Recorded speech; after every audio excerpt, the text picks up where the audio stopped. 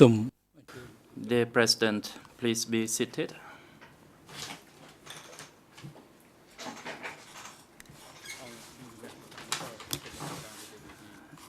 The chamber is now in session. According to our scheduling,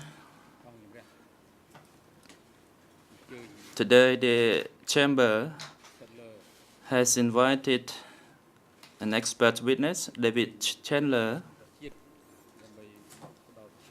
who is an international expert, to provide his testimony before this chamber. The graph here, can you report the attendance to the proceedings?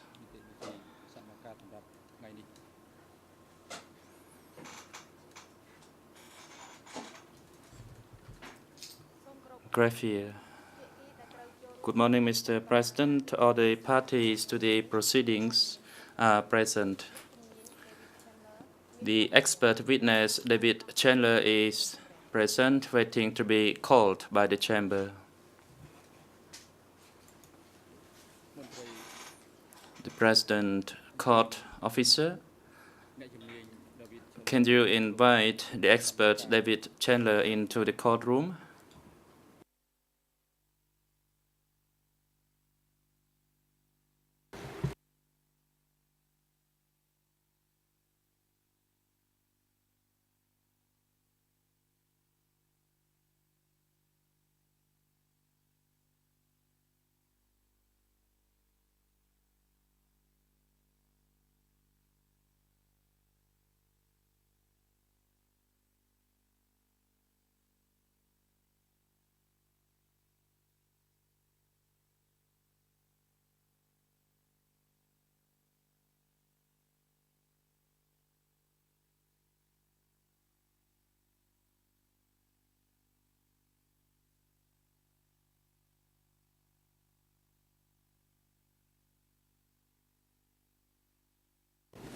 The President, good morning, Mr. David Chandler. Court officer, can you give the headphone to the witness, please?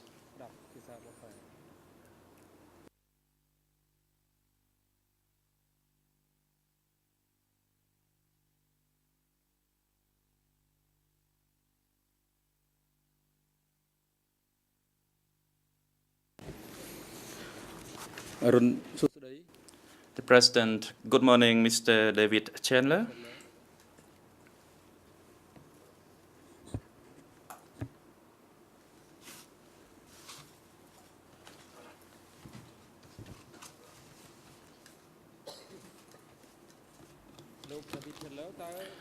Mr. David Chandler, what is your full name?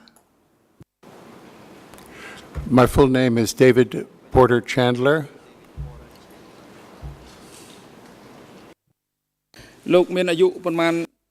Question, how old are you this year? 76.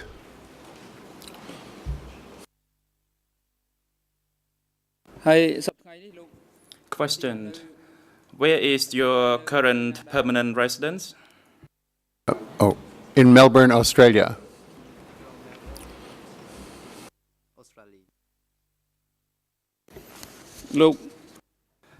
Question, what is your occupation? I'm a retired professor of history.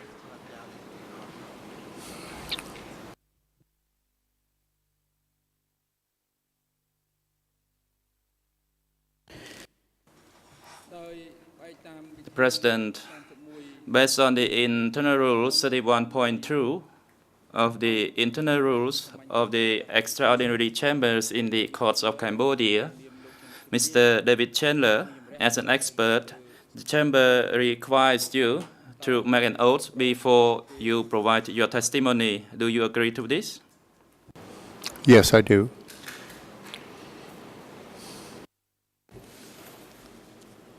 The President, the international graph here, Natasha, can you make a necessary process for the testimony of David Chandler? That I will assist the trial chamber honestly, confidentially, and to the best of my ability.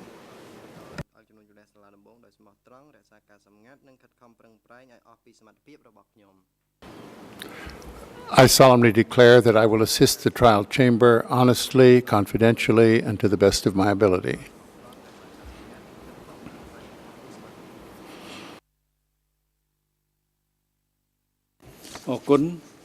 The President, thank you. Now you have taken an oath already, and the chamber has preliminary questions for you as an expert witness.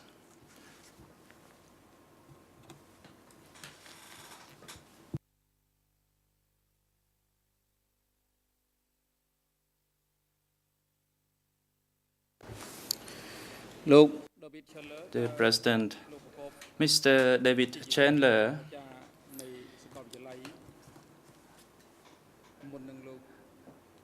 did you practice your profession at a university before you retired, and how many years did you work as a professor at a university? I worked at Monash University in Australia from 1972 to 1997, and I'm still attached to the university, but I'm technically retired.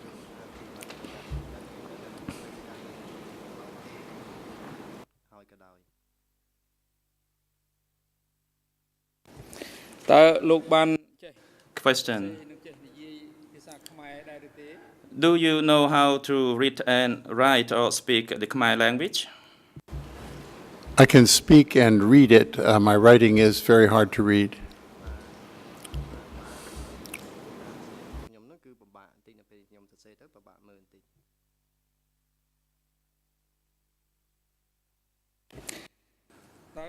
Question. Did you study the history of Cambodia, especially the history during the Khmer Rouge period? Yes, I did for many years. Indeed, I think from 1976 to 1998, I was pretty much concentrating on that period in most of my writings.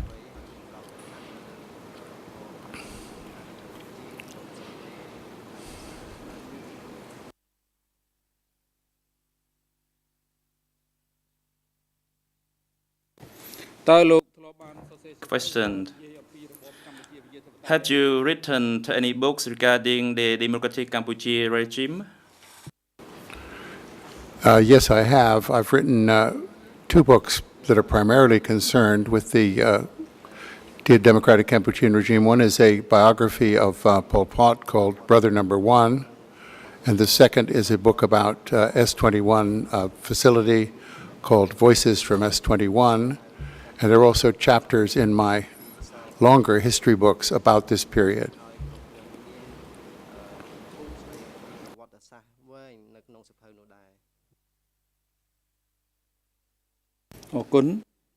President, thank you. Can you tell the chamber why are you interested in the study of Cambodia, especially the focus on the Democratic Cambodia regime? That's a very good question. I became interested in Cambodia for the first time when I was posted here as an American diplomat in 1960 and 62. At that time, I fell in love with the country and its people, and I followed events here pretty closely in the intervening years. And when the Khmer Rouge came to power in 1975, like I think many Khmer people, I was very surprised and upset by what was happening, and I was curious to study this regime to see how and if, indeed, it could be connected to the rest of Cambodia's very interesting history.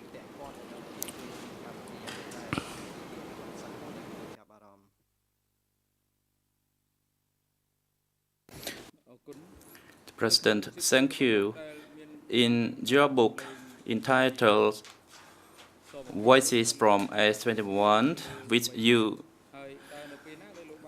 published, when did you start your research on this book, and where did you do your research in order to write this book? Well, I began using text from S21 in the early 1990s when I was writing other books. For instance, my biography of Pol Pot contains some S21 material. But I turned to the study of S21 full-time in 1994, and the book was sent to the publishers in 1998, appeared in 1999. So I spent really 4 years concentrating on S21 in order to produce that book.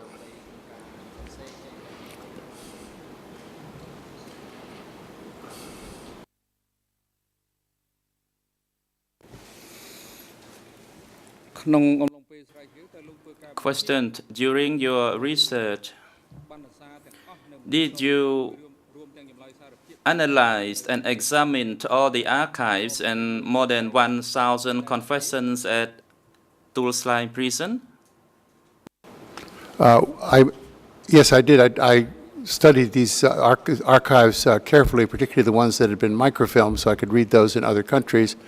When I was doing research here in Cambodia, I worked in the archives at S21 when they were still there, and then at the Tulslang Museum, rather, and then later at the DC Cam archive. So yes, I worked as hard as I could and found as much as I could. I by no means studied the full range of documents, but I think I studied enough to support my findings in my book.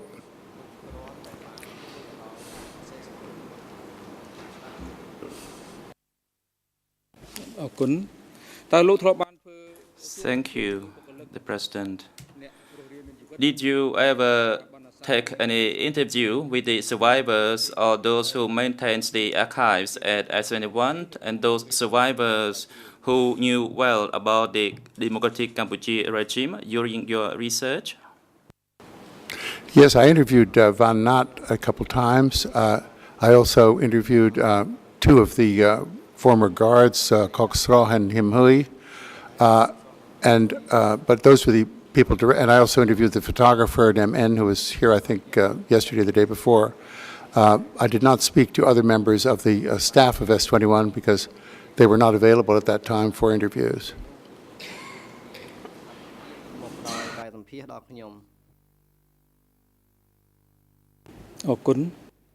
President, thank you. Judges of the bench, do you have questions to be put to this expert witness? Judge Cartwright, you may proceed with your questions. Thank you very much, President. First, Professor Chandler, the trial chamber and the parties are grateful to you for making this long journey to assist us in our search for the truth in this matter.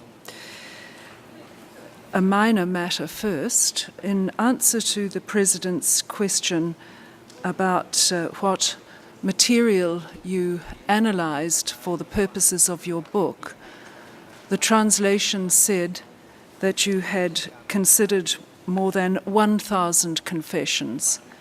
In fact, from my research, it was significantly more than that number. Am I correct?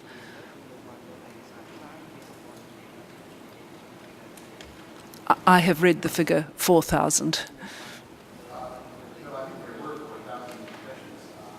Just a moment, Professor Chandler. I'm afraid the system works by you waiting for the red light, and if I could suggest that you slow down because of the needs for translation into 2 other languages. Thank you.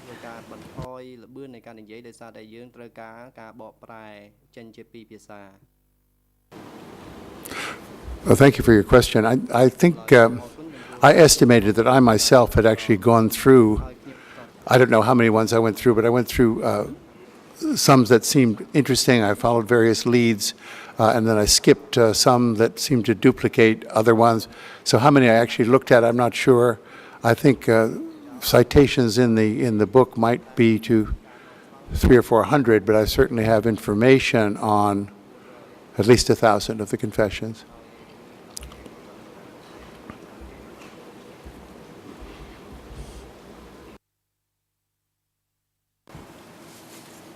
Now, first I want to put your book formally before the Chamber. The title of the book that we are particularly interested in today is Voices from S21, Terror and History in Pol Pot's Secret Prison. English ERN 001926667 to 001929932. Khmer ERN 0019116 to 0019289. French ERN 00357247 to 00357451. Professor Chandler, have you read the response to your book prepared by the accused Kaing Guek Eav, ERN number, just forgive me while I put these numbers on the record, ERN number English 00270554 to 00270562, Khmer 00188744 to 00188754, and French 00188755 to 00188768. You will have forgotten my question. It was, have you read the response to your book prepared by the accused Kaing Guek Eav?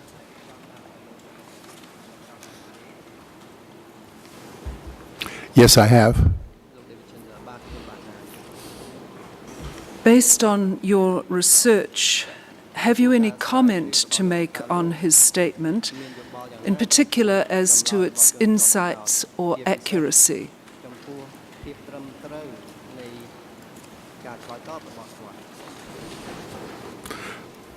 I found the statement very interesting. I didn't find it inaccurate in any significant places. And no, I didn't find any special difficulties with that, with the statement. Thank you. From this point on, I am going to refer to parts of your book using the English page numbers, or we'd be here for several days quoting the ERN numbers to assist you, Professor Chandler, should you need to refer to a particular portion. In your book, you refer to the accused as the author of The Last Plan, which has sometimes been called the Last Joint Plan. You refer to it in several places, page 12 and other page references. On what do you base the conclusion that the accused was the author of that document?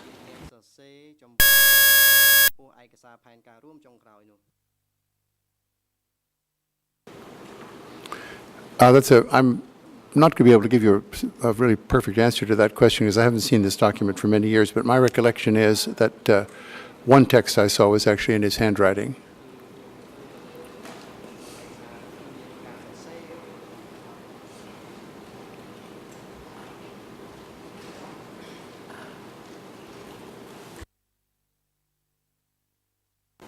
Thank you.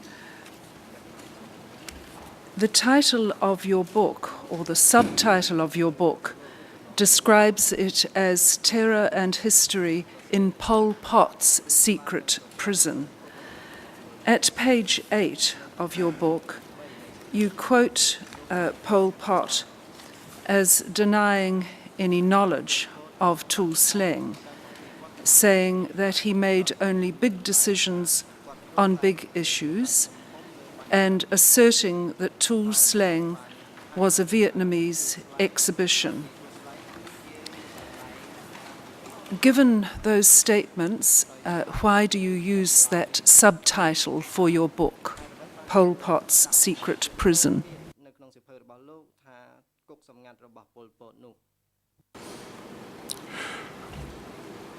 An excellent question.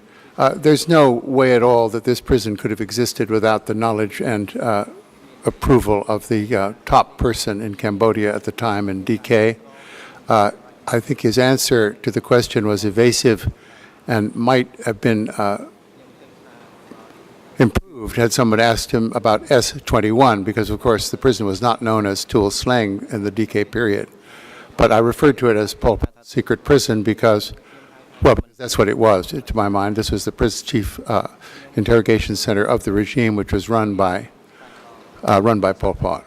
This was not the museum may have been, to some extent, the work of Vietnamese advisors assisted by Khmer, but S-21 as a facility between 76 and 79 was certainly not a Vietnamese concoction.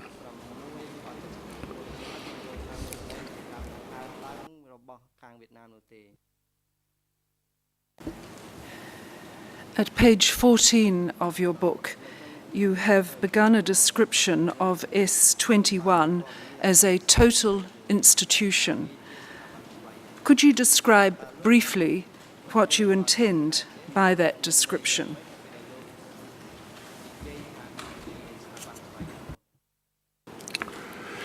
Yes. This is a phrase taken from a American sociologist named Irving Goffman, and he was referring to total institutions as such places as boarding schools, prisons, convents, monasteries, places where it's a closed world where all the rules are made inside that world and there's very little connection with the outside world. I think this was S-21 was certainly a total institution. As I recall, the defendant in his comments on my book agreed with this description of the place as a total institution.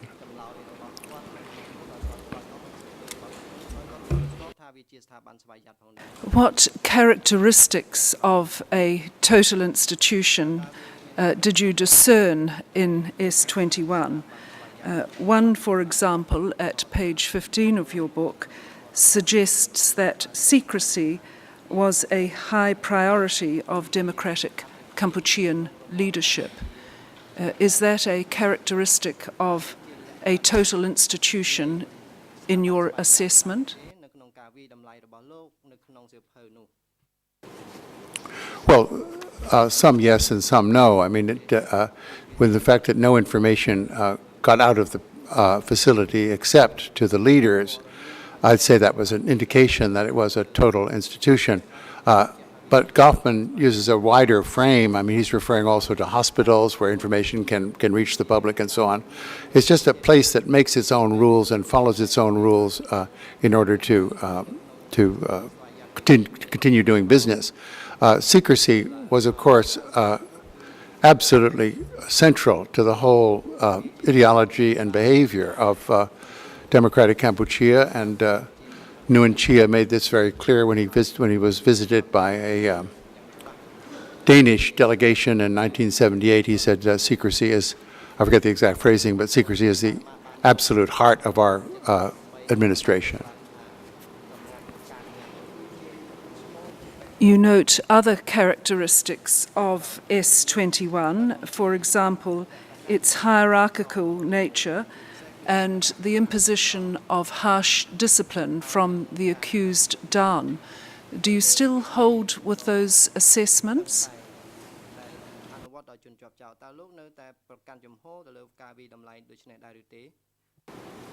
Yes, indeed. I've read nothing in the intervening 11 years since the book came out, or 10 years since the book came out, to change my mind on those particular issues.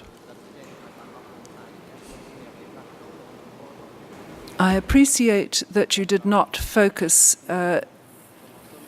so much attention on Pre-Saw or S-24 as on S-21 in this book, but from your research, would you consider Pre Saw to have similar characteristics to S21? Which shared some characteristics, certainly, but the fact that people could be released from it was a key feature that made it very, very different. People could come in and go out. It was not a secret facility. People were released. So it was an imprisoning re-education facility, if you like, but it shared, I think, in a way, very few characteristics with S21, very few key characteristics.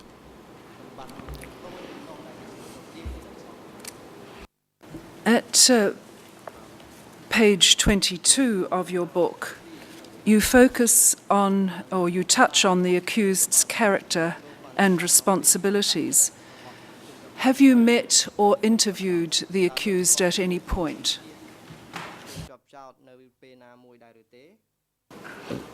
No, I have not. You described him in this manner: as the man in charge of S21, Duch worked hard to control every aspect of its operations. His experiences and instincts from teaching were helpful. He was used to keeping records, ferreting out answers to problems, earning respect, and disciplining groups of people.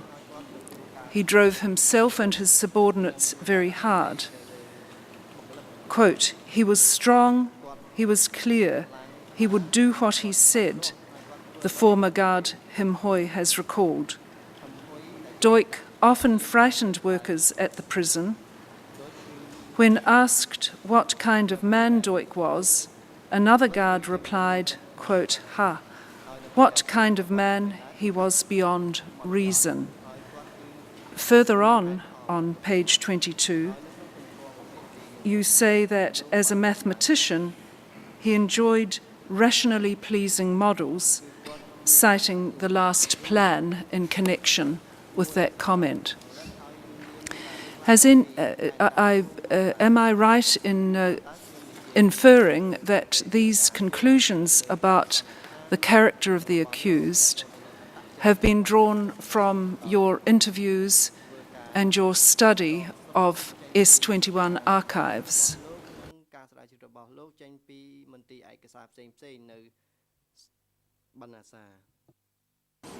Yes, indeed. In the intervening 10 years, is there anything that you have read or considered that might change your mind on these characteristics?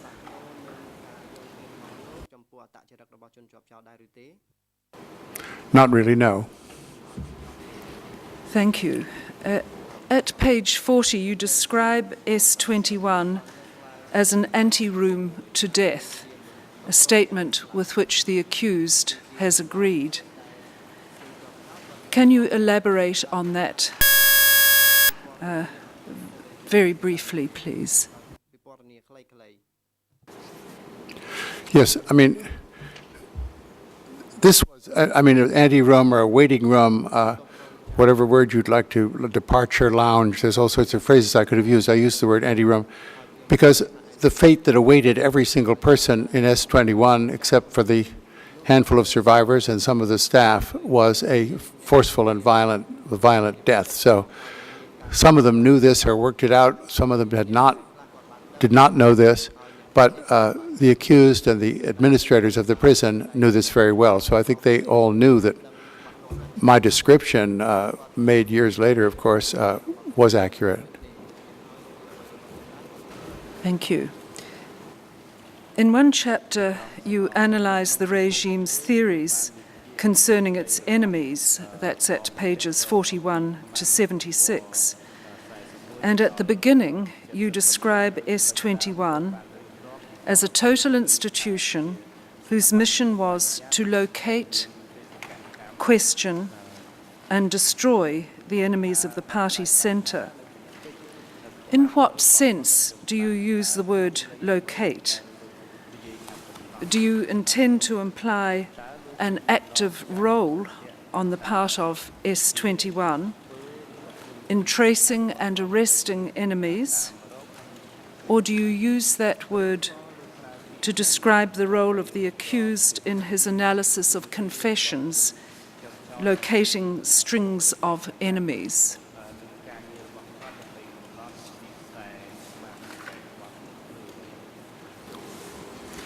No, I certainly didn't mean to suggest that S-21 had any role in arrests, and I think this is made very clear in some of the other testimony that the chambers that's received. But locating the enemies more precisely than the suspicions of other people that had brought these prisoners to S-21 was the job of the interrogators and working under the accused's supervision. And so the more precise location of enemies can be derived from the texts of, or some of the texts probably, because some of the texts were not helpful in this regard. In locating the enemies, so that the text could then be forwarded to higher authorities with clearer evidence than their suspicions of the guilt of the people involved. Thank you. You conclude from the numbers killed at S-21 that, and I quote from page 41, S-21 was probably the most efficient institution in the country, unquote. And given the emphasis the party centre placed on protecting itself from its perceived enemies, quote, S-21 was also one of the most important, unquote. Does this remain your conclusion as more information concerning other Santabal has emerged? Sorry, Professor, would you mind?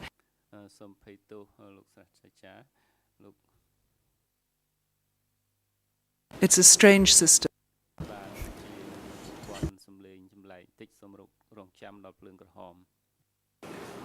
No, I was warned particularly not to respond promptly to you because you were talking English to me, but so I'm sorry for the mistake. But let me just rethink a little bit here. Yes, I mean, the other information that's come through about other prisons in the country, they did not have the same volume of documentation. They did not imprison or interrogate prisoners at the same level. Prisoners in the other prisons were not, by and large, active duty soldiers or members of the Communist Party.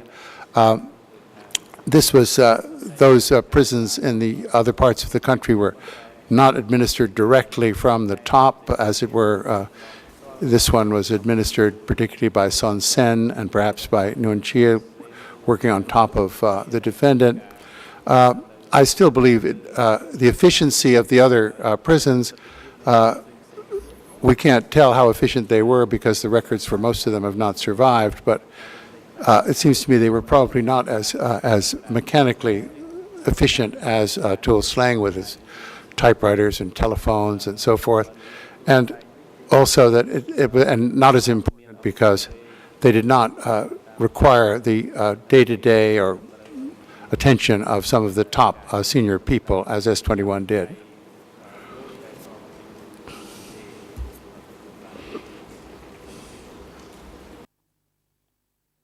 You also suggest that the party centre was convinced that there were enemies everywhere and that it became more concerned about internal than external enemies as the revolution progressed. Is it correct that you conclude that this preoccupation with internal enemies led to two broad phases of purges?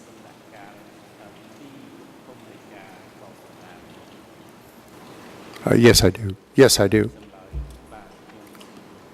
The first of those was from September 1975 to September 1976, and it focused on those associated with the former regime, while the second purge, from October 1977 until the end of the regime,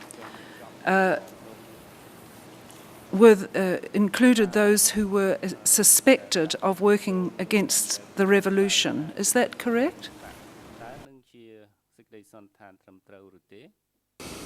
Yes, the first purges inside the regime occurred in the later part of '76 after S-21 had opened in Tuol Sleng.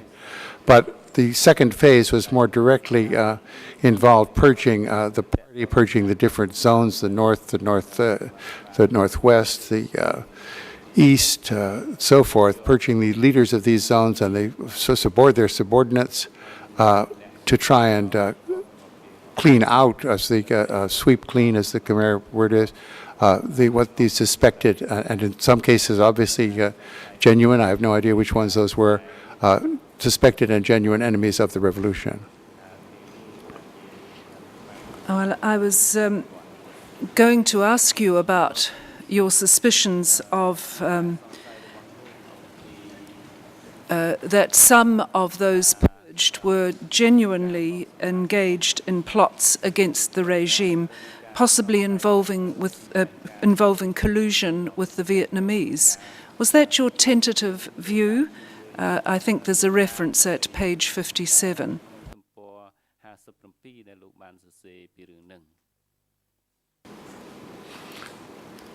Yeah, I mean, it seems to me actuarially impossible that no one in democratic Kampuchea, in some of the reaches of the party, that no one had ever opposed the regime sincerely, and that also that it seems unthinkable that no one during the DK regime would have preferred Cambodia to operate in ways that they believed Vietnam was operating after its communist victory. Now, having said that, that doesn't mean that I'm in any position to point at particular prisoners or particular conspiracies and say that these are the genuine ones. It seems to me that these conspiracies they had to occur. The idea that they would not occur is just impossible to believe.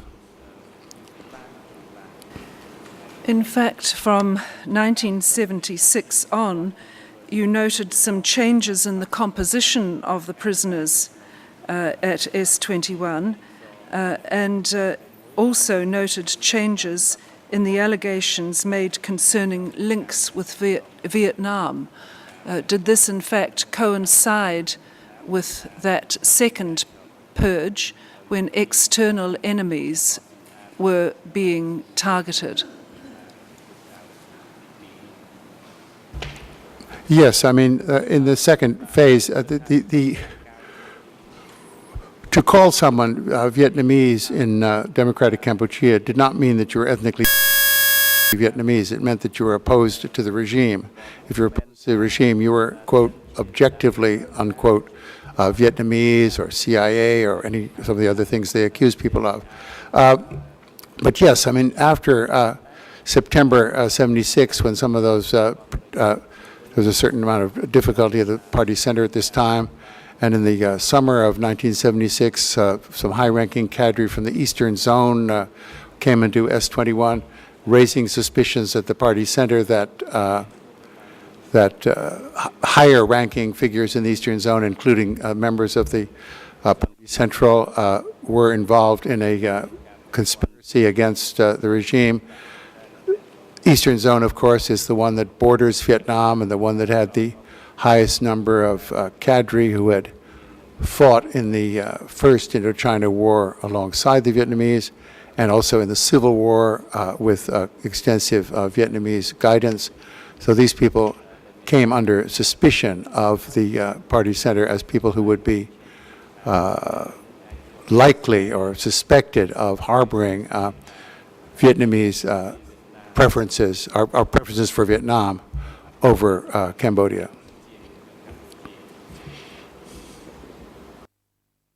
And that targeting of those who were assumed to be sympathetic towards Vietnam coincided with a series of cross-border raids into Vietnam, during which, and I quote from your book at page 61, hundreds of civilians were massacred in these incursions, which were not publicized in either country, unquote.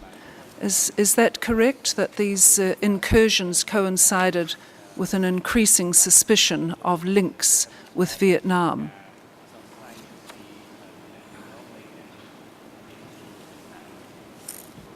Yes, indeed. Are you able to assist us in explaining why the incursions might not have been publicized in either country?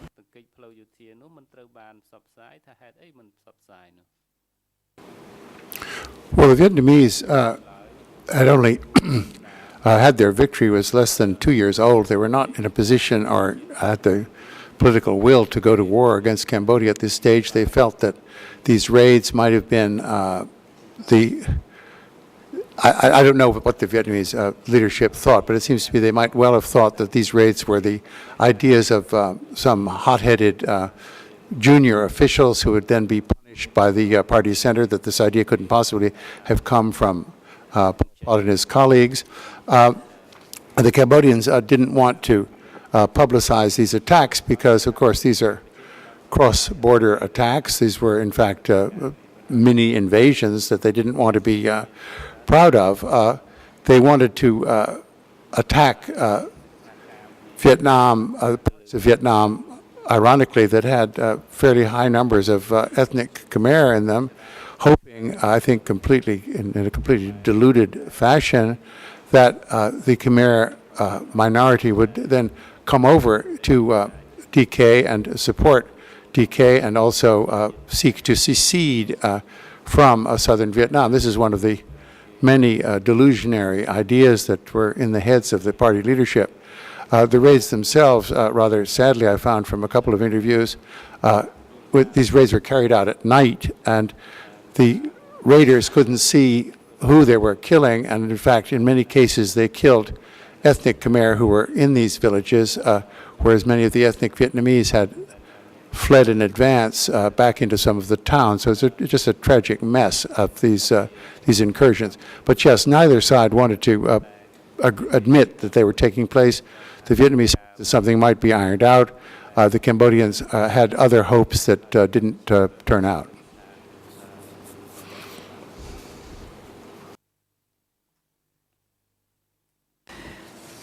At the same stage, you discuss purges of diplomatic and diplomatic representatives and intellectuals, that is, starting in 1976. To what do you ascribe the purges of those classes of people?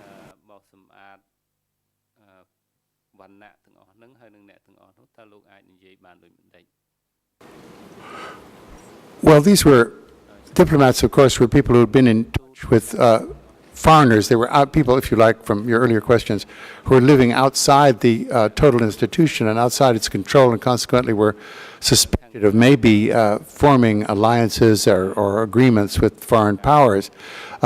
Intellectuals were not pursued because they were intellectuals. They were pursued because certain high-ranking members of the party, particularly Khoi Thuan, came under suspicion, and he was a relatively well-educated Khmer, and his circle of friends and the people he'd come into the party with, many of them were well-educated Khmer, which is the definition of, I guess, intellectual in Cambodian society, are people with a certain amount of formal education, in this case, education in French. And so ripples sort of spread out from Khoi Thuan and from others who had been well educated. And another factor, of course, was that many of these so-called intellectual cadre had been sent to the northwest to administer that area, the area that was most full of new people, or April 17th people, people who had had no experience or ability at farming. Catastrophic events occurred, and many of these are cataloged in survivors' accounts, and at the center, unwilling or unable to believe that it was their policies that had caused or had accelerated these catastrophic events, believed, as following the Russian model of the 1930s, that people were deliberately wrecking those policies, and these had to be the people in charge, these had to be their cadre, in the Northwest, these people happen to fall into the category of intellectuals.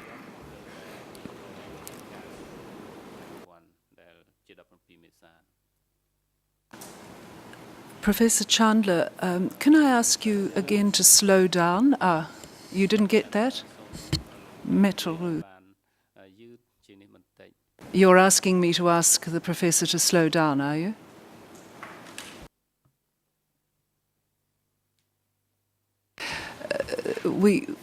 Just to explain the technical issues here, Professor Chandler, your answers are translated into Khmer and into French. This takes quite a while, and we all need to speak very slowly, like I'm speaking now. Even if you could pause, I know it's asking a lot because you are thinking and speaking, but if you could, because your testimony is valuable to the chamber.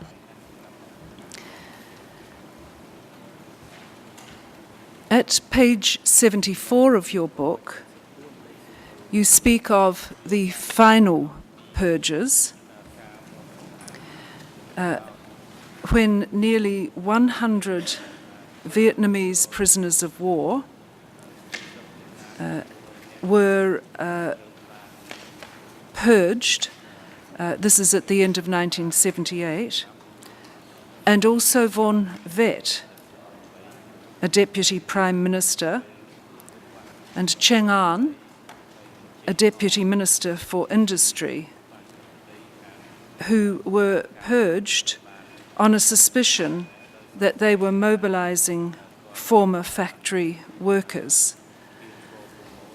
From where did you take draw the conclusion that the arrests of Von Vet and Cheng An were associated with the purging of a large number of former factory workers?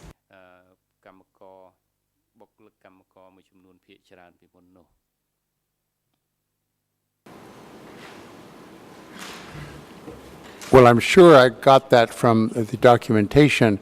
The purges in 1978, they were slowing down at S21, but groups that were targeted were groups that included or could mobilize large numbers of able-bodied men. In other words, the railway workers were purged, the industrial workers were purged, and this was a way of, I guess, postponing what the regime felt might be a possibility of mobilizing some of these able-bodied men in a way that could in order to overthrow the regime. With your permission, President, may I ask the AV unit to screen ERN number 0033130.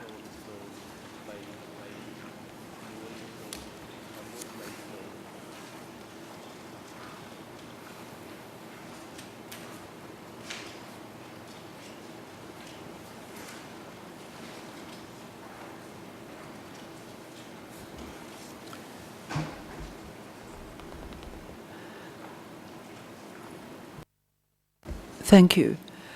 You will see from that chart, which has already been put before the chamber, Professor Chandler, that in 1976, from the documents that are available to us, 1,963 people were arrested, rising sharply in 1977 to 5,790 arrests, and falling, though not back to the 1976 level, to 2,879 in 1978.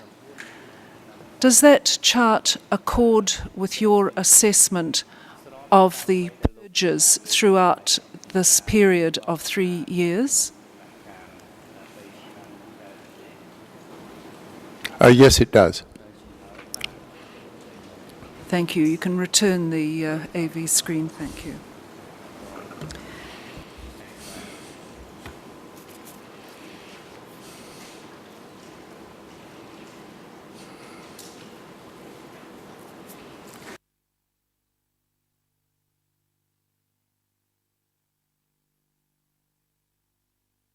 You found some evidence to suggest that in late 1978, efforts might have been made to restrain the purges as they got out of hand. Nonetheless, at page 75 of your book, you come to this conclusion.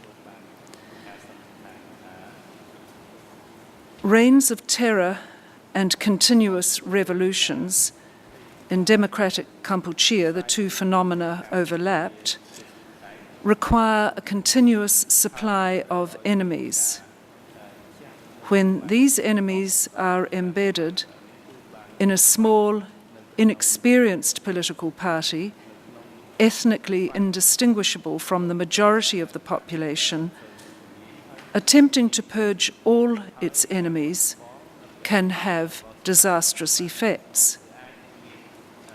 As Duch and his colleagues did what they were told, they undermined Cambodia's military effectiveness, dismantled the administrative structure of the country, and destroyed the party.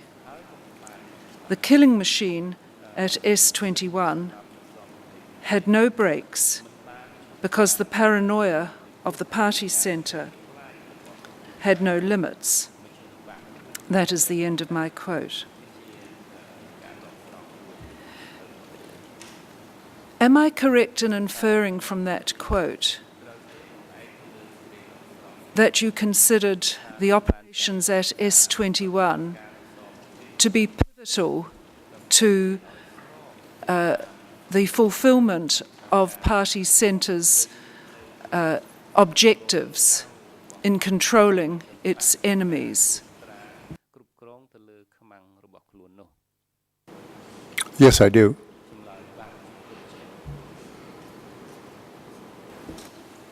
You have discussed extensively the archive at S21, and you note first at page 49 that this archive was not unique.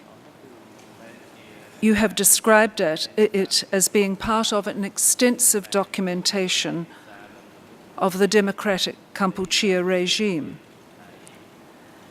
In your view, was the archive at S21 more expansive and detailed than other parts of the democratic Kampuchean archive? Or are you unable to make the assessment because of the inability to access other archives for other parts of the Santabal apparatus?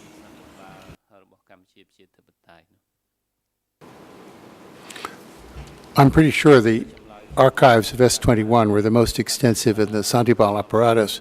There are extensive archives from the Ministry of Defense, archives from the Ministry dealing with defense matters. It's anomalous to talk about ministries, and also archives that deal with foreign trade. There obviously were other archives which have either disappeared forever or are hidden away some places where they're presently inaccessible. I have no idea about the size of these archives. My suspicion would be that these archives, such as those of the party center itself, would have been less extensive than those of Tuol Sleng. These would have been working archives of particularly sensitive materials rather than the voluminous hundreds of thousands of pages that were assembled at S21. Would I be correct in inferring then that under the leadership of the accused, the archive at S21 was kept in a particularly professional way and in great detail.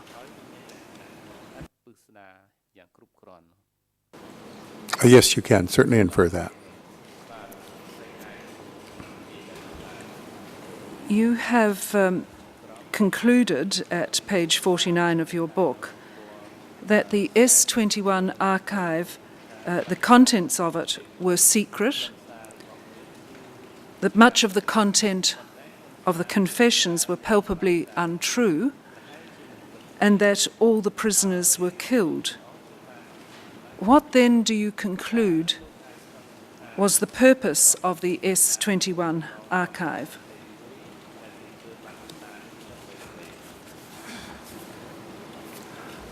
That's, I mean, all your questions have been excellent. That seems to be a particularly key question that is impossible to answer. Perhaps the defendant can give a clear answer as to what he thought or believed was being done when he was in charge of assembling this archive.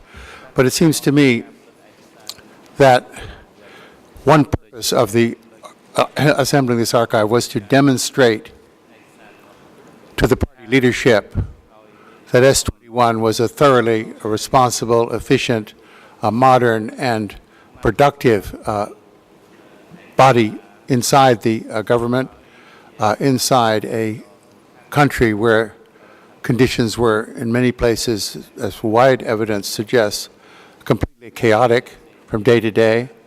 That's one purpose, was to demonstrate the professionalism of the defendant and his colleagues.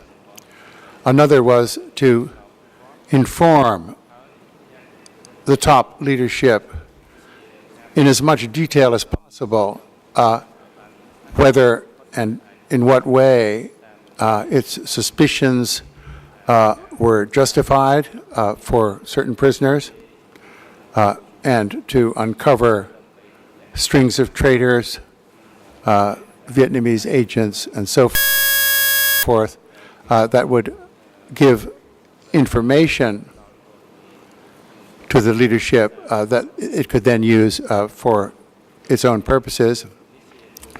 And finally, this is speculation, but it's an intriguing idea that was suggested to me by a colleague, that one purpose of assembling this mighty archive was that it might serve as a source for a triumphant and triumphal history of the Communist Party of Kampuchea, in much the same way as documents were funneled into the history of the Soviet Union, Communist Party of the Soviet Union, demonstrating that that party, in essence, was one that had destroyed all of its enemies. Now that is, the last one is speculation. The first one seems to me quite obvious, that they were trying their very best to do a good job, and consequently they weren't going to be slipshod in their methodology or their written work. The second one that they were, I think, is also obvious, that they were trying very conscientiously to serve what they perceived as the needs of the party leadership, which changed, of course, from, as you've said earlier, from year to year, month to month, and often even day to day. So it was, there are several purposes, in other words, for the archives being assembled in the way it was. Thank you very much.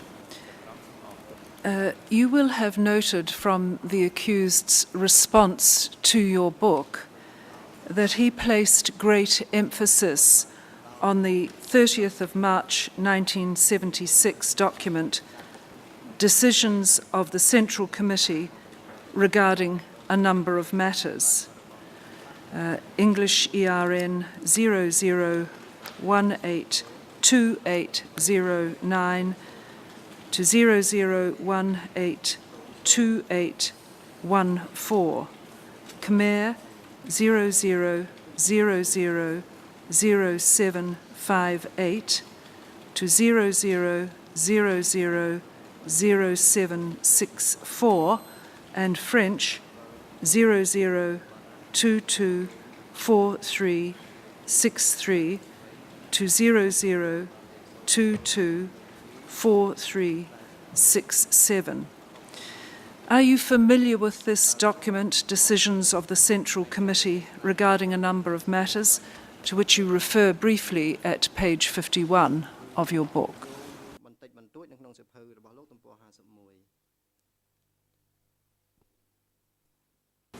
We can have it displayed on the screen, the first...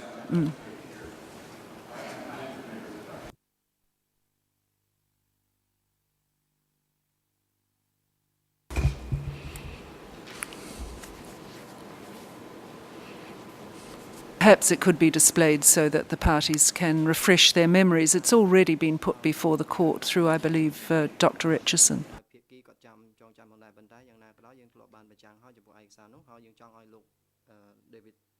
Would the AV unit display the English, please? Do you have the ERN number? 00182809.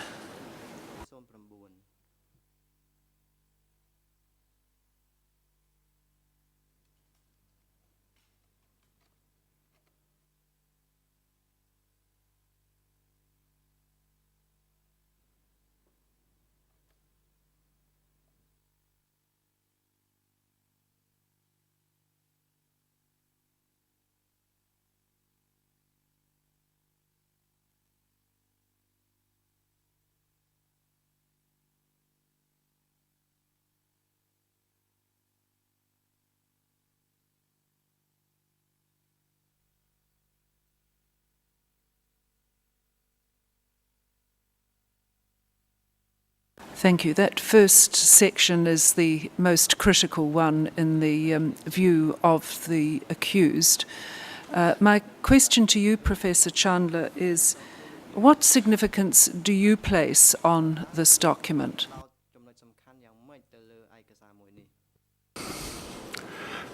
Well, I think it's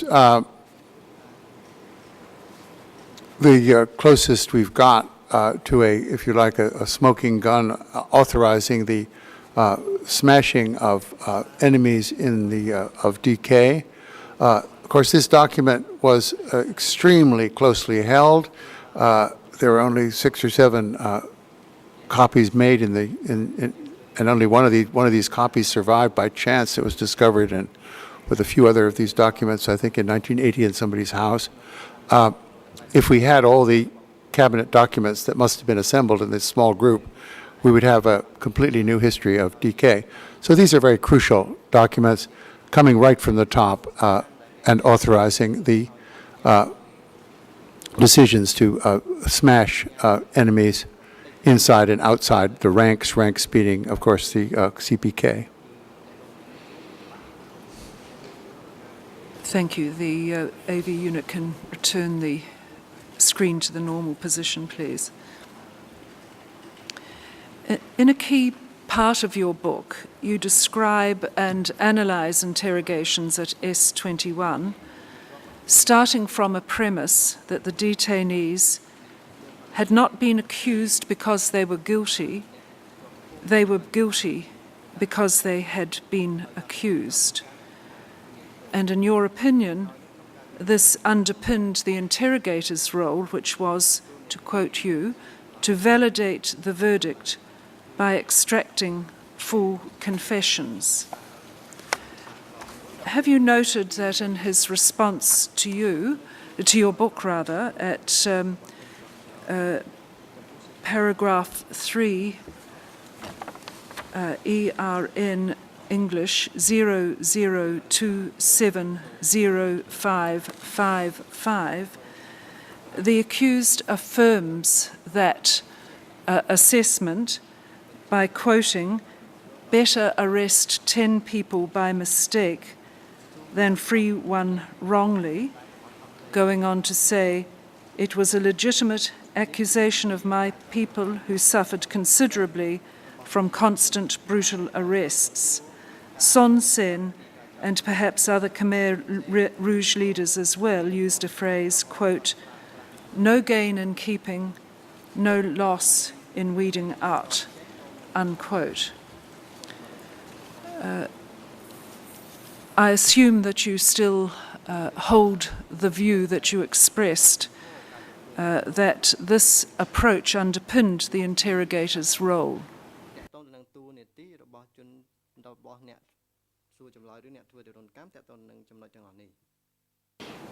Yes, I do.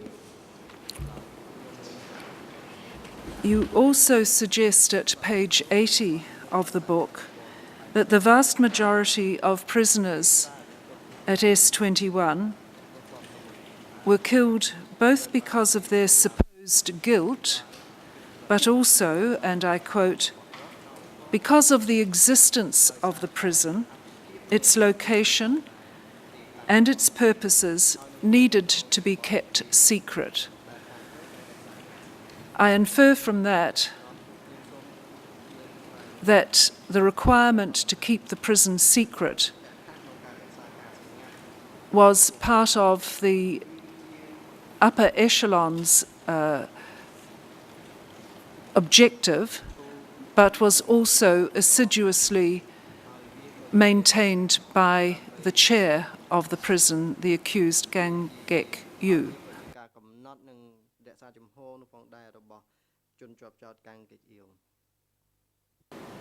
Yes, that's right. I mean, and so it's not just a question of better arrest 10 people by mistake and then to let one go wrongly. Of course, the horror of S21, and perhaps the reason why one of the many reasons we're assembled here today, is it wasn't to arrest people by mistake. It's in fact to kill people by mistake, and that has a chilling aspect to it. Thank you. You make a number of important conclusions from your confessions. I'm interested, and you've already touched briefly on this, but I'm interested in your references to long-standing CIA, KGB, or Vietnamese affiliations, which you refer to at pages 81 to 82 and page 94.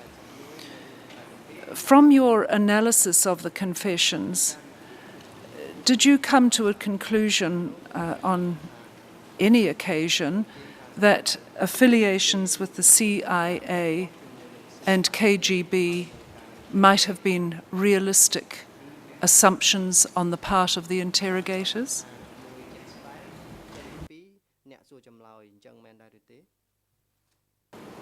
Well, I think that's a very good question. I think the interrogators had no idea what realistic assumption was in one of the quotes later in the book.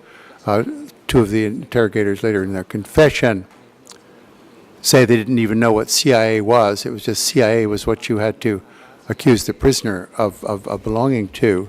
I think it was a catchphrase for enemies. Later on, the KGB was introduced as another enemy, and the Vietnamese came third, I think. But the idea that, at least the confessions I've read, the idea that any of the people accused of this affiliation had, in fact, genuine links to the Central Intelligence Agency seemed to me entirely far-fetched. And I think it's quite possible that the accused was aware of this but was following directions from above. The interrogators, it seems to me, probably didn't know and may not even have cared whether the charges were accurate or not. They were the charges they were required to make. Thank you. You isolate two methods used to get confessions. One, quote, doing politics, and the other, quote, imposing torture. Can you elaborate briefly on these two methods?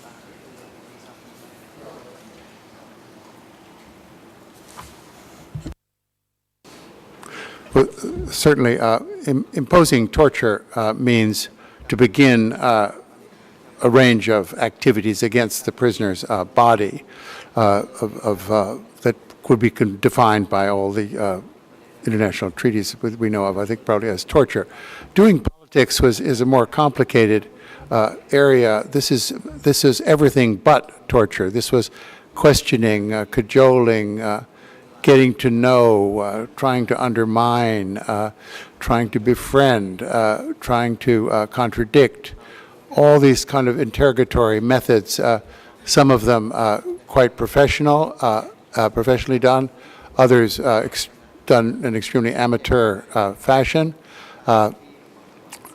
as ways of getting a confession without torture. And I think it's impossible to know how much torture was used, and it's quite possible, indeed I think it's likely, that some confessions reached a satisfactory, from the point of view of the accused and his colleagues, a satisfactory conclusion with minimal or almost no torture. So doing politics was the preferable method, and I think in some cases, I don't know which ones, it was successful. In other words, prisoners confessed in a satisfactory way without being tortured.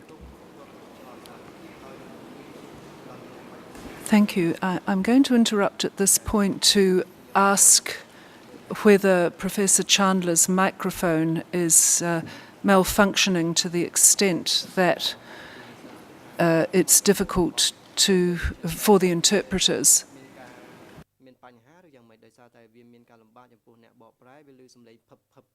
Can the interpreters still hear, and are we getting a record?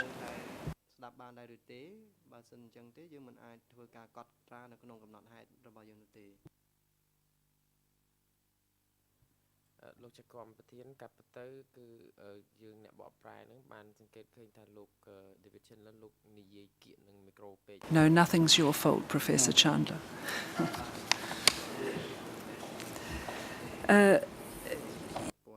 You, in the context of torture, you quote from notes from an interrogator's notebook at page 135. I assume that you have studied that notebook extensively and drawn some of your conclusions on torture and its methods from it. Am I correct in that? Yes, you are. I came across these notebooks quite late in my research, and they were really quite revelatory and useful for because they were coming from the inside. People, I think, talking sincerely about these issues as they confronted them in the prison.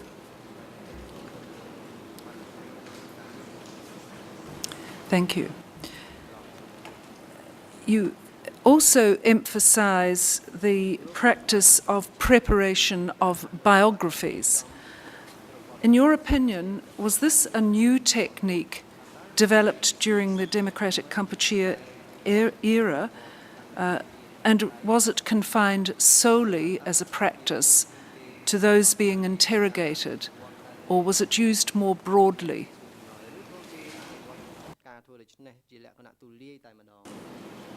The business of writing biographies was one of the major industries, autobiographies, one of the major industries of DK. Everybody in the party certainly had to write extensive autobiographies which were kept on file. The employees of S21 wrote autobiographies which have been very, I think, helpful in the proceedings here. People would then revise them or be asked to write new ones later. And the prisoners at S21 were asked to write their autobiography in much the same way as members of the party had been asked to write theirs, in order to outline what they had done in their life and where they came from. But when it came to shortcomings, a line in the biographies given to party members and people at the prison, prisoners did not list personal shortcomings, but were made to launch into long descriptions of treasonous activity. Was the writing of biographies traditional in Cambodia before the democratic Kampuchea period? No, I don't think so at all. It was not a common practice. There were very few biographies written. People were never, of course, compelled to write them. I imagine some of the procedures from S-21 came from pre-revolutionary police practice. In other words, I think prisoners in the colonial and post-colonial eras in Cambodia, probably before they were interrogated or after they'd been arrested, had to produce a certain short autobiographical information about where they lived, who their parents were, what their job had been, and so on. So there's a little bit of a precedent in the judicial system, but not in the culture as a whole. There was none at all that I could see.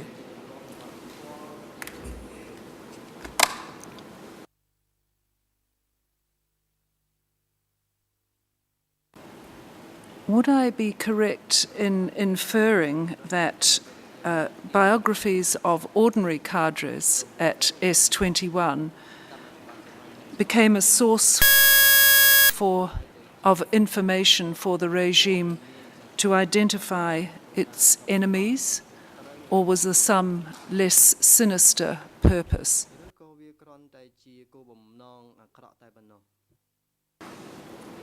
No, I think I don't think there's any sinister purpose in making or requiring members of the staff of S-21 to prepare biographies. This was just something that party people and military people had to do from time to time. I think, no, I would say this was not, the purpose was just, it was just a practice that was universal. The people didn't mind, or maybe they did, but it was a required activity. And so I think it was just one of the normal features of life at the prison, and probably at other offices throughout the country, except that with the difference that these other autobiographical documents have not survived, whereas those connected with S-21 have survived. In your analysis of prisoners' confessions, you drew some other interesting conclusions. One, for example, was that little information emerged from those confessions about their daily life, but that you could infer that food and hygiene was seriously deficient. Does that lack of detail surprise you?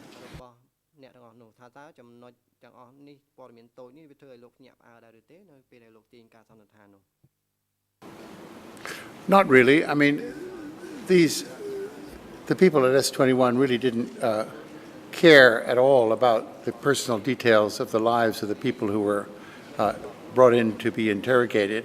What they wanted to find out or to confirm were the guilt of these people that had been sent there from other places, and what was happening in their daily lives was of no interest. Of course, many of the confessions contain helpful information about what was going on and why these people were unhappy, sometimes sincerely unhappy with the regime. Particularly some of the lower-ranking soldiers are often quite frank about what they didn't like, and they didn't like not having any free time, they didn't like not having enough food, didn't like not being able to go home. And these elements of daily discomfort, if you like, creep into the confessions. But those of most of the prisoners don't contain details of this kind. Thank you. At page 120 of your book, you make certain assertions concerning the judicial system in Cambodia, after the Khmer Rouge victory on the 17th of April 1975. Can you summarize those conclusions, please?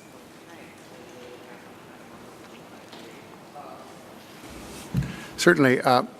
Well, there were no laws, no judges, no lawyers, no courts in democratic Kampuchea.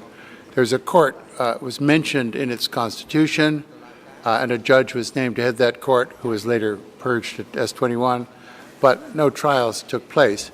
This was similar to other communist countries where revolutionary law was not, did not take coded form, and where trials were not take a form that would be recognizable to us here or in other countries. So the judicial system, in fact, disappeared. And what remained of the judicial system was the how do I get this word right? Interrogatory, the capacity of a certain institution to interrogate prisoners and get information, possibly in another society, that would aid a judicial prosecution. But as we know, and as the defendant has said, the judicial system in DK was incomplete in the sense that there was no subsequent body that was going to deal with the information that had been gathered at S21. That was, if you like, that was the one element of the judicial system that remained, was the questioning capacity of this institution and perhaps other institutions as well. Thank you. I want to return briefly to the topic of torture. As you suggested, it was practiced at S21. At page 130, you list a large number of instances of torture which you found mentioned in the archive and by survivors. Does that remain your assessment of the methods of torture used at S21?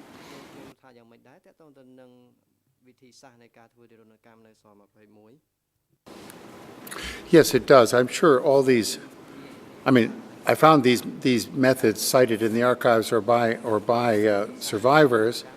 There are probably, haven't been keeping that close tabs.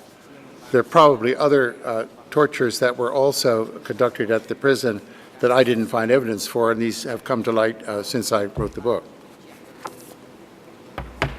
Well, perhaps for the record, I will set out the list that you put at page 130.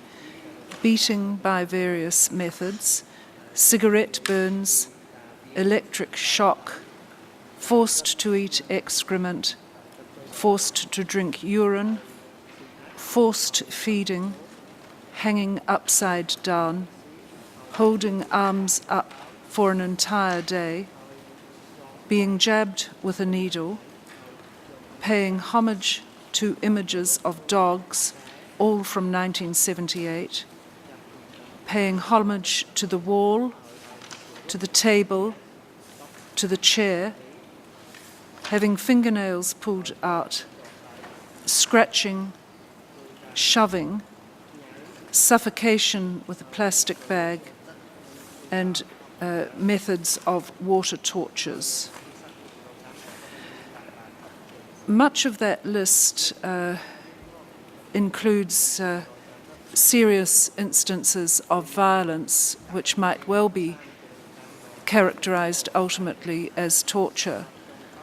But I wonder about scratching and shoving.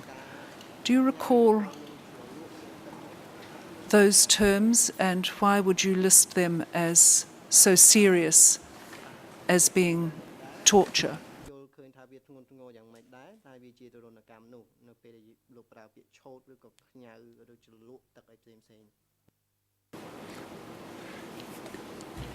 I see your point. I think those two, for instance, might be taken away from the list if you're trying to bring all the invasions of privacy, if you like, under the rubric of torture as in terms of international conventions.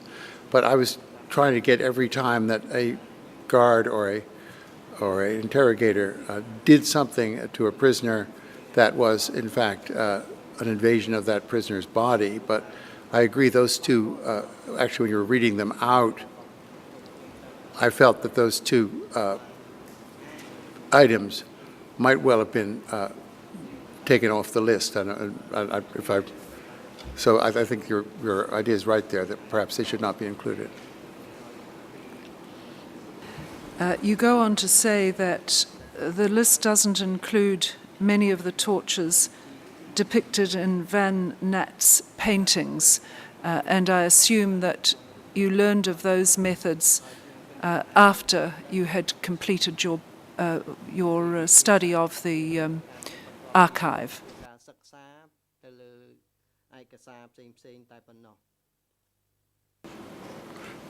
Yeah, I mean, I interviewed Van Nat, and I was a great admirer of, I've been an admirer of his for many years, but I wanted to be particularly sure that these tortures depicted in his paintings were ones that he had actually seen, and not ones that he had heard about second or third hand, or ones that he might have even been told to paint. And these would seem to be ones that where I was be unable to verify that these tortures took place at Tuol Sleng.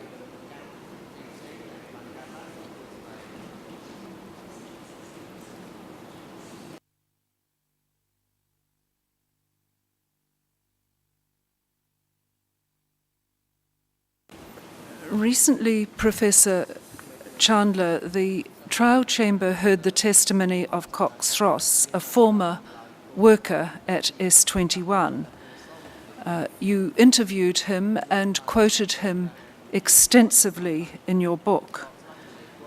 It was notable from his testimony that 10 years later, he was unable to recall accurately many of the statements ascribed to him by you.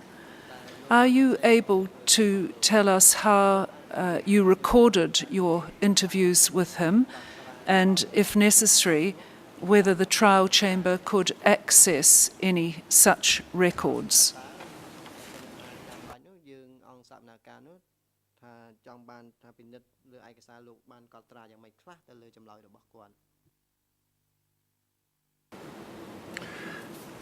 I interviewed him in Khmer with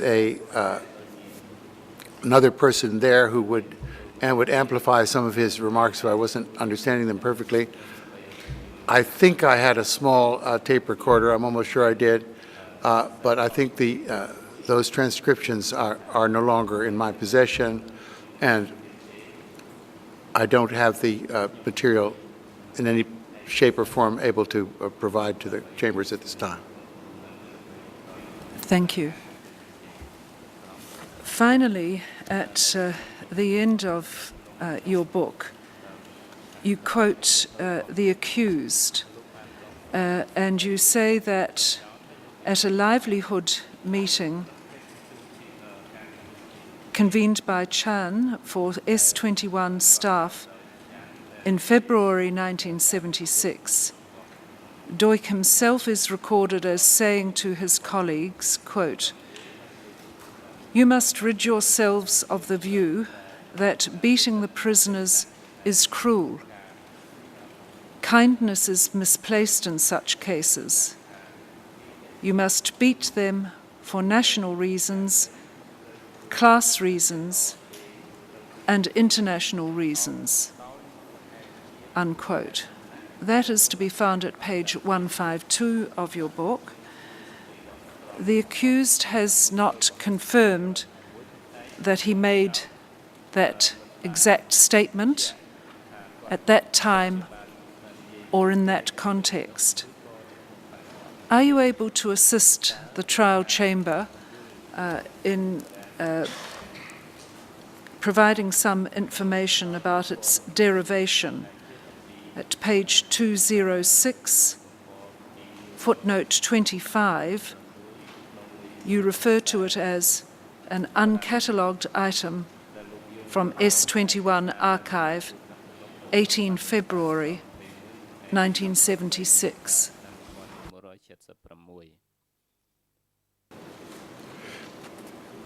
Yeah, before I answer your question, I want to just amplify a little bit my response to the Koksro question earlier. I was very fortunate, I think, that my interview with him in I think it's 1995, I'm not sure it's in the book, that was the first interview he'd had. He had not been interviewed by anyone else. He'd been found and brought into Phnom Penh to talk to me. And it was for that reason that I felt the things he was saying had particular freshness, because he'd never been questioned before. So that's why I'm sort of, in a way, defending what I think was the accuracy of what he said at that time. But to go on to this other question, this was, of course, in the late 1990s, 10 years ago. There were hundreds and thousands even of documents that were in the S21 archive transferred en masse to DC Cam that had not yet been cataloged or numbered by that institution. Now, I'm sure nowadays, or pretty sure anyway, knowing the terrific efficiency of that institution, that perhaps by the date or some other method, this document could be retrieved from their own archives. But I've, of course, not had any reason to do this since the publication of my book.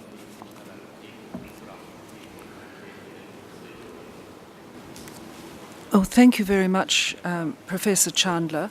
That is the extent of the questions that I wished to put to you. Mr. President, do you wish to adjourn at this point?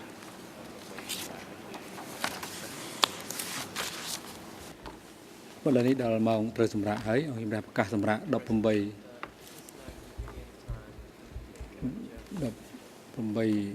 tea, then by. The President, it is now appropriate time to take an adjournment, so we will adjourn for 18 minutes.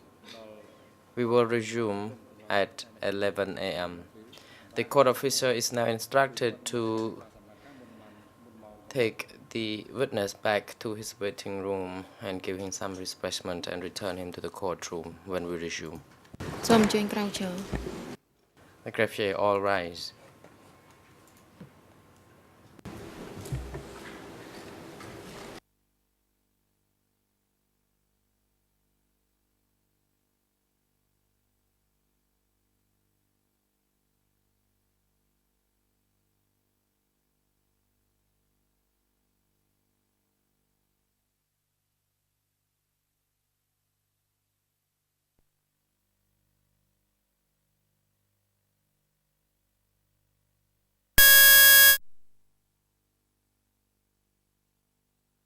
The President, please be seated.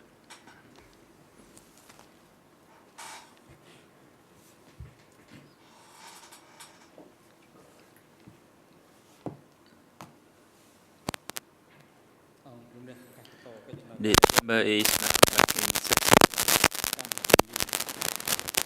Continue to hear the testimony of the expert witness, David Chandler. The chamber would like now to give the floor to the defense counsel to put question to this expert, if you have any.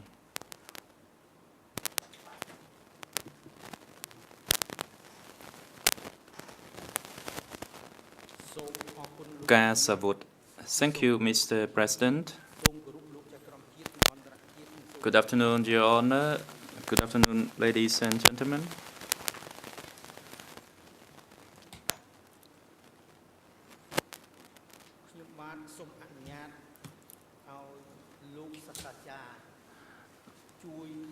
Mr. Professor, I would like you to confirm regarding the statement you made this morning, but I was not sure of the statement.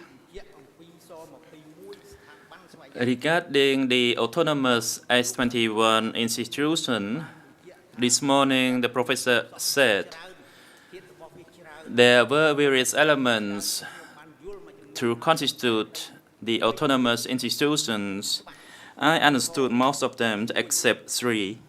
For example, one, the professor said the documents, including the reports, had to be sent to the upper echelon. And that's part of the autonomous activity. Does it mean other prisoners had to send their reports to the lower level because they were not autonomous?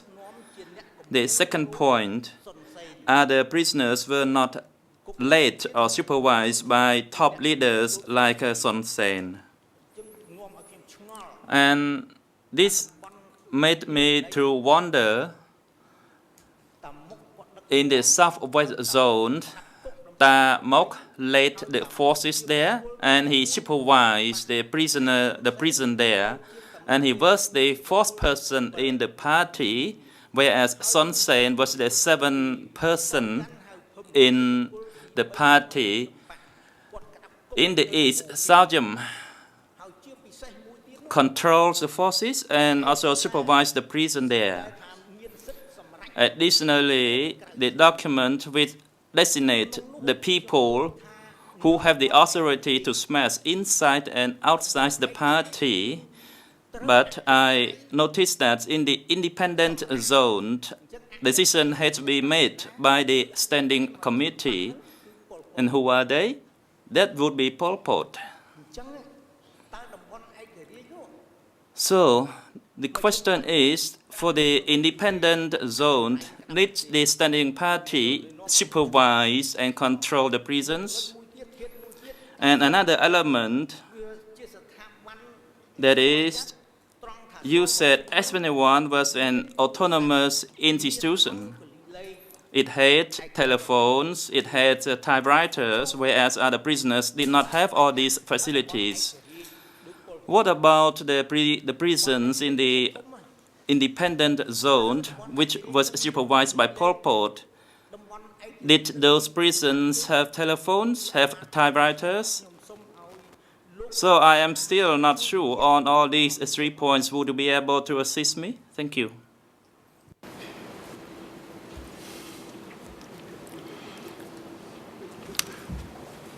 Well, I'll do the easy answer first. I didn't do any research on the prisons in the independent zone. My book was about S21. So I don't know what sort of facilities these prisons or this prison had. I haven't seen anywhere that other people know that also. I think in the Southwest, Ta Mok had more autonomy than the leaders of the other zones. He was a very powerful person, number 3, as you say, in the hierarchy, and was not going to take orders from anyone except Pol Pot, whom he later, of course, as we know, was instrumental in smashing himself.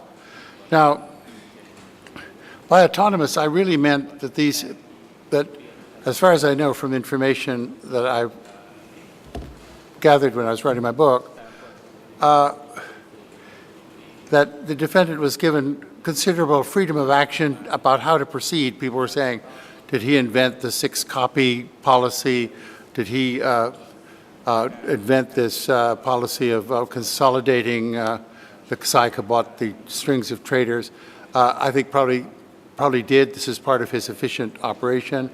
But I don't think there was too much day-to-day supervision by outside authorities, and I don't think evidence has come forth that Son Sen, his supervisor through 77, consulted with him on a daily basis or even a weekly basis.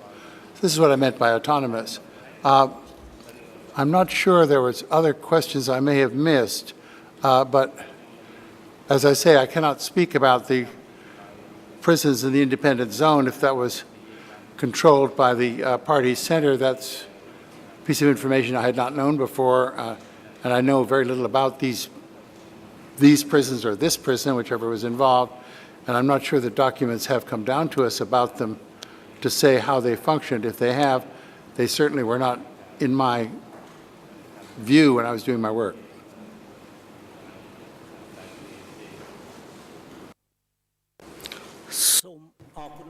Council, thank you, Mr. Professor. I would like to put another question to you.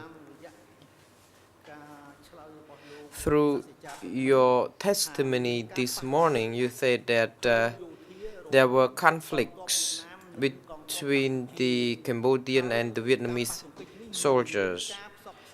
That conflicts were not publicized. I would like to ask you to which document you based your argument that such conflicts were not publicized. Well, if something was not publicized, I can't base my decision, my statement on a document. I mean, it's the absence of documents that suggests the thing wasn't publicized. This is through 1977. You had Phnom Penh radio was broadcasting, Vietnamese radio was broadcasting. These broadcasts were monitored and published by the BBC and by the United States. Not a mention of this was happening. And that's where I drew my evidence that there was not being publicized. The publicity began in 1978 after the breakdown of diplomatic relations with Vietnam, after Vietnam's attack into Cambodia in late 1977, which was not publicized by either party until they withdrew in January 78. And then the Khmer declared a great victory over the Vietnamese at that time. Now, there were certainly, these conflicts were publicized after the war broke out in the open in 1978, but they were not publicized in 1977, which was the period I was talking about.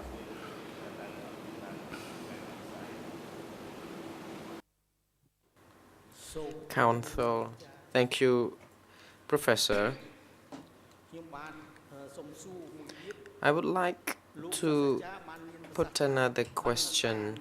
You said that the archive of S21 is the special archive compared to other archives of other security officers. May I ask you whether you have access to all the archives of other security officers before you could conclude that the archive at S21 is more detailed or peculiar than the other security officers. Could you please shed some light on this? The only archive which I was aware of when I was writing the book was the one from the southwestern prison, which was sizable, but by nowhere means as sizable as a surviving archive from S21. I was able to say that this, as a surviving archive, was extremely large and larger, as indeed it was, than any other archives that had survived that I was aware of. Now, I don't think archives have survived.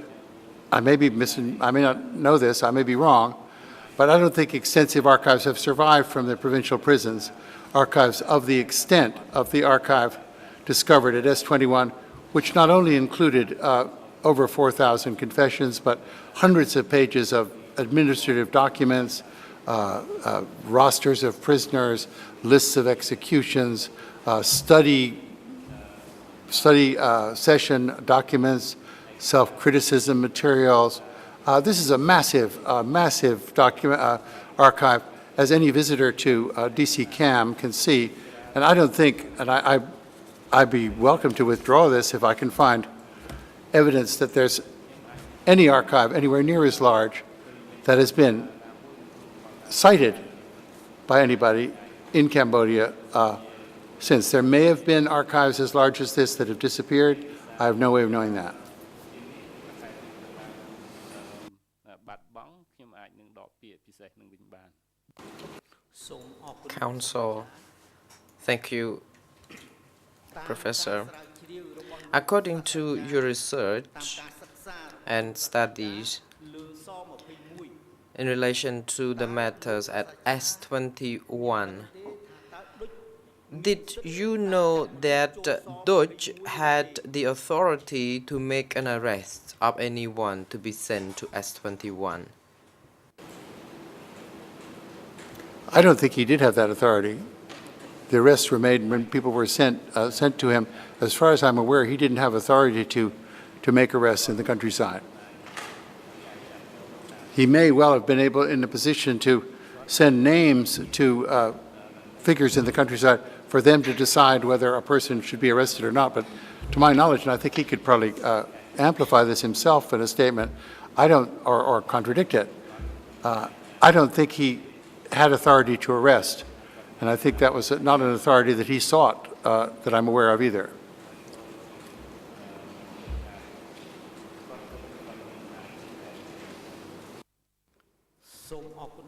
Counsel, thank you, Professor. Could you please clarify for us, according to your research, did you ever find that the accused ever ordered any detainee be smashed without any superior order to him first? Well, for one thing, the answer to your question is we have none of the surviving superior orders. When and if they existed, they have not survived. They would make the work of this tribunal a lot easier if we had please smash signed Pol Pot. We have nothing like that has survived. I think the mandate that the defendant had at S21 was to see to it that everyone who came into that prison left it for execution. That was his mandate. That was never withdrawn by higher authority, and therefore I don't think he had to seek higher authority to supervise a system in which he had no choice about who got killed and who didn't. Everybody got killed, no matter what they'd done or who they were. So it was not a question of seeking higher authority on individual bases. I think where, and here again I may be wrong because I, of course, was not present at the time, I think where he sought higher authority for certain activities was when higher authority was interested, or particularly interested, in a given prisoner. So he would want to know, from Son Sen particularly, how should this particular prisoner be treated? What questions should he be asked? And so on. And these dialogues, of course, have not survived, but this would be the places where he would have sought authority. But it would never have been authority to kill the person. That went without saying. Everybody who went in there, from the smallest child to the highest member of the Communist Party, had the same fate.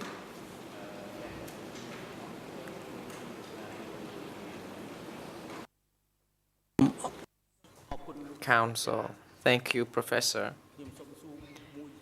I would like to proceed with another question.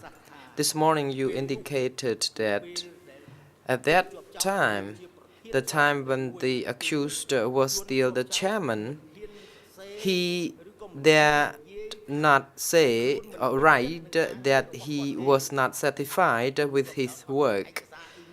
And there was, although he was not happy, but he did not dare write such thing.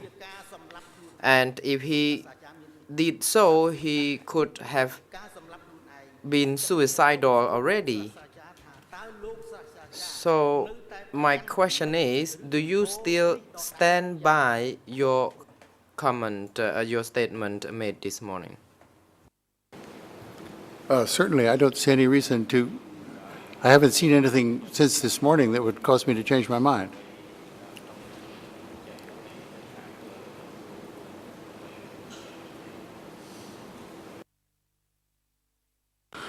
សូមអរគុណលោកសាស្ត្រាចារ្យដែលបានជួយបញ្ជាក់ Council, thank you, Professor, for shedding some light on this, and thank you also, Mr. President. I have no further question, but I would like to share the floor with my co-counsel, Mr. Francois Rousset, the President. You take the floor.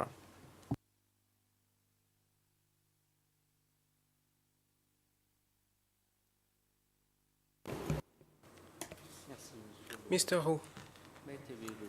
Thank you, Mr. President. Good afternoon, Professor Chandler. Merci de Thank you for your patience in the face of this barrage of questions. I have a few more to put to you. First of all, I'd like to express my heartfelt thanks to you for traveling to this court. Your testimony is capital for the ascertainment of the truth.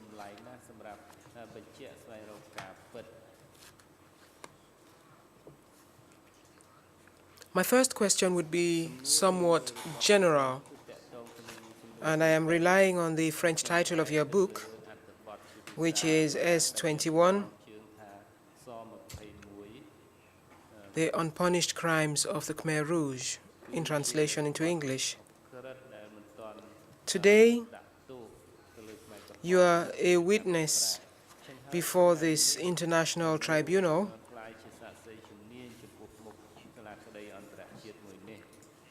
This is the court that is conducting the first trial of the Khmer Rouge.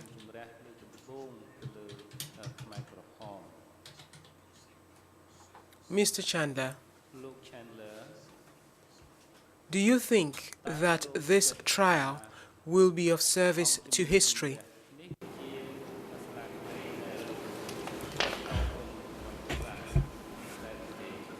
Thank you for the question. I think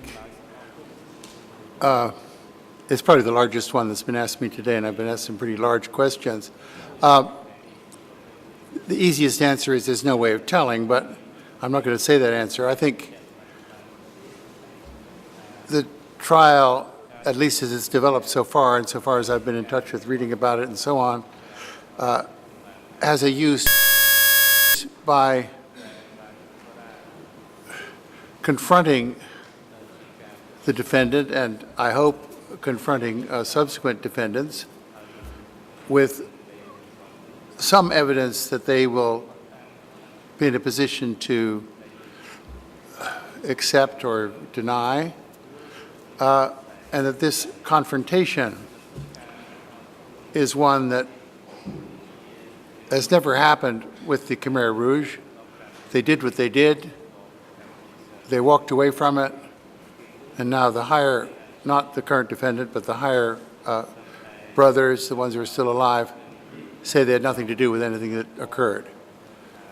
I think it's important that all of these accused people face up to their responsibilities to the truth of what happened when they had positions of power,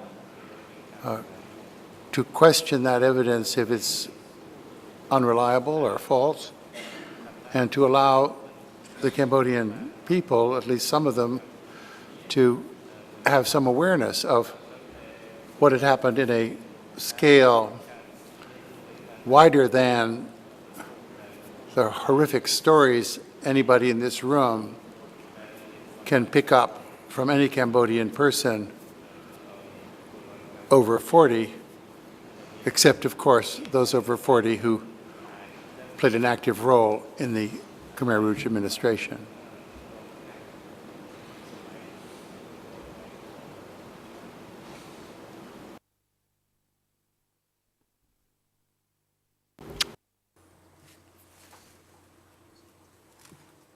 Thank you. And a full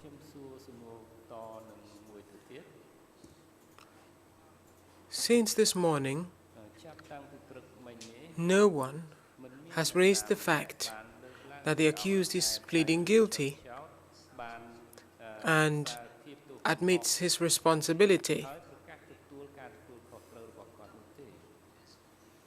Having worked for a long time on S21, do you consider that the accused's recognition of his responsibility is of service to history? That's an easy question. I think yes, indeed. I think it's. I was extremely moved and impressed by that admission of responsibility, which seems to me pretty close to unique in survivors of that administration. Not surviving victims, surviving active members.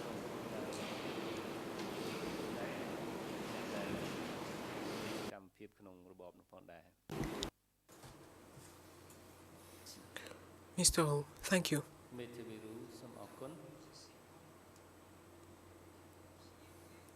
However, we are trying, and you're helping us to understand by means of confrontation, as it so happens, what was the degree of responsibility of everyone involved. Based on the questions from the prosecution and the civil parties, or civil party lawyers, that in spite of the admitted facts on the part of the accused, there is an attempt to add more, if I may say so, and there is an attempt to prove that he had more autonomy than he claims he did. So you will forgive the defense if, in turn, it delves into your book to find out or to point out what seems to reflect the truth of what happened.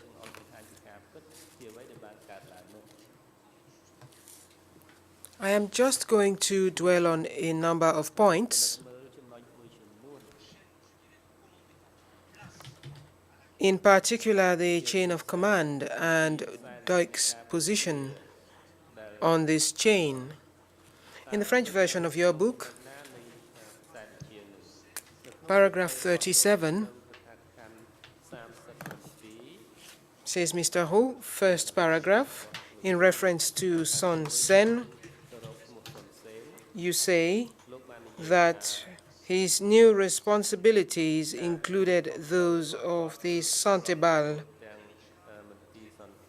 Son Sen managed it closely. He read and annotated many confessions, and he also ran study sessions for S21 cadres in which he discussed its goals, the interrogations, and the use of torture.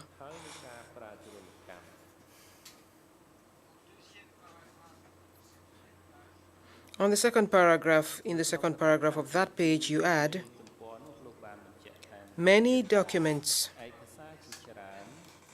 routed from S21 to the party center passed through Son Sen's hands, and dozens of memoranda addressed to him by Duch have survived. So have many of his replies. These display a schoolmasterish attention to detail and unflinching revolutionary zeal. Son Sen's wife, Yun Yat, also a former teacher, worked closely with him and had access to some of the confessions. End of quote. What I'd like to have is your comment on these passages from your book. Can you confirm that Duch was a subordinate of Son Sen and Son Sen had final authority over the Santebao. Certainly, that was true. I never meant to say that the defendant had complete autonomy in his activities. He was certainly under Son Sen.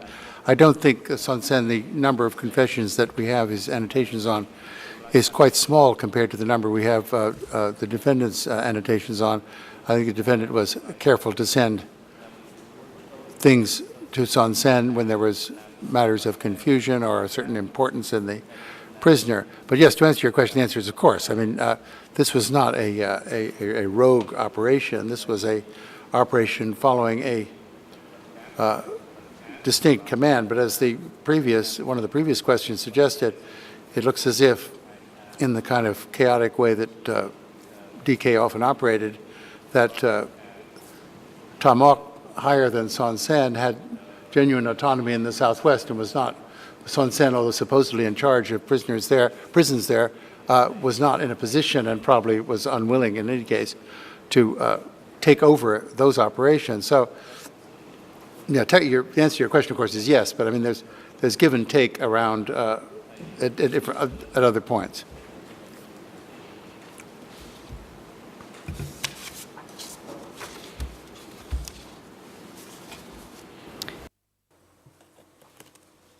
Mr. Ho. Yes, quite so. Several of my learned colleagues have made reference to what Mr. Etchison has said before this court. Mr. Etchison was less measured than you are, it must be said. I regret that he was an expert when he was working for the Office of the Prosecutor. He referred to this room for maneuver and said that it was part and parcel of the CPK party line. He recalled that the statutes of the party required the cadres to be innovative, and indeed, when we refer to Article 4 of the statutes of the CPK, that is the firm revolutionary position in decision-making, management, and work of the party, it is said you must have the concept or attitude of managing work which is close to the masses within the cooperative and the revolutionary army, and have the initiative of autonomous creativity, and to have continuous dynamism and ebullient commitment. When you yourself refer to the enthusiasm of Duch, we can better understand you. So was this enthusiasm not part of the party line? Oh, certainly. It wasn't just that it was part of the party line. It was a part of the party line that the defendant had absolutely no trouble accepting. It suited his own inclinations and his own abilities, and he was a revolutionary party person. There was no way that you could have deviated from the party line and still retain his revolutionary authenticity. So sure, I mean, he was doing not only what was expected, but what he wanted to do. They coincided because you're not independent from the party. You and the party are one force.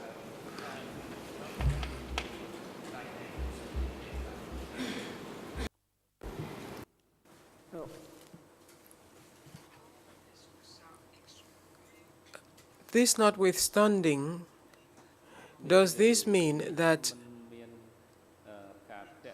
at no point could he himself be worried or full of fear?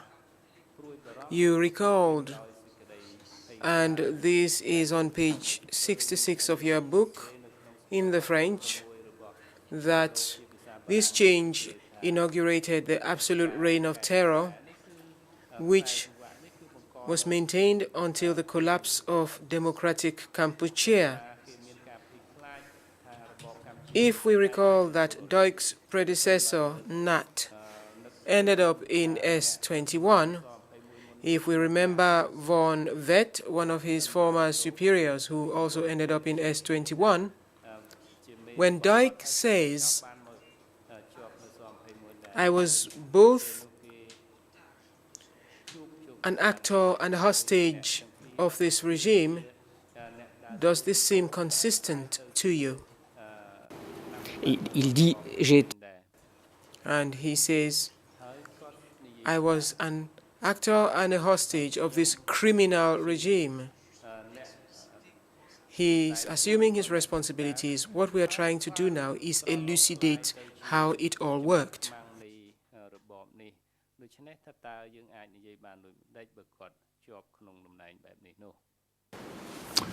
Thank you. The defendant is now saying, as he not only has a right to do, but has chosen to do, and I admire him for that, that he was the hostage and actor of a criminal regime. I think, just from the documents that I've studied, I think the awareness that the regime was a criminal regime did not came in 1978. This is a period when he has said that he began to get disillusioned. His friends and patrons were coming into the prison. He just couldn't see the point of it all. I think it's all very authentic, what was happening. But I think we can't, and he was also frightened because the final machine gun bursts, if you like, of the regime seemed extremely arbitrary. There's quite a lot of evidence that had the Vietnamese not invaded, that Son Sen himself would have come under the gun. Generalized fear, I think, was everywhere by that stage. The statements of Pol Pot, insofar as they've been recorded, made absolutely no sense whatsoever. He felt that he was being attacked by members of the Warsaw Pact, etc. So in these closing months, maybe the closing 6 months, I'm not sure, I think you have a documented series of regrets on the part of the defendant. These did not extend to his, and I'm not being accusatory here, and I know I'm getting outside the frame of the tribunal, but these regrets did not extend to his deserting the movement in 1979 or 1980. He stayed with the movement. He was still, I guess, considered himself to be a revolutionary. But of course, he'd been frightened at this period, and this is also consistent with just making sense of what was going on.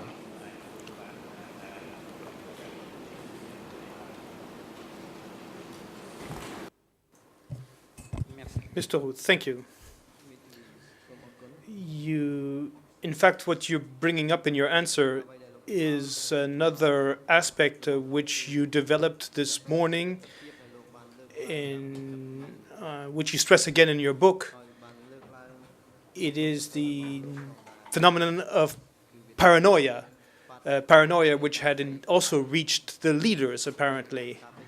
And I can see on page 98, 99 of your book in the French version that saying that following the orders from the center, literally, Duch and their colleagues broke up Democratic Kampuchea's administrative structure and also even destroyed the party. The S-21 killing machine had no brakes. Paranoia of the Democratic Kampuchea leaders did not know any limits. And you also add on page 134, as I suggested higher up, the confessions that were forced out at S-21 also had a psychological objective by making the paranoiacal fantasies of the staff at S-21 objective in some way. Do you have any comments to provide regarding this?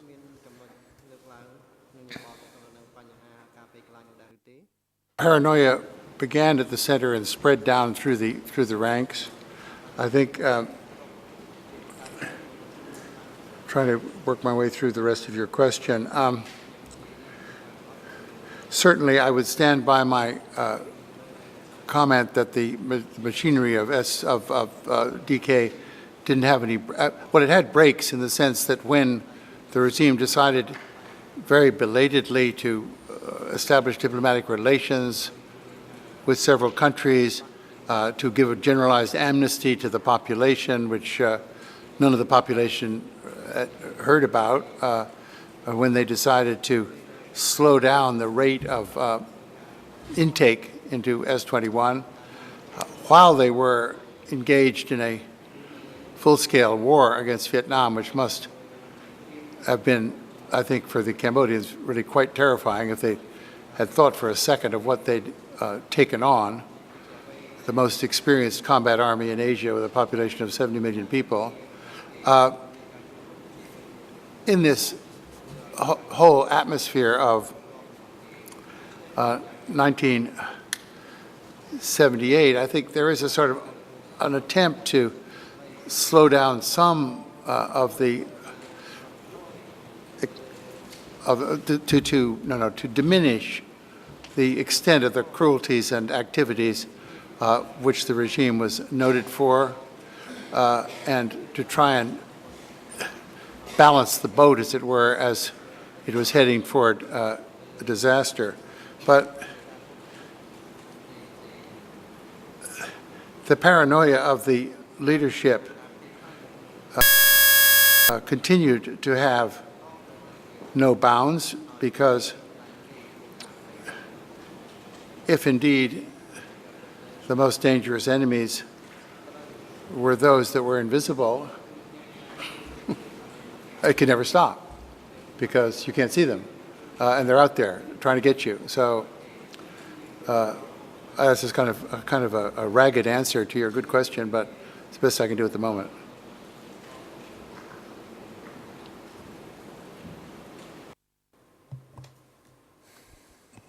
Mr. Hu, thank you very much. Another topic that you brought up, in particular when you were answering Judge Cartwright, well, it was regarding the policy of secrecy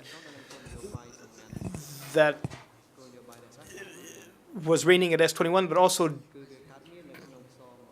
generally, if I read on page 34 in your book, you say that the guards did not have the right to follow the interrogations which were conducted in specific rooms, or to open the windows to see the enemies being interrogated. And I believe that I recall that in other segments you say that the interrogators were not allowed to speak with each other.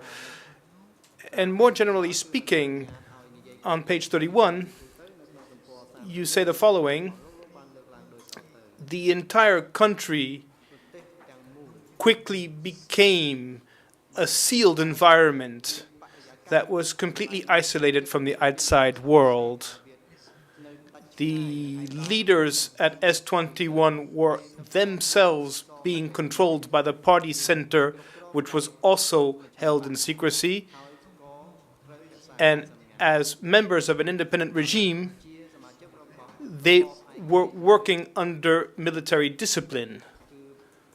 And in the following paragraph, where you speak about the total institution, as we spoke about this morning, you add that S-21's mission was to protect the party center.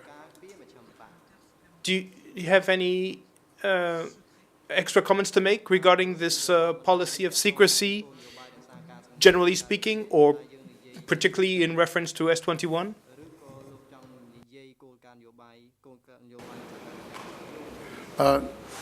Not really. I mean, I think it was pretty clear to the defendant that secrecy was the hallmark of the entire regime. There was no point or no opportunity to to take issue with that policy. And as we said earlier, one of the tragic outcomes of that was that no matter what people had done, or no matter why they'd been arrested, or no matter how old they were or how young they were, everybody who went in the gates of that prison was killed, I think, to a large extent to keep the existence of the prison from being known outside its walls. This is why the guards themselves weren't allowed to go home or whatever to take any vacations and so on. I think the secrecy got really completely out of hand, but then so did everything else. I mean, everything was going out of hand at the same time. As the place was coming apart, the enemies multiplied, the paranoia intensified, the prophecies became self-fulfilling, because if so many guilty people, now as they say in Cambodian, were pouring into S-21, well then surely the extent of genuine conspiracies was enormous, and surely you just had to keep going, and the secrecy aspect was never withdrawn. As I said, I think this morning, Nguyen Chia, in one of a rare, frank interviews that he was able to give, because he gave it to a sympathetic Danish delegation, said that secrecy was absolutely, the exact word is in my book, I can't remember, was exactly crucial or central to everything the party did, and that secrecy was, if you like, the logo or the motto of the CPK.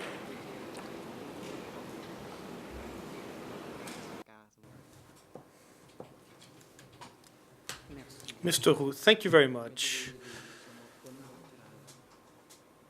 Before I start putting my last questions to you, I just wanted to tell you, Mr. Chandler, that I regret that the co-prosecutors as well as the civil party lawyers did not warn you about the difficulties regarding evidence in the case file.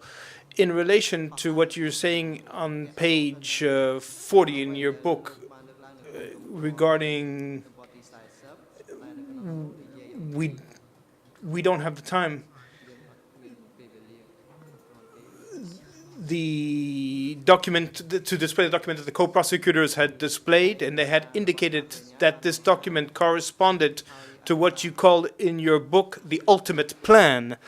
And then the co-prosecutors decided to withdraw this request. They didn't say that we made a mistake, but they said that indeed this is not the document that had been written by Duch. It happened to come from Pon's notebook, and Duch confirms that his handwriting and Pon's handwriting are similar.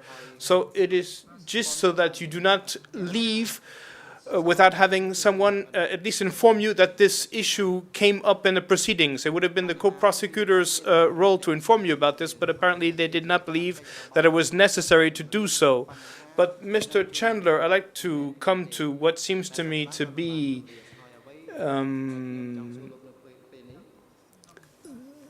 the fundamental contribution of your book to these proceedings.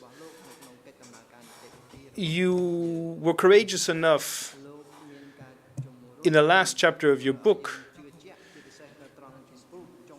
to bring up the question of what you call the crime of obedience. And as far as I'm concerned, that is the topic that interests me. The topic that I would like to try to understand.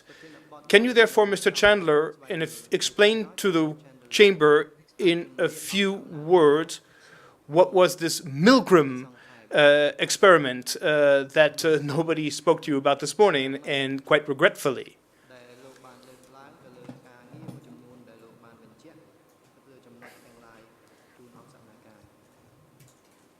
Certainly. The Milgram experiments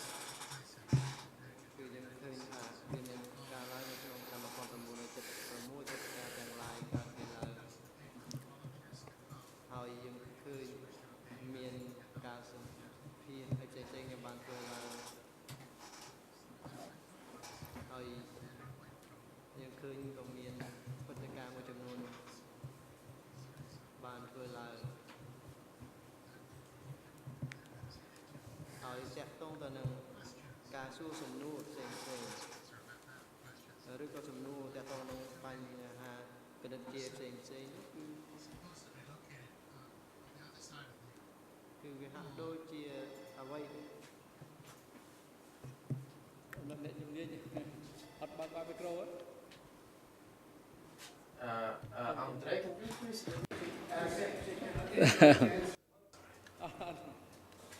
the President, can the AV unit please assist Mr. David Chandler with his mic?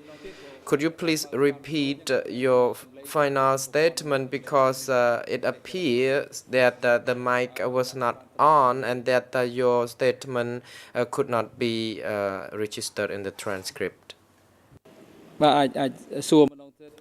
The Defense Counsel, could you please repeat your question, and that Mr. David Chandler, could you also please repeat your statement?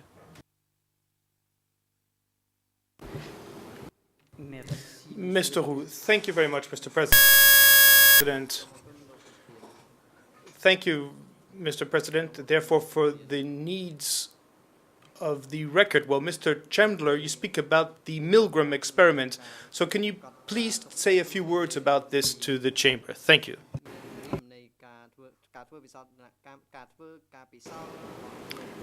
The Milgram experiments, is that coming through? Okay. Were conducted by an academic psychologist named Stanley Milgram. And what was involved was getting volunteers through an advertisement in a newspaper to come and participate in a psychological experiment for which they'd be paid a small sum of money. University students were not allowed to participate. And what was involved was the volunteers were asked to sit at a console with various buttons on it, while the teacher or psychologist, a man in a white coat who was in charge of the psychological experiment, an authority figure, if you like, asked questions to a person who was supposedly on the other side of a wall facing the console, in other words, a wall right in front of me, for example. And and that person had to press a button, yes or no, to these questions. And whenever the person on the other side of the wall gave a wrong answer, the volunteer was supposed to press one of the buttons in front of him and administer a very mild electric shock to, if you like, punish or clarify the mind of the person on the other side of the wall. Now, the whole thing was a setup. I'll explain why. The answers of the person behind the wall became increasingly wrong, and so the director or psychologist asked the volunteers to increase the voltage on the electric charge that was being administered to the person on the other side of the wall. These increases in voltage went past a series of flashing lights marked danger, do not go for, but the psychologist told the volunteer, never mind, it's okay, not going to happen.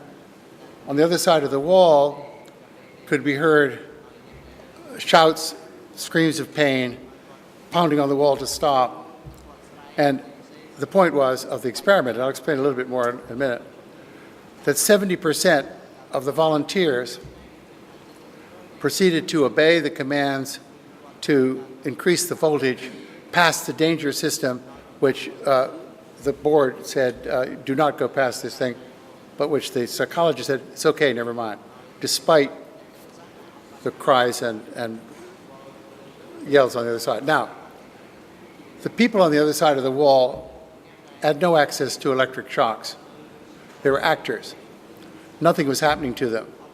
However, they were programmed to increasingly give incorrect answers to the questions so that on my side of the wall, if you like, the voltage would keep increasing. Now, it was an extraordinary experiment. It was refined several times.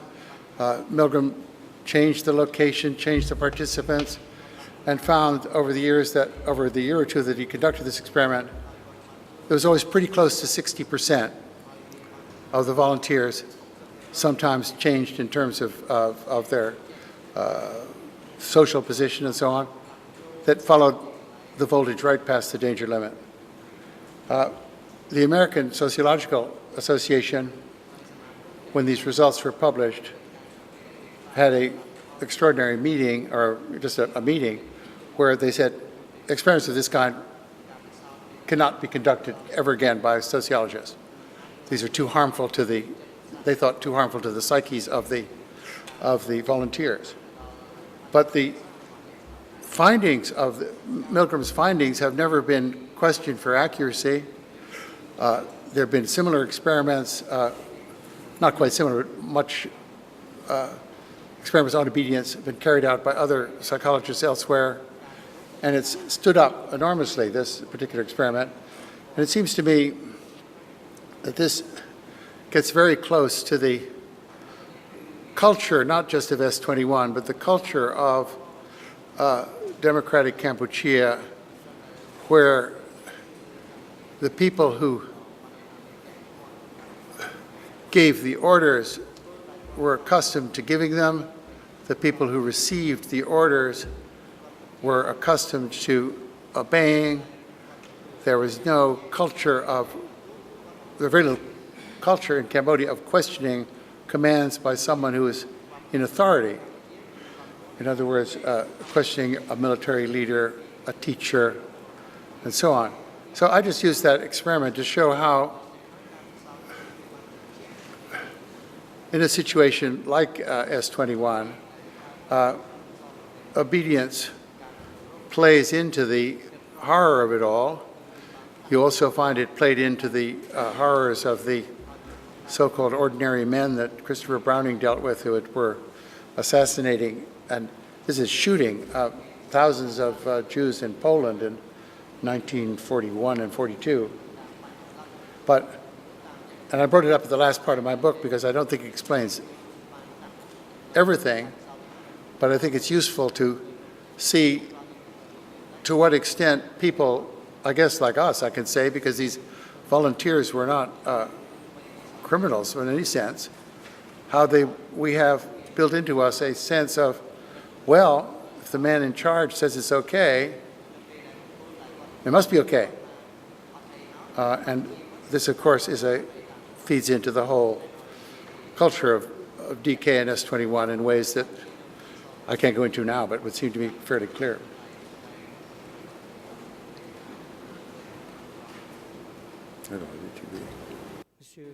Mr. Hu, Mr. Chandler, thank you very much for these explanations.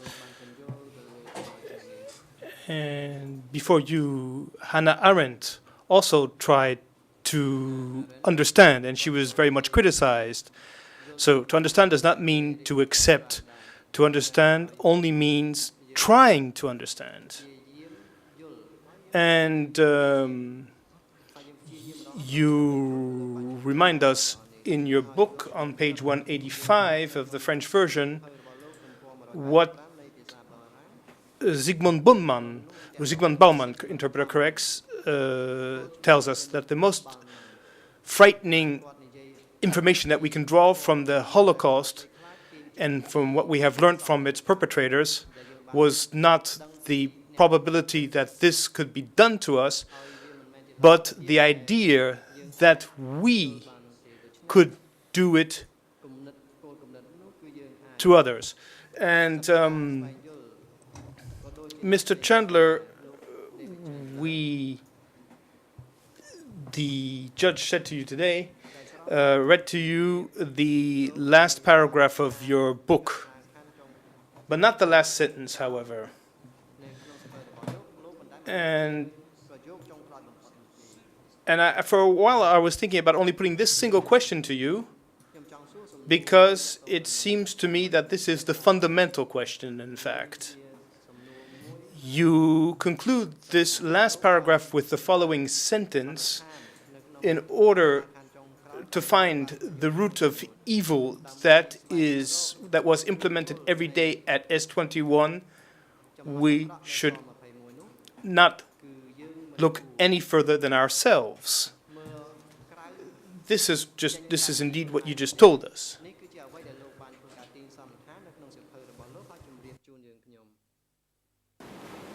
Well, I mean, I stand by that last sentence. It was not written in or for a judicial proceeding.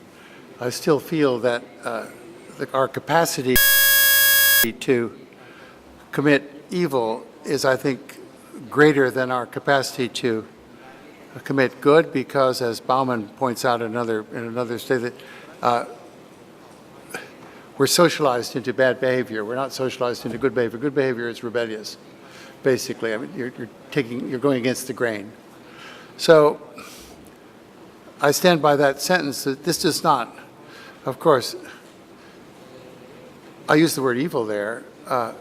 It does not exculpate people who do evil things because everyone else is capable of them, because if so, you know, if we're all capable of killing people, then we should all go to jail. But that maybe only one person has killed someone in a trial situation. But I certainly didn't want to get this. I wanted to avoid, and I was angered by. No, it's too strong. That's too strong, too boastful. I didn't like people saying, "Look at those evil people over there." You know, we would. Oh no, you know, we would never. Well, who knows? Who knows what you'd do if you were in that situation? That doesn't mean that the people in that situation behaved in any sense a commendable fashion. But I think holier than thou or better than others is one of the least admirable human characteristics. C'est tout.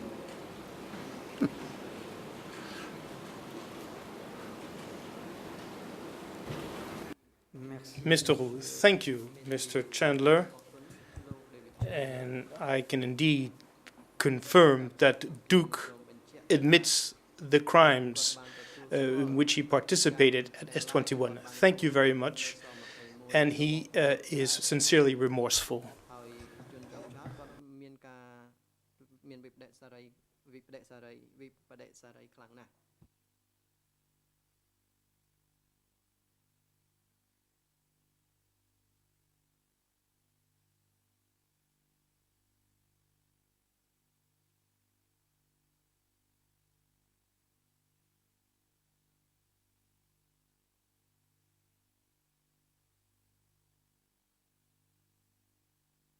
Filed in a Francophone, but this French edition of my book, it's an invented title. I did not call my book The Unfinished Crimes of the Khmer Rouge. That is never a phrase I would have used. But worse than that, from an academic point of view, all the notes were removed by the French editors in order to make room for explanatory prefaces and an explanatory postface written by two French scholars, you see, who can then make this book edible to the Anglo-Saxon fearing French public. It was enraging because this book needs its notes, and I think lots of the comments today have come from the notes, but they felt that the only way they could market this book is by making it into a sort of Francophone sandwich with me in the middle and these two other guys. One of them, François Bizot, wrote a very gracious preface, but absolutely, I just wanted to make that point of the French edition because it's not the edition that I would ever use to. I mean, you had to yourself, but don't cite it in the future without the notes. Okay, that's all. I have to separate comment.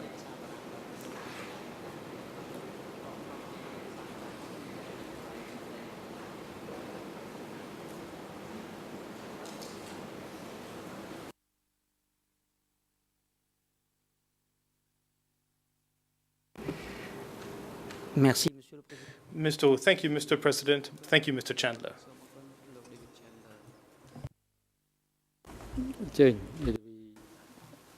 The President, I notice the co-prosecutor is on his feet. You may proceed.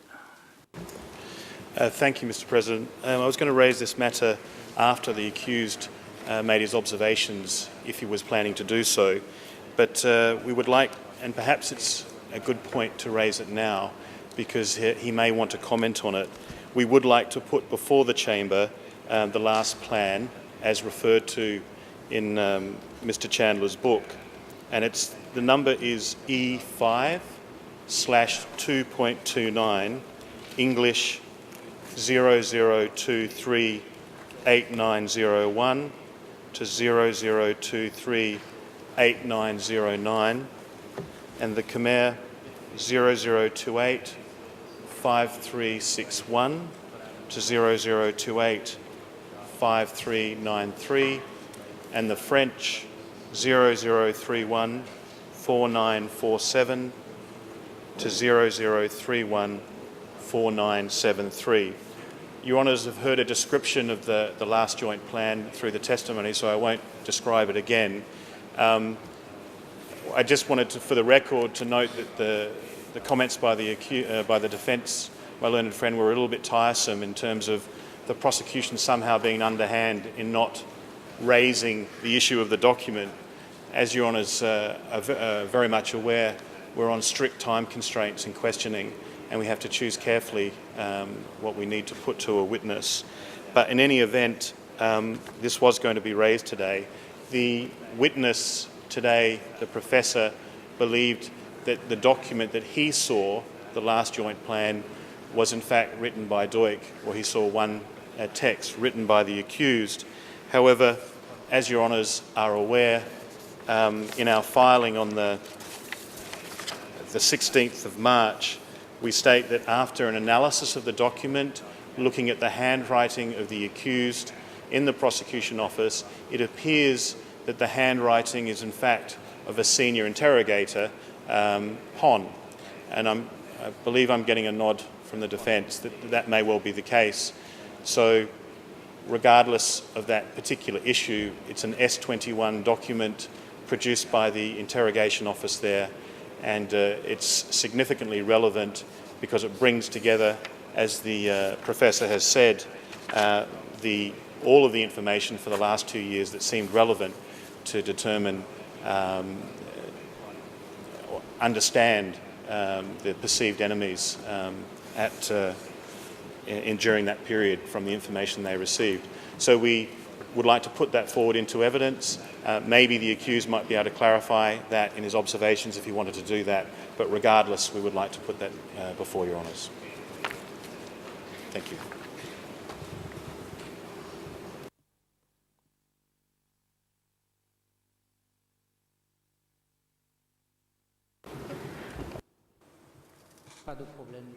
Mr. Hu, the defense has no objection to this document being put before the court. It should be recalled, however, that this document is apparently written by Pawn and not by the accused himself.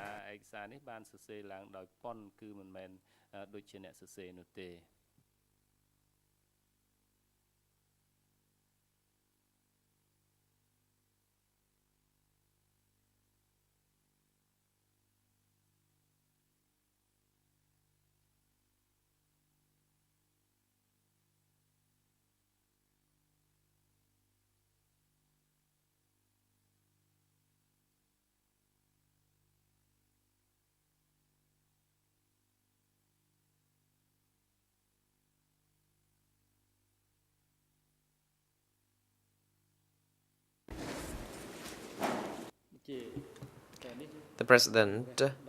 Next, the Chamber would like to give the floor to the accused to make his observations in relation to this testimony of Mr. David Chandler, if the accused would wish to do so. The floor is yours.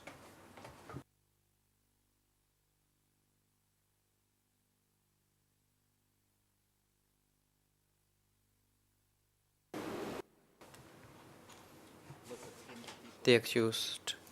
Mr. President, First, I would like to make 3 observations in relation to the testimony and the book of Mr. David Chandler.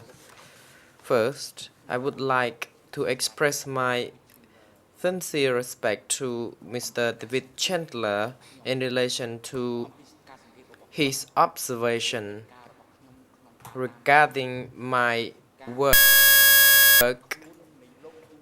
and in relation to the missing of Mr. Tusamut.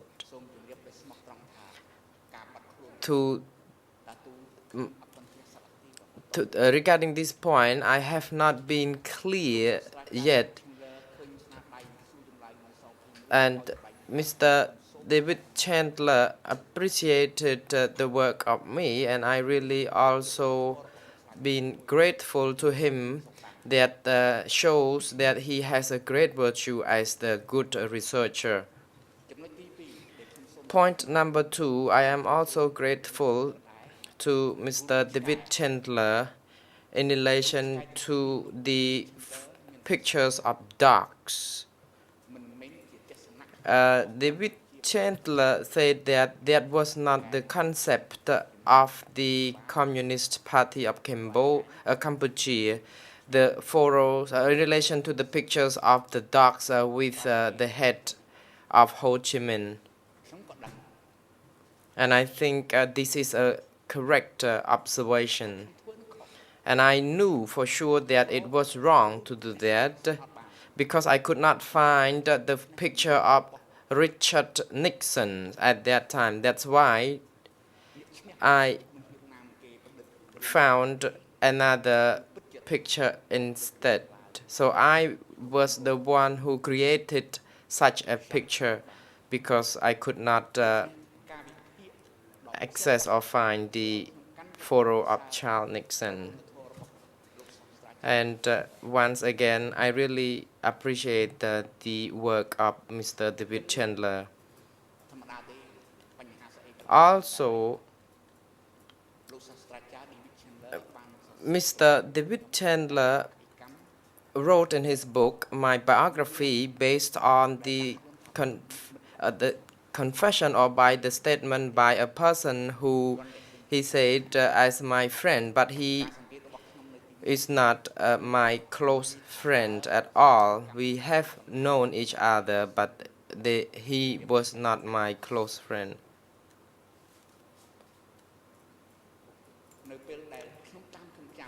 So far as I remember, and if I'm not mistaken, when Mr.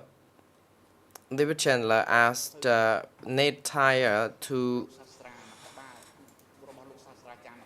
take one of the book offered by the professor in that book in relation to brother number 1, and the professor asked that Nate Tyre quickly asked me for my biography, and I really appreciate this kind of work, and that he tried to seek the truth based on his research. And for these reasons, I am very grateful having seen the achievement of Mr. David Chandler when he wrote about the S-21. And it is, of course, just a flower amongst the 100 flowers blossomed in the garden of democracy, at the CPK, correction. So Mr. David Chandler and Evan government and another professor, and I am very grateful to them and so very proud of them. When the judges asked me to respond to the work of Mr. David Chandler, I was at that time experienced some kind of difficult situation because I was not, to the best of my knowledge, I was not that good in responding to him because I had very little knowledge. And I wrote about the policy of the Democratic Cambodia and the people of Cambodia. I wrote about the event before the 1976 and after that.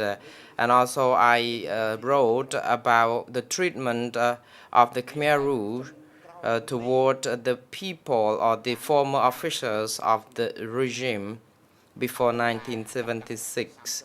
And after the 30th of March 1976, and I also wrote that I was moved and shocked to learn that such crimes. And I wrote that it was in my position as a member of the party who would be accountable for the crimes committed before the eyes of the nation.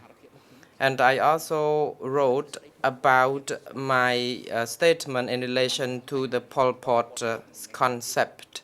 I talked about Pol Potism, not Maoism, because Pol Pot used the theory of the Gang of Four.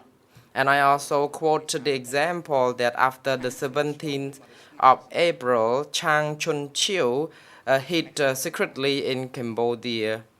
So in conclusion, my response to Mr. David Chandler is not a very significant achievement of mine in such writing, but it is just a kind of piece of information to shed light on how Cambodian people have been killed and such tragedy existed. And I would not like to add any further, but I would like to put my response with the President's leave to the public so that they can access to such a document. I'm very grateful, Your Honors.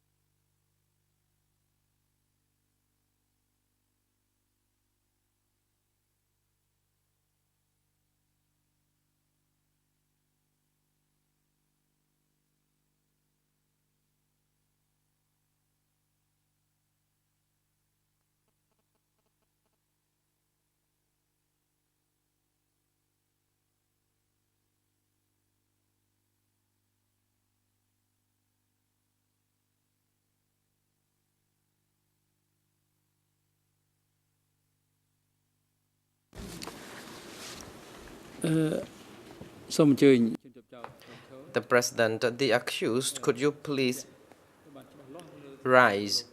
And could you please once again state your request that you would like to put your confession in relation to the crimes, the 3 points you just mentioned. Have you already submitted this document into the case file, or is it a new piece of document? The accused, Mr. President, this document was already given to the co-investigating judges. At the beginning, I wrote the document based upon the order from the co-investigating judges, and I also gave my response. This document is under A98, and it is in 3 languages, the French, Khmer, and English. I wrote in Khmer, and Mr. David Chandler already stated and quoted that document. Thank you, Mr. President.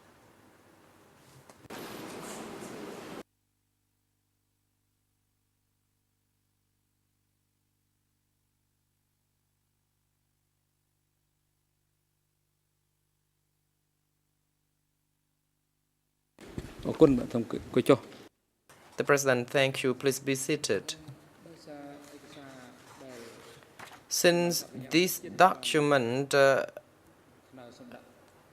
and as requested by the International Co-Prosecutor to be put before the chamber, and that the defense counsel did not object, so the chamber would like to consider that this document now is put before the chamber. However, another document that the accused just mentioned is already seen in the case file, and this morning Judge Sylvia Cartwright already referred to such a document. So the chamber considers that this document is already put and debated before the chamber.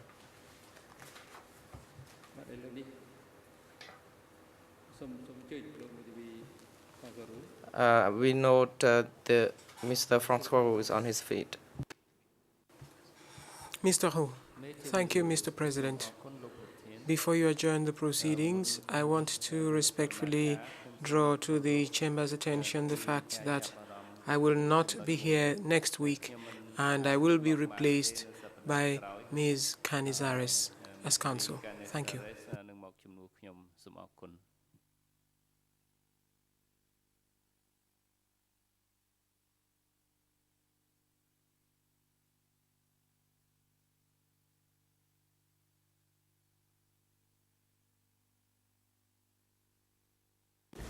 The President, since the session to hear the testimony of Professor David Chandler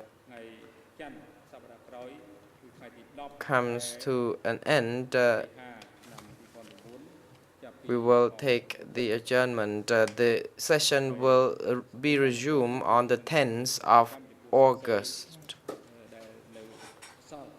2009. Then we're going to hear the testimonies of the other witnesses. And finally, the court is very grateful to the attendance of Mr. David Chandler, who is here with us to give the testimony.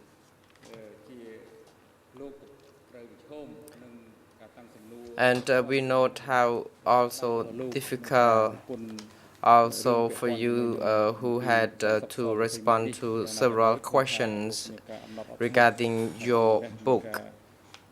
The voices are from S21, but we really appreciate your kindness and patience, and the court is now adjourned. The security personnel are now instructed to take the accused back to the detention facility and call him back to the court on Monday, the 10th of August.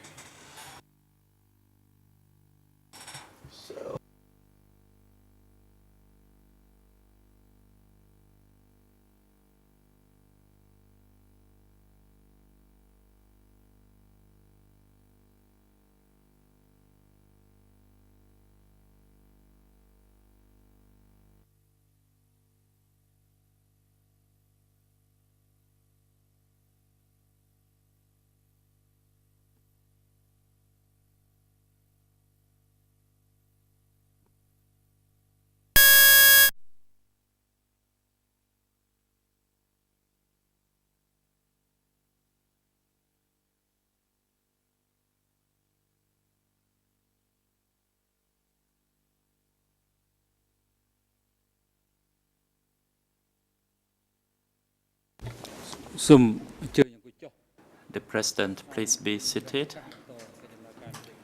The chamber is now back in session, hearing the testimony of the expert witness, David Chandler. I would like now to give the floor to the civil party lawyers to put questions to this expert witness. You take the floor. Ms. Trus-Naprus, thank you very much, Mr. President, for giving me the floor. I have one request that I'd like to formulate in behalf of all of the civil party lawyers, who would like, given that we have the full afternoon in front of us, who would like to have here, and since we're dealing with an exceptional expert, so therefore I would like to ask for extra time so that we can put all of the necessary questions to Mr. David Chandler. Of course, this will not take away from the defense, because the defense will also enjoy the possibility of having extra time. This is my submission.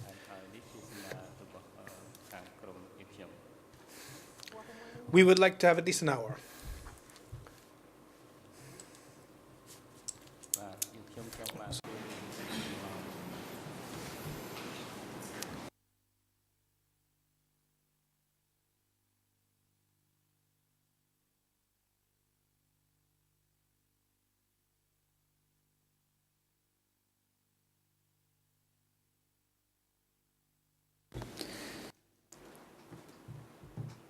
The President,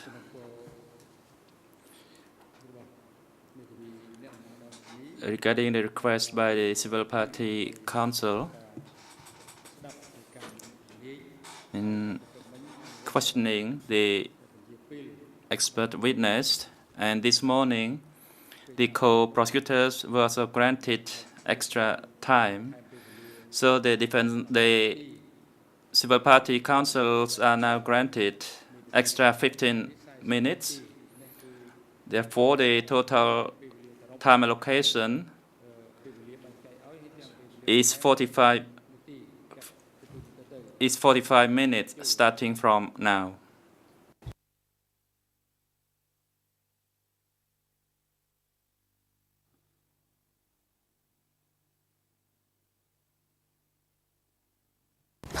Excusez-moi. Ms. Trus-Naprus, thank you very much, Mr. President.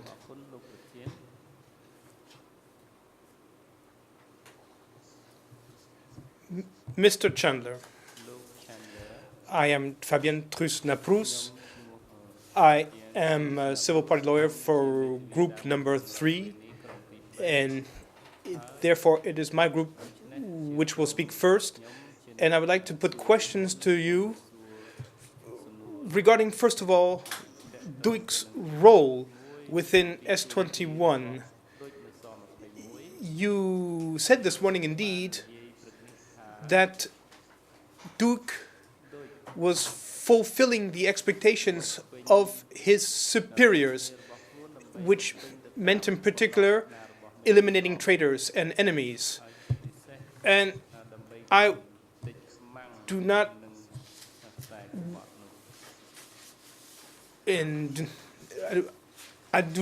wish to put Duch as being only just a simple executioner.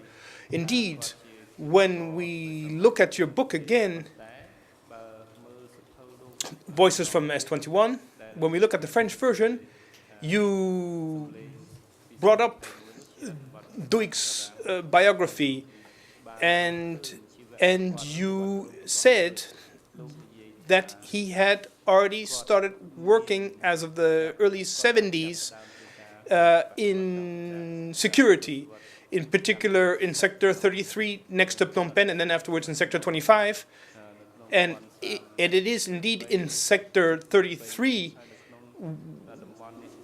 when he was head of security in Sector 33, that he met Mr. Bizot, the ethnographer, and you stated Mr. Bizot's quote in your book on page 39, index 0035728 in French.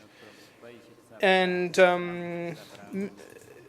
Monsieur Bizot was startled by Duch when he came out of his experience at, and according to Bizot, Duch believed that people who had different opinions for him were considered as traitors, as liars.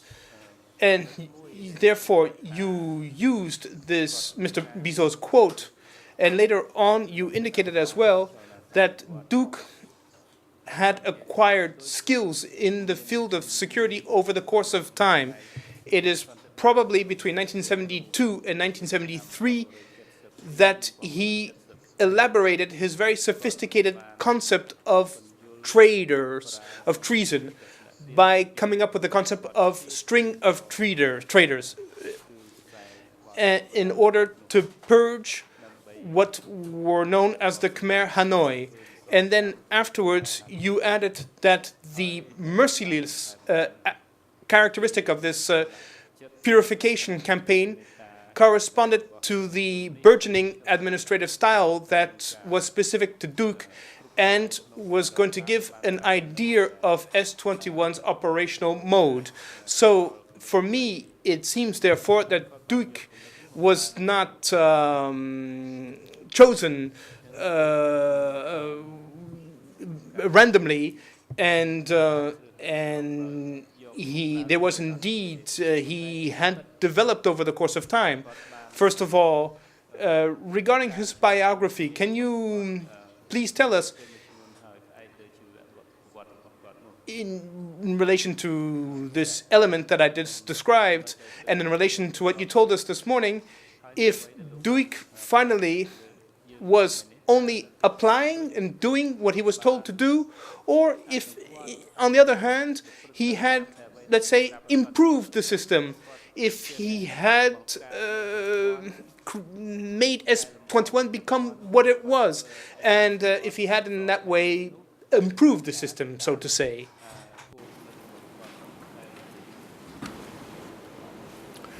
Thank you. There's a lot of questions inside that question. The last one, I don't think I ever said he was merely the servant of the people above him. I think one of his main objectives at S21 was to satisfy their requirements. Had he failed to do that, would have been in danger. That was an obvious thing. But you're quite right, and I think I tried to make this point this morning, that he was an enthusiastic and proud administrator of S21 who worked out techniques and organizational methodology from scratch. I said also that there were no precedents for this kind of place.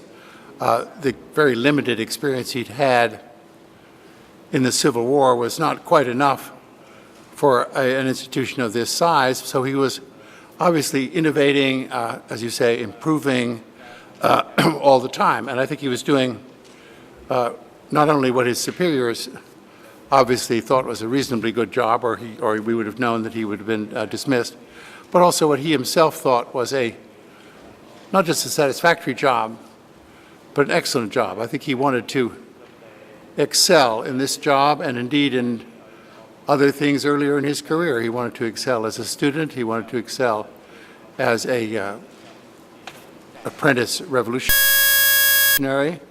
And throughout his professional life, I think he was interested in not just serving those above him. That wasn't that hard, really, but to serve them with enthusiasm and skill that he could be proud of himself.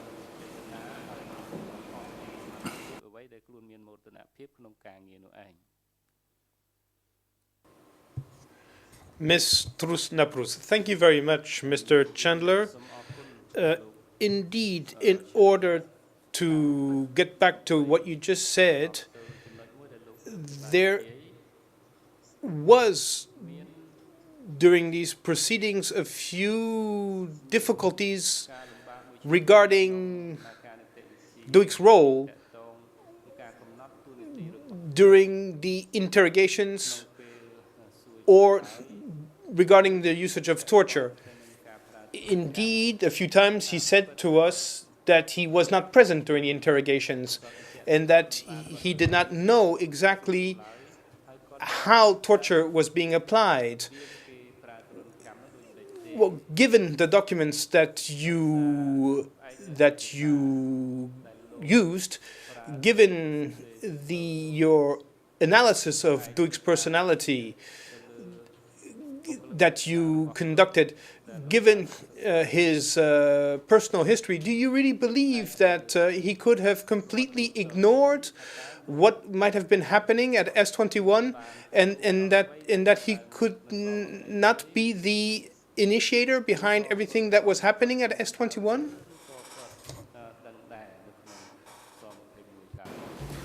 I'll split your question into its last two components, I think.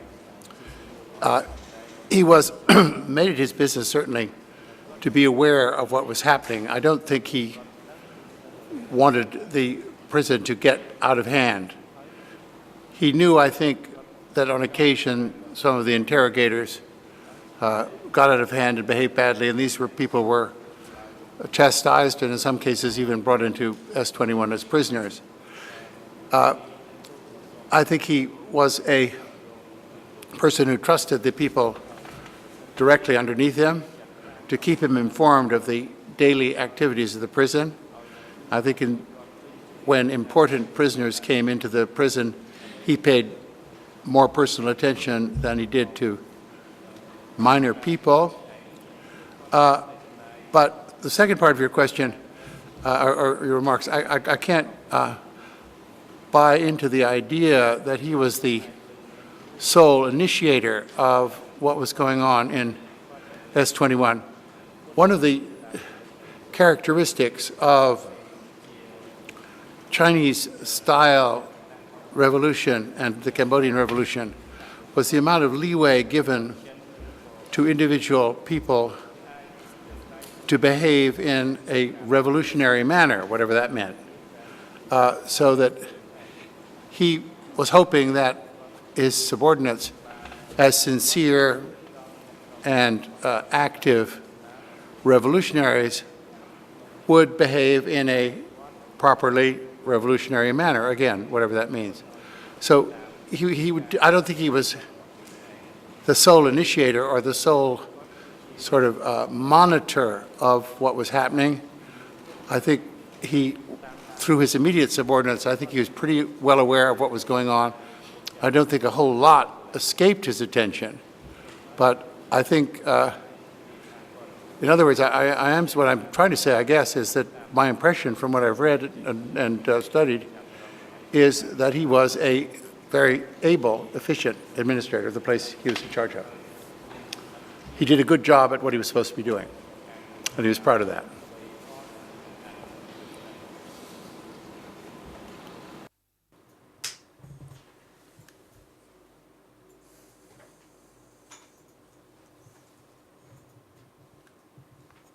Ms. Trus, thank you, Mr. Chandler. We brought up, and you brought it up as well when you were answering Judge Lavergne, who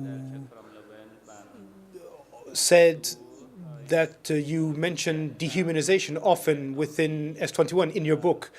And you brought up dehumanization, of course, of the prisoners.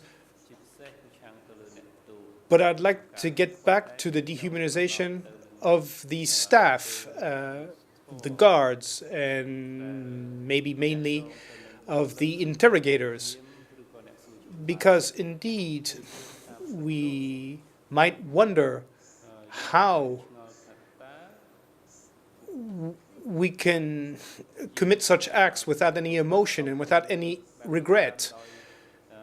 And I would like you to please give us more clarification on this phenomenon, because in your book you did draw a very interesting conclusion regarding this point, and I will read it out again. It's on page 186 in the French version, 00357432.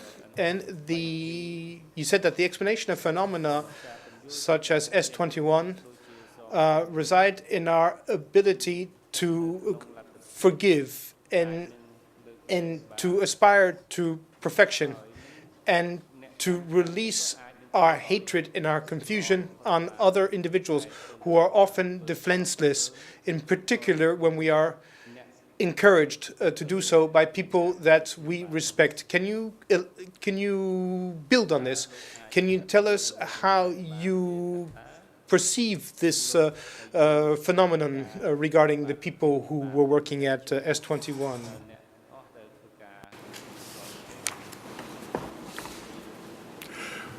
Well, you've quoted from the last paragraph of my book, where I am trying to sum up as best I can what seemed to me to be happening not only at S21, but at several other facilities and several other moments of history where this kind of behavior went on. And these could include the massacres in Indonesia in '65, the concentration camps in the Holocaust, the jails in South America in the 1970s, behavior of the Greek colonels. It's a global phenomenon. The S21 is not by no means unique. The kinds of behavior that can be unleashed by people operating with permission against people whom they have already dehumanized themselves. You notice all the euphemisms that are used in warfare. We very seldom say that the people are killing people. You say they're having body count, collateral damage, phrases of the sort, or smashing enemies, for example. The word kill is not used. I didn't reach that last paragraph through any empirical investigation. That last paragraph sprang to me, and I wrote it quite quickly, I must admit, as a way of trying to come to grips with the whole phenomenon of S21 and more close to home, to come to grips with the 4 years that I'd spent working on the book.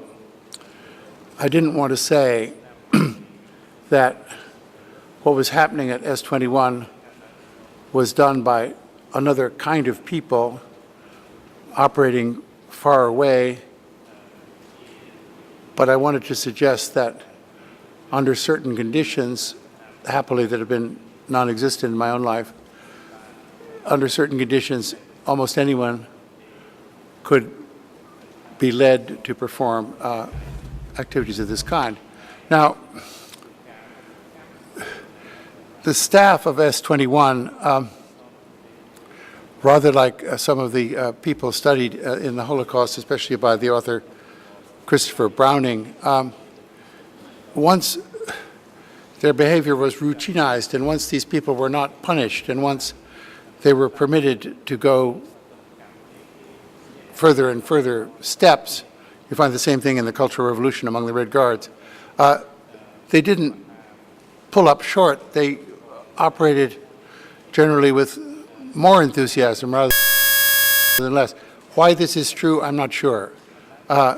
It's a dark side, I think, to all of us, and that was the point I was trying to make in that last paragraph, that does not come, as I say, from empirical research on the staff of S21, but from years of immersion in this subject.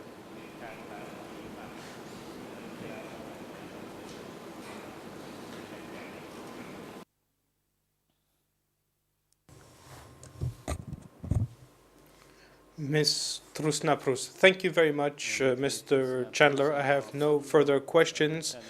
I will now let the co-lawyers of group my colleague of group number 3 take the floor.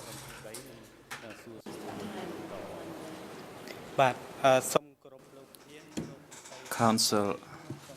Good afternoon, Mr. President. Good afternoon, Your Honor. Good afternoon, ladies and gentlemen. I am a counsel for Civil Party Group 3. I have some questions for Professor David Chandler. In responding to my colleague's question, you said the accused was proud of his work and that he fulfilled his duty strictly at both locations at M13 and S21. My question is, the smashing of the enemy and the targeting the enemy, as you stated in your book, can you explain to us that the Khmer Rouge leaders who are the most responsible and that the accused, who is the top leader of S21, the smashing, is it the success of the democratic Cambodia regime, or is it in order to fulfill the moment of great leap forward? Okay. I'm not sure how to answer the last part of your question. I think I'd said earlier, it had been brought up by many people, that secrecy was a key characteristic of the democratic Cambodian regime. Certainly, until things began to get seriously difficult or complicated, smoksmine, as they say in Khmer, in 1978, another characteristic of the revolution was its headlong pace and its headlong enthusiasm and its assurance that its revolutionary behavior would carry everything before it, that problems would no longer arise. I think this kind of absolute confidence that they were on the right track was very dangerous, that no one was given time to ask questions, no one was given time to hesitate, there was no chance to certainly contradict, and that we know very well, certainly couldn't contradict the leadership, so that the regime became rather like a waterfall in which everyone was caught up.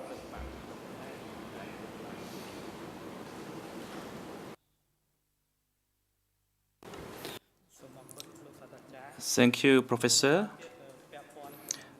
My next question is related to the crimes committed at S21. You stated that the activity of smashing the enemy started with the smashing of the former regime officials, and later on the smashing was with the cadres inside the party. Can you explain to us whether this movement of smashing is a concrete plan made by the Communist Party of Cambodia, or whether it was initiated based on the suspicious thought or of the activities that might try to overthrow the Communist Party of Cambodia? You're getting here to a very serious, I mean, I'm not meaning to demean the rest of your question. Your question is excellent, but a very serious issue regarding the history of democratic Kampuchea. And this has to do also, as I know the Tribunal is examining this issue, whether what happened under the Khmer Rouge can be characterized as genocide or not. And a key ingredient of genocide, according to the UN Convention anyway, which is the place to look for definitions rather than somewhere else, is intent. You have to find evidence or proof that the regime or its leaders specifically intended to smash particular ethnic groups, not their own people. Whether you find that, I was talking in my previous answer, or one of my answers, I was mentioning how a certain amount of confidence was given to people and support was given to people who were behaving in what they felt was a truly revolutionary manner. And here, the parallels to draw, I think, are with the Cultural Revolution in China, where what was called ultra-left deviation was not punished. In other words, the further left you could go, the more praise you got.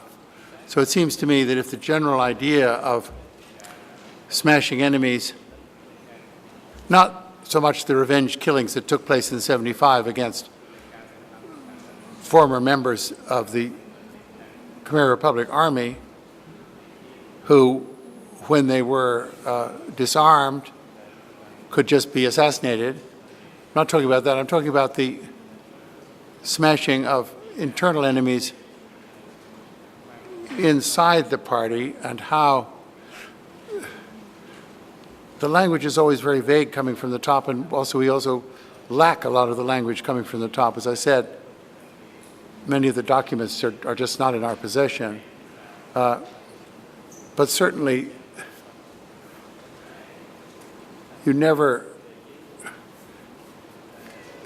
no document that I'm aware of has the leadership declaring that too many enemies are being killed.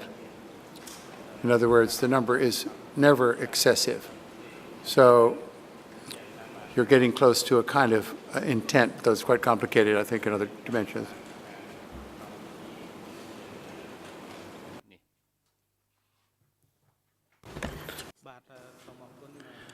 Thank you, Professor.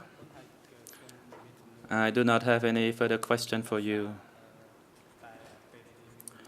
Due to the time limit, I would like to give the floor to other civil party councils to put questions to you. Thank you. Thank you. Good afternoon, Mr. Chandler. My name is Silke Stutzinski. I'm lawyer for civil parties. I would like to put first a question to you of a general nature, and this is the following. Do you have, according to your research, or could you tell us, I rephrase, could you tell us what is the duration and the length of stay of prisoners in Tuol Sleng? What did your research, what time frame did your research bring out?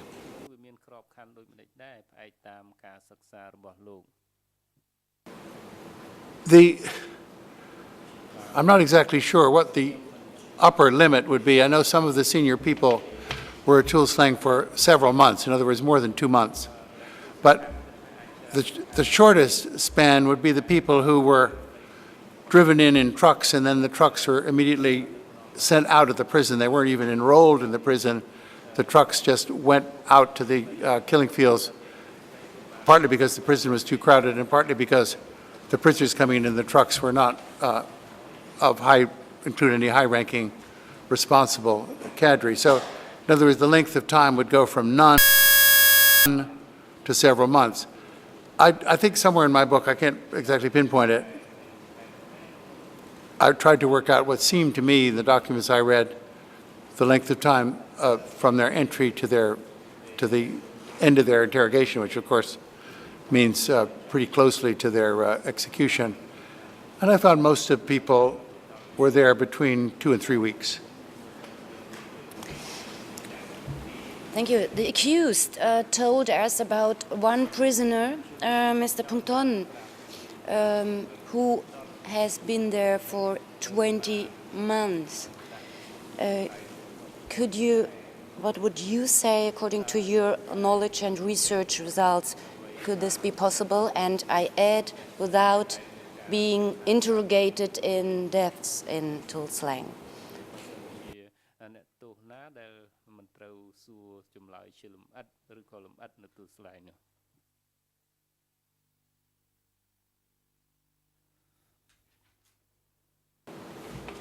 Okay, sorry. I can't have given an answer to that. I didn't run across this specific prisoner or that specific information.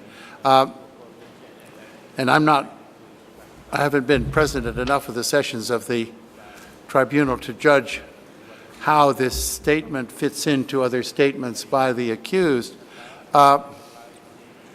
It seems to me quite strange that someone would be kept there that long. On the other hand, again, this is just supposition.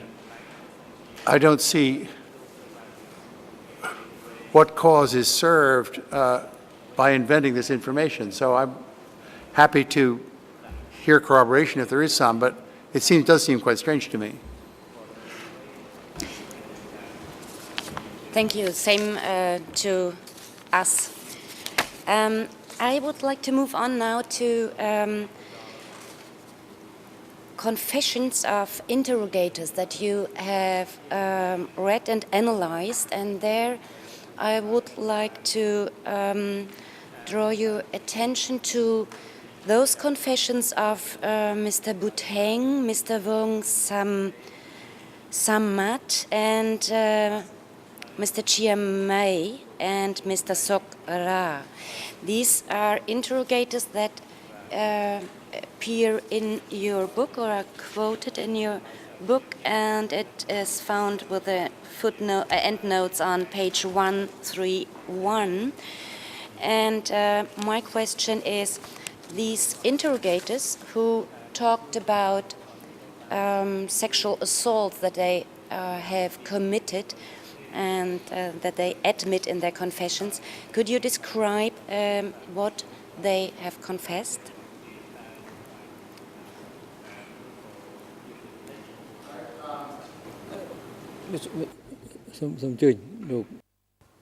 The President, we note Mr. Francois who is on his feet. You take the floor. Mr. Hu, thank you, Mr. President. I am objecting to this question.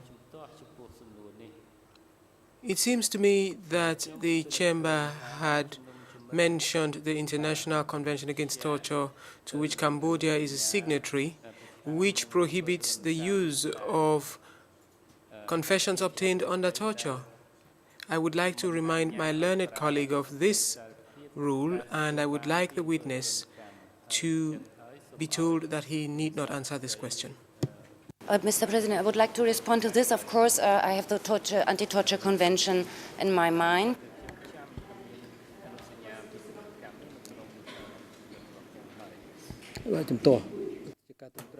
The President, the objection is sustained, and that civil party lawyer is advised to rephrase the question, and that question should not be related to any content of the confessions that taken by means of torture.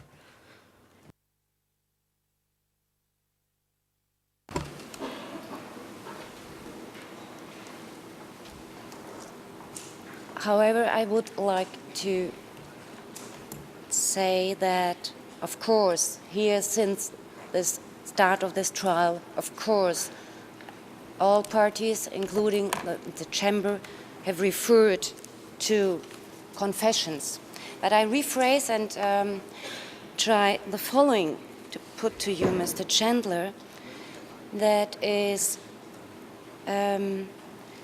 you mentioned these confessions that I have listed of these interrogators, and I would like to know if you found on these confessions which admit sexual crimes or sexual assaults, harassments, rapes, if you found on these confessions annotations. As far as I recall, there were no annotations on these confessions. A point I'd like to raise on these particular ones, though, the questions, interrogations of interrogators at S21 are a peculiar category. They're a peculiar category because it seems to me the people interrogating these interrogators would have been probably aware of some of the things that these people had actually done. So it's not a question of somebody coming in from 200 miles away and saying he belongs to the CIA. It's a question of a colleague saying something that I don't think would have required torture to elicit from this person. The person was facing his colleagues. He knew he was doomed. He also did not know that he would ever be released. He knew what was going to happen. It seems to me that these confessions are the closest ones to being true in the collection. That's my own view. Certainly, you have evidence from, I think, Cox Ross, some others said that there was some evidence of sexual assaults in the prison. Rare, but interestingly, these were being punished. This is the point, but part of the point of these confessions. These are being not only punished with re-education, sent to Prey Saw, but these people were condemned to death for committing those, for admitting to those acts. So I don't think, I mean, I agree certainly with what the lawyer for the defense has mentioned, but my feeling is that these confessions did not require torture to be elicited. Some of them, these ones would have been, people would have known what was happening. They knew what had happened. They told their colleagues what had happened, and then that was it. Thank you. My next question refers to a statement of the accused who told us that his former school teacher was raped, or as the accused understood at this time, was sexually abused. And he learned at the time that this rape happened, and he did not punish the perpetrator. And after consulting Son Sen, that is what the accused told us. According to your knowledge as an expert, how does this practice can match with the general view that sexual crimes were severely punished, which is a common perception by scholars?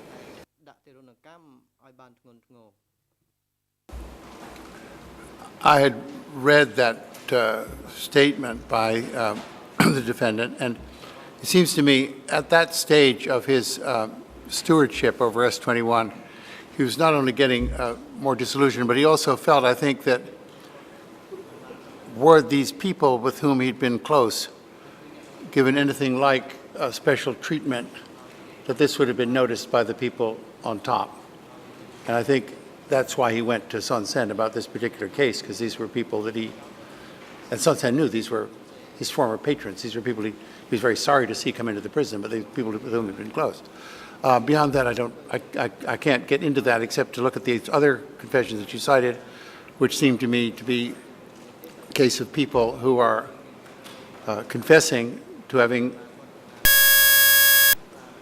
done those things, and actually the person who assaulted the wife of his former school teacher was later brought into S-21 and made this confession. That's how we have the text of it.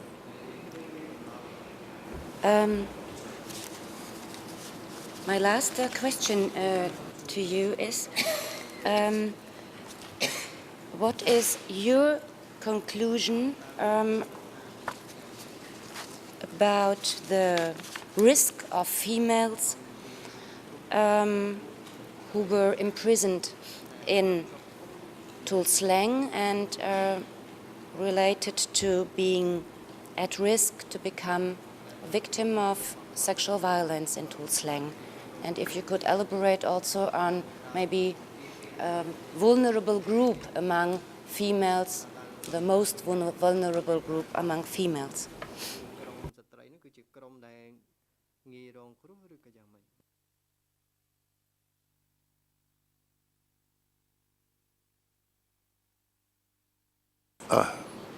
Okay. I don't think I can elaborate on which group was the most vulnerable or make an assessment as to how often this happened. I think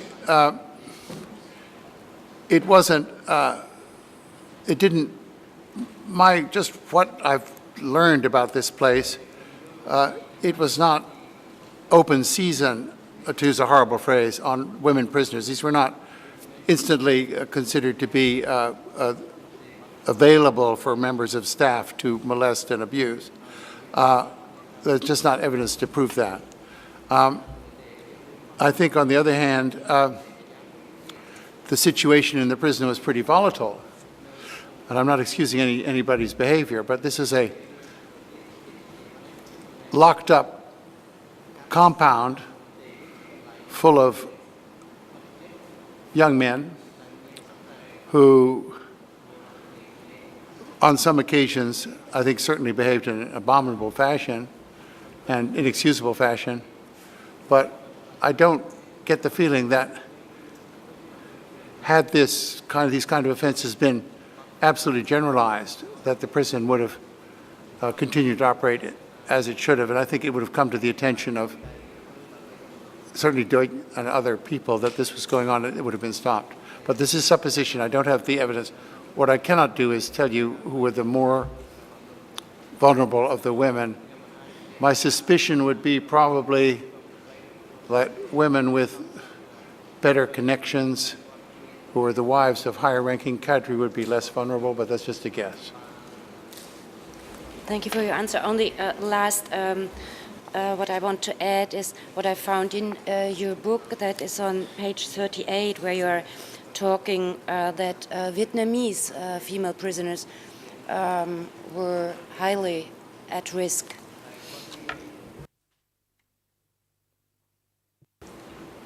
Right, well then let me withdraw what I said. I hadn't remembered that I'd written that, but those people would be certainly the most highly at-risk ones. These were people who were considered just ipso facto as outside the human race at the time the war had started with Vietnam.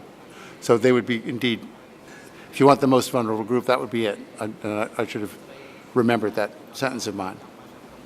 Thank you, Mr. Chandler. I'm running out of time and give the floor now to my colleagues. Thank you very much.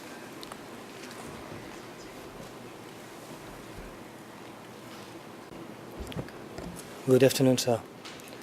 My name is Alain Werner, and I'm a counsel for Civil Party Group 1 with my national colleague, Tishrina. And I have 30 minutes and a half to ask you my questions. I was intending to put quite several statements for you. I would be grateful if you, as much as you can, if you could just answer briefly like this. Maybe I will be able to put to you everything I was hoping to. I would like to start just with one thing. George Cartwright this morning asked you about the last plan and asked you about who wrote the reason why you thought Duch wrote the last plan. I just one question, very brief on this. Page 22 of your book, you said the last plan was his chef-d'oeuvre. It's a French name, I'm not sure how to pronounce it in English, but is chef-d'oeuvre. I just want to ask you, why did you say that? To me, it seems to me to be the most extended discourse by Duch on a subject that was not related to a specific confession. It was his attempt to draw together what he saw and interpreted as evidence, and it was kind of like drawing a set of mathematical formulas onto a blackboard or whiteboard, and to him, I would just guess, I can't speak for him, of course, Unless, of course, the whole thing was made up to fool people above him, and I doubt that was the case, that this was a true and sensible interpretation of the data that had come to his attention. Thank you. This morning you spoke about this at the end of the confessions, this list of names that the prisoners were requested to give. In your book, page 38, you spoke about something else. You spoke about summaries that were done by the staff itself, page 105. And let me read you what you said. You said, name listed in the strings were used as a basis for additional arrests. And then you said that there were also consolidated typewritten summaries bring together the names of people affiliated with certain military units, sectors, offices, factories, or work sites. Do you stand by that? So I will have to stand by it, I guess.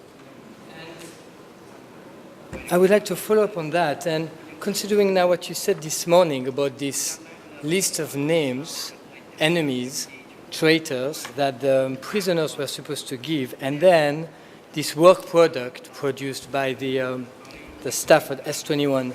Before you, as you probably know, Dr. Etchison testified here. He testified in May.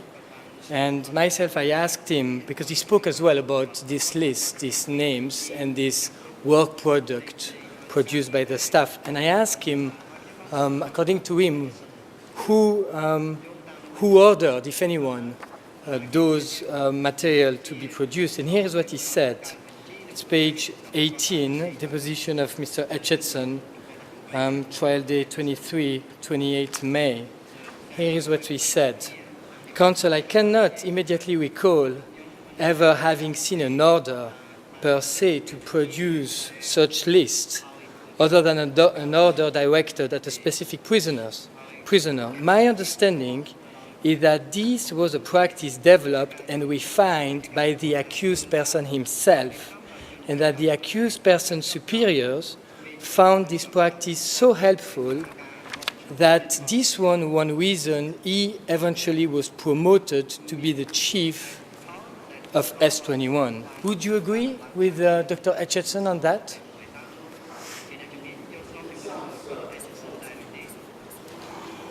It sounds reasonable.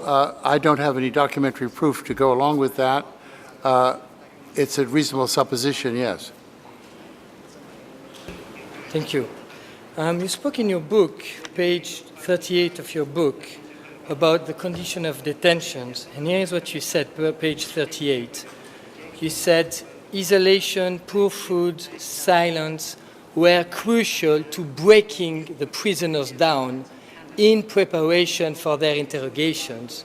For, as Foucault has suggested, quote, solitude is a primary condition of total submission.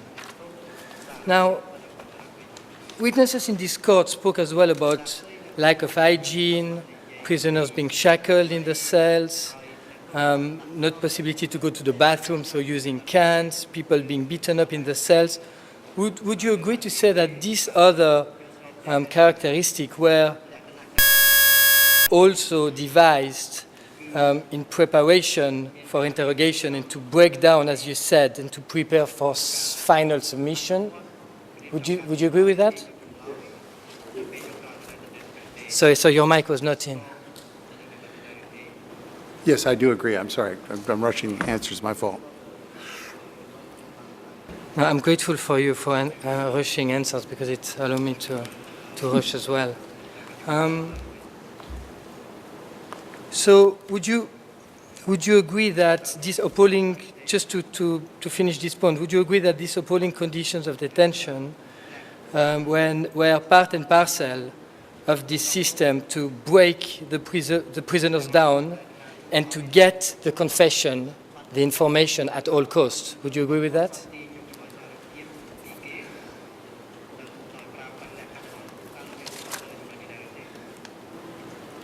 Yes, except that, of course, it started the minute they arrived in the trucks. It was unrelenting. These people, when they arrived in the trucks, were already garbage. They're already non-humans.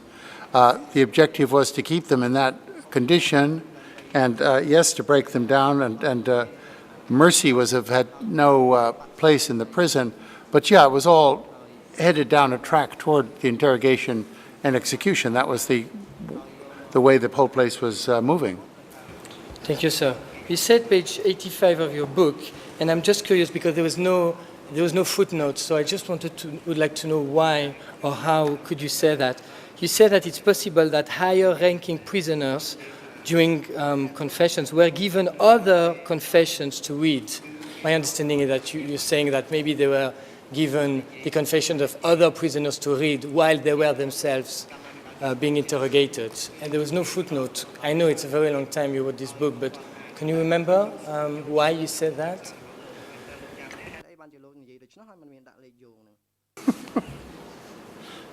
I should have had a footnote. But I think it's still true. I don't know where I got the sentence. And then on page, and don't worry, there was a footnote on this one, on page 88, you spoke about the fact that the confession then at the end, or the final product, there were 6 copies done, and you explained very in details which copy where went, which copy, how it was distributed. Do you know who invented the system of multiple copies of confession then? Some for the upper echelon, some sent to the various units. Do you have any idea why or who decided that? Who ordered this system?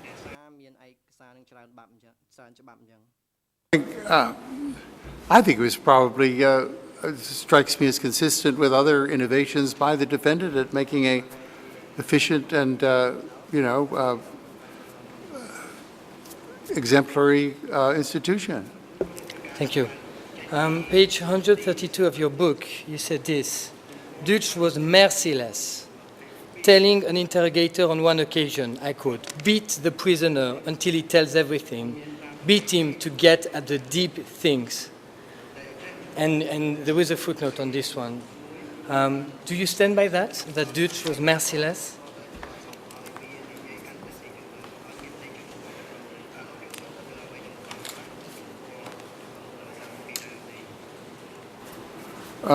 Yes, I do. I mean, being merciful would have got nobody anywhere in that prison. So maybe this statement I used to illustrate maybe a certain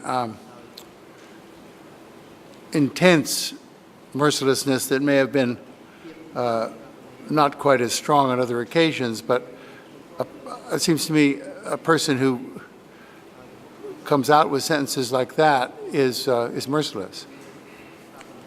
Now, sir, there is, as you know, Him Hoi came here to testify, and on the 20th of July, I put to him an earlier statement he gave, and in this statement he had said, in this Office 21, I heard Mr. Duch and Mr. Ho said that we should kill all and keep only 4 million. So I asked him about that in court, and here is what he said. As I already stated early on, during the study session lecture by Duch, he personally and directly said that everyone would be smashed or killed, not only the people who were detained at S21, I believe, because he said that we had to kill them all. So there were prisons all across the country, so I mean everyone would be killed. And later on the same day, my colleague who is not here today, Mr. Ong Kim Soon, asked him again about that, and here's what he said. Duch stated, he said everyone has to be killed, leaving only 4 million people, and then later on he said everyone shall be smashed to bits.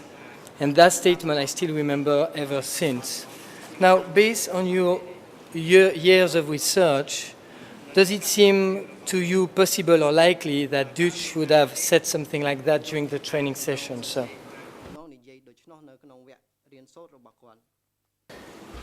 I have not seen that. I'm not sure that the document of that particular study session has survived, because I certainly looked at a lot of those. It's a vivid memory on the part of Him Hui. It seems to me that it's not unthinkable that it should have been said. I think On the other hand, the business of saying that up to half the population of Cambodia at that time, 4 million, that figure, that seems harsher than I would have thought. But I mean, I don't want to disrespect someone's memory, and I haven't read the document coming from the study session, but that figure of 4 million is stuck in his head. Now, I don't know if at that point the defendant really believed that at least half the country was of no use to the revolution, in which case this would be the strongest statement along those lines that I've read in my time of studying the Khmer Rouge. Now, sir, as you may or you may not know, the accused in the court explained several times that Son Sen was monitoring and paying very close attention to his work, at least until 1977, where he was sent to the battlefield. Now, you said this morning that Son Sen and the other member of the standing committee would have had no interest for prisoners at S21 who are not important. I just want to read you something that Dr. Etchison said and about the same topic, and I would like to know if you could agree on that. 27 May 2009, page 90, and he gave an example about the same topic about Son Sen. He said, for example, in the Ministry of Social Action, many very ordinary illiterate peasants, girls, were given a few hours on training on how to make injections with a syringe, were then declared to be nurses and put to work in hospitals. A surprising number of such people ended up being tortured and executed at S21 on accusation of being CIA agent or KGB agent. It is indeed difficult for me to believe that someone with the heavy national responsibilities that Son Sen carried would spend any time at all paying much attention to the interrogation or execution of such individuals. Would you agree with that assertion of Dr. Hutchinson?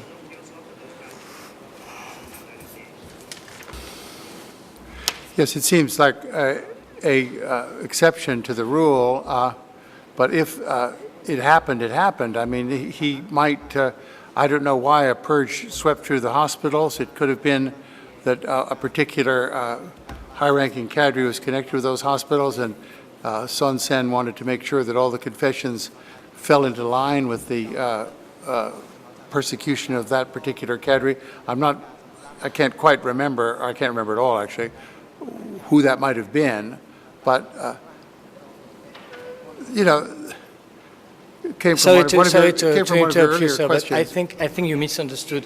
It's probably because it's my French accent and I'm reading very fast because I'm running out of time. Basically what I read meant that Son Sen would have not known about that. I'm sorry, that's what I read.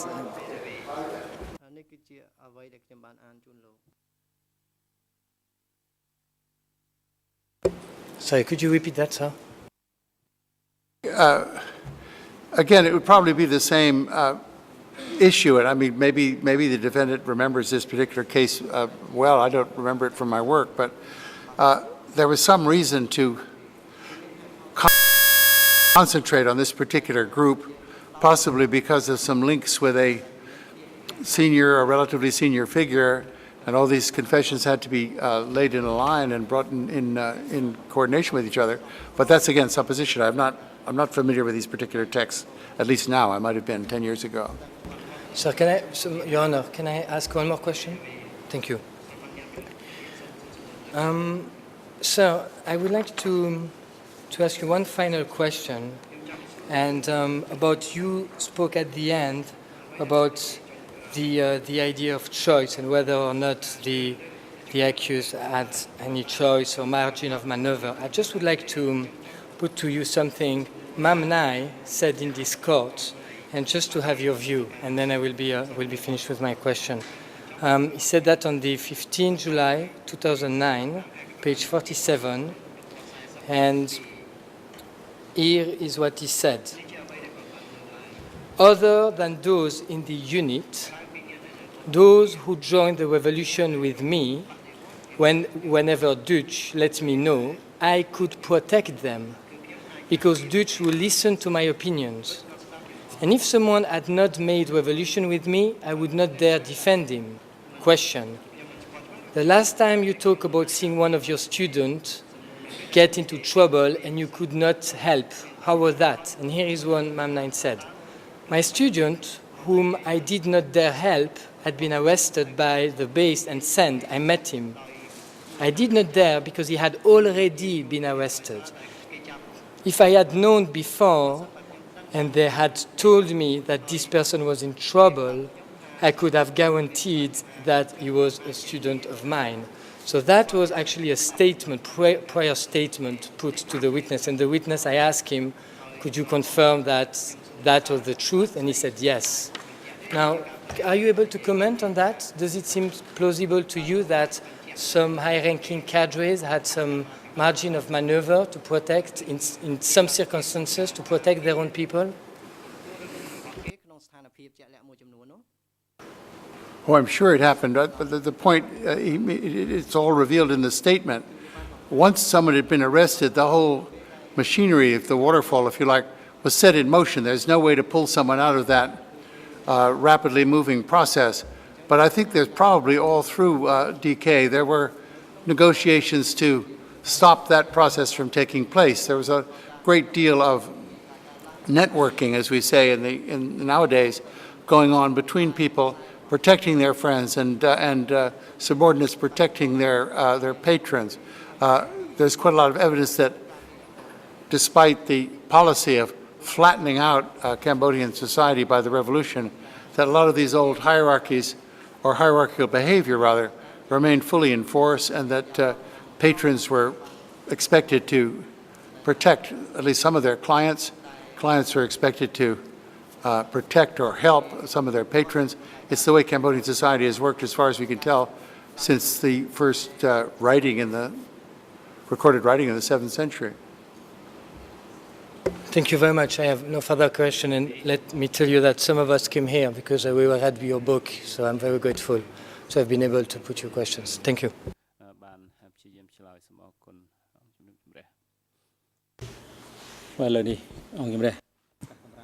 The President, it is now convenient time to take an adjournment,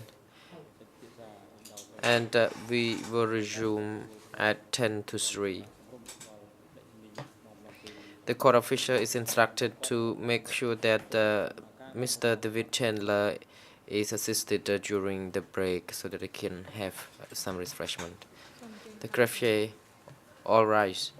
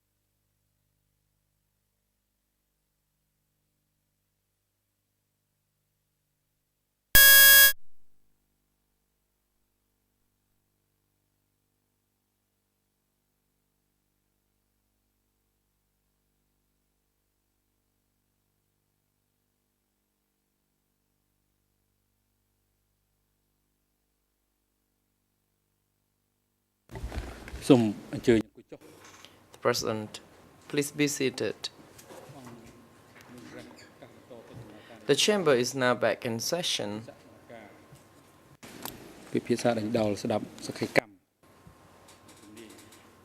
We continue hearing the testimony of Mr. David Chandler, and if any judges of the bench would like to proceed with further questions, then you take the floor, Judge Levenge.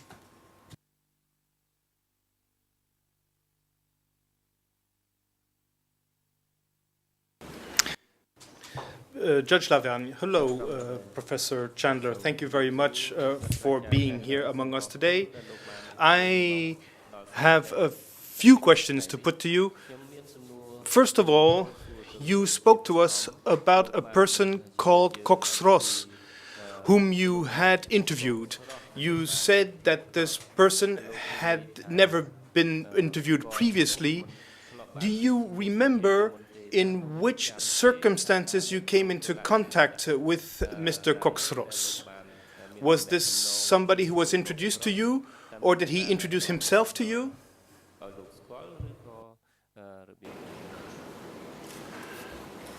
As I remember, there was a very able person whose name I've forgotten and who has since died, who served as a driver and assistant to many journalists in Cambodia.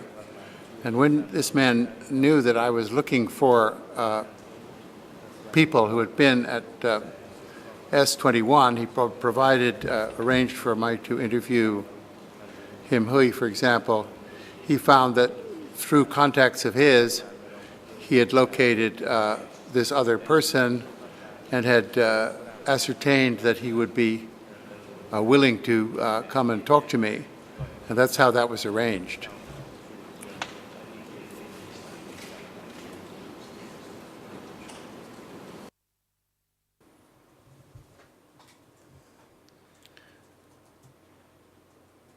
Judge Lavergne, otherwise, regarding the archives, we know that they are particularly voluminous, and we also know that a part of these archives did not reach us. Well, the fact that a part of these archives is missing, is this liable to have an influence on the assessment of the documents that we have received? Or will this not have any consequence? For example, if we have to determine the amount of prisoners who were detained at S21, will this have any kind of consequence on this? I don't think it will affect, it certainly wouldn't affect my own general conclusions. Since we don't know the characteristics of the missing documents by definition, it's impossible to say what effect their appearance, if we got that, would have on our deliberations. Some confessions seem to be quite short, whereas in fact the prisoners are quite important, so I figure those confessions have been removed by someone for some reason quite a while ago. There are the document that was put before us earlier, the one from March 76, I mentioned that was one of 5 copies, an original which obviously went to brother number 1, and 4 carbons that were all the record that was made of that meeting. Now, we have, I think, 6 or maybe 7 of those documents, all from a brief period of 1976, but we know by inference that such documents must have continued to be produced through the rest of 76, 77, and 78. Were we in possession of those top secret decision announcing documents on the part of the party leaders, I think it's quite possible that some of our information about DK would change. I don't think we'd find it was a more genteel or responsive government, but that's certainly an archive we know must have existed and has now disappeared.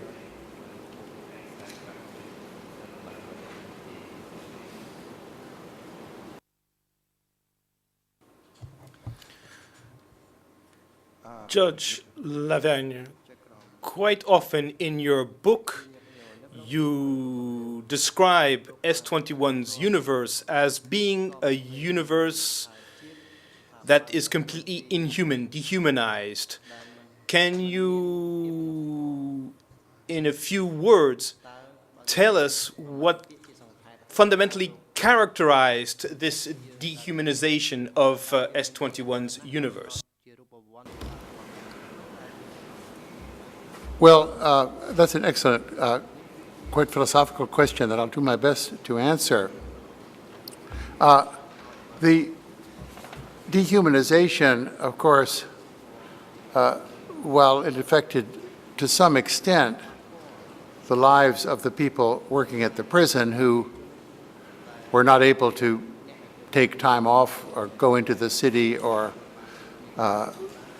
be free, if you like, and some of them in their confessions complained about these restrictions. The real dehumanization affected the prisoners from the moment, well, probably from the moment they were arrested, but certainly from the moment they arrived at the prison.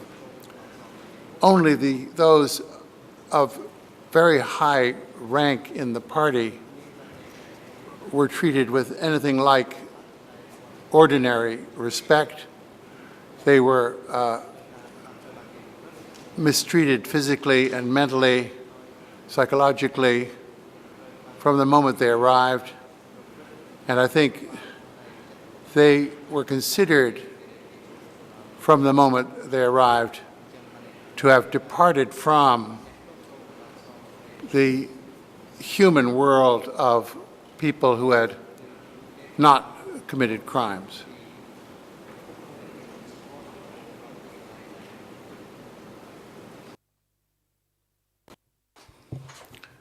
Judge Lavergne, the accused here during the proceedings had the opportunity of telling us quite often that he did not trust the authenticity of the confessions that had been gathered at S21, that he did not consider these confessions as being a mirror of the truth.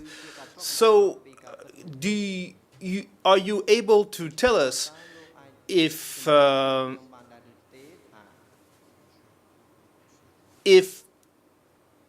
there was,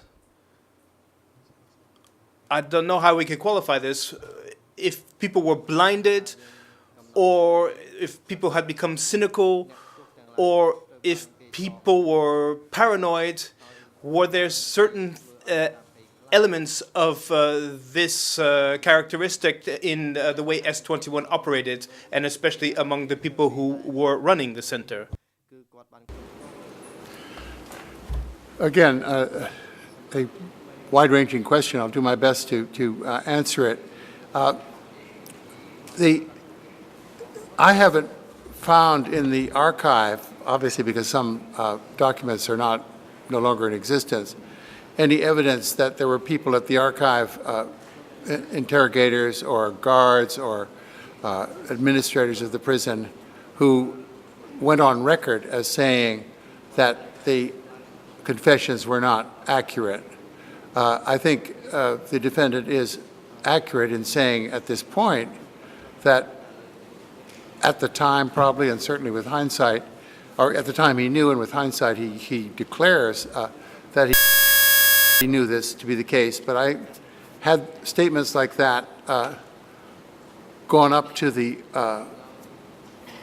leadership, I think his position and his life might well have been in danger. So therefore, the confessions and the whole machinery of producing confessions was allowed to just run on steadily, in some senses regardless of the accuracy or usefulness of a good deal of the information, which is evident to someone, even like myself, reading the confessions. I'll give an example.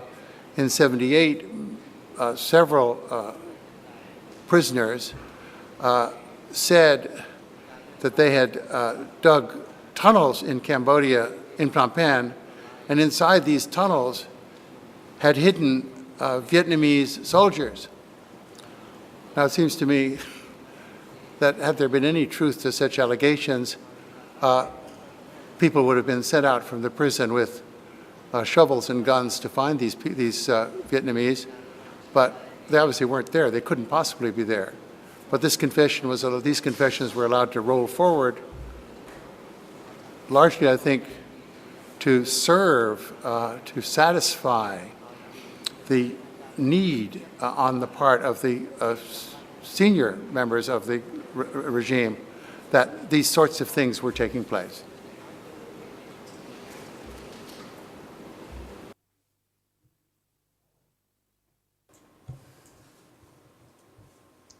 Judge Lavergne, thank you very much. Professor Chandler, I have no further questions to put to the expert.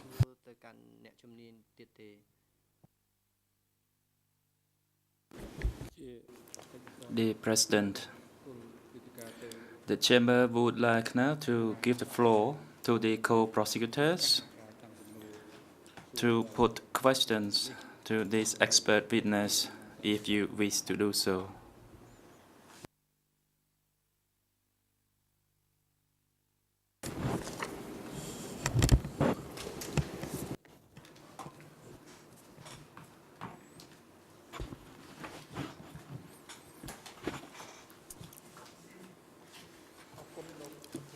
Co-prosecutor, thank you, Mr. President.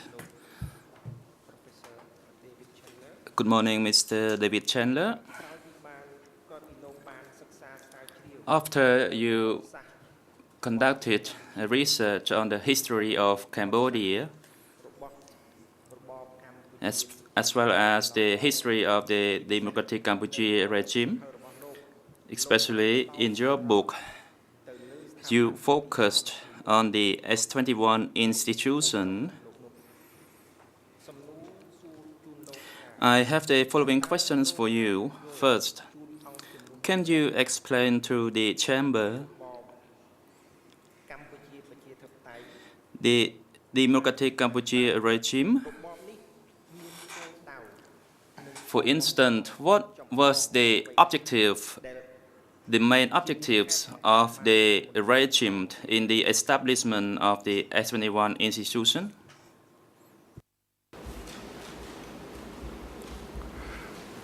Thank you very much.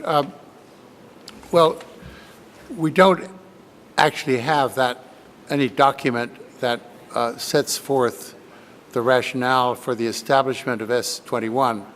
I found a document in DC Cam saying that a crew of workers should go to the grounds of Baniyat High School and mow grass and put in tables and chairs, clean the place up. That's how I knew it was getting started. But there's no document from the top, as I said before, these documents are missing, that established why the leadership felt that not only that S21 should continue in existence, it had been in existence almost since April '75, but that it should move to the Tuol Sleng location, and that it should become a totally secret institution, which apparently before that move, it had not been totally secret. Some people might even have been released from its earlier incarnation. But clearly, one can infer that the reason why the regime established S21 was that, particularly as Judge Cartwright suggested, in about mid-1976, after April and intensifying into September, the leadership was convinced that nests of traitors existed inside the Communist Party, that the number of guilty people would outrun the capacities of the previous location, and that a full-scale interrogation facility needed to be established to work on these suspicions in order to produce clear information to the leadership as to what conspiracies were actually taking place, or, more important, being planned.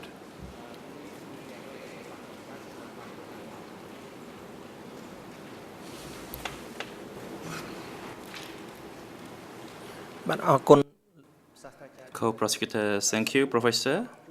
My next question for you is,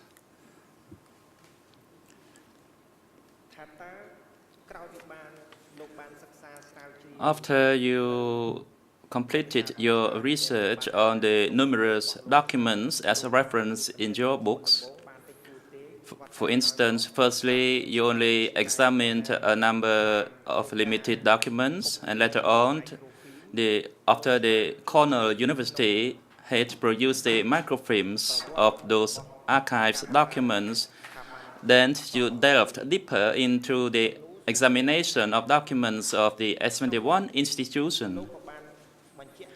In the conduct of your research, you faced a lot of questions regarding the establishment of S21 institution. My question is the S21 institution,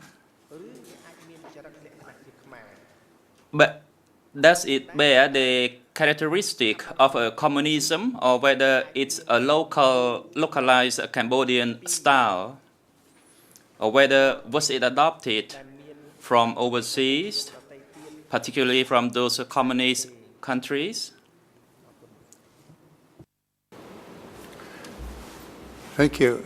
A prison of this dimensions had no precedent in Cambodian history that I'm aware of, and an interrogation facility of this thoroughness and this capable of producing such masses of documents was unprecedented in Cambodian past as well.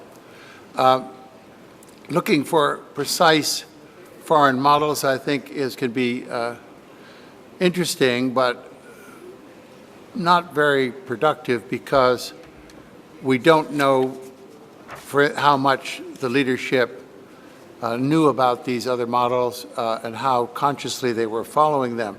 Certainly, there was a facility in China set up under Kang Cheng and other people in the that was a similar facility, much smaller, and where the people held there were not all killed. You have the show trials in the Soviet Union where forced and often entirely false confessions were tortured out of prisoners before they were sent, in almost all cases, to execution. And you have the notion of re-education, which is shared by many communist regimes, that people who have committed offenses can be reshaped and become returned to the fold, rather in a process that somewhat resembles Christian concepts of forgiveness and rehabilitation. But at S21, why it was unique, and without Cambodian roots, with some communist similarities, why it's not like anything in Cambodia's past or really like the communist parallels are two aspects. One is that it was completely secret. The other is that the prisoners, if we can say that by their confessions they were in a process of re-educating themselves, rebuilding themselves into better citizens by having admitted what they'd done, they were re-educating themselves in order to be killed. And that, to me, doesn't make any sense, except, returning to one of Judge Cartwright's questions, that it was of key importance to the regime not to admit that this facility even existed. So therefore, there was no way of releasing or forgiving or saying that prisoners had re-educated themselves or had been falsely accused. So the whole thing, in a sense, breaks down. And it's impossible for me, anyway, to say that they're following a precise model. I don't think this is one thing they did very often. They didn't follow precise models.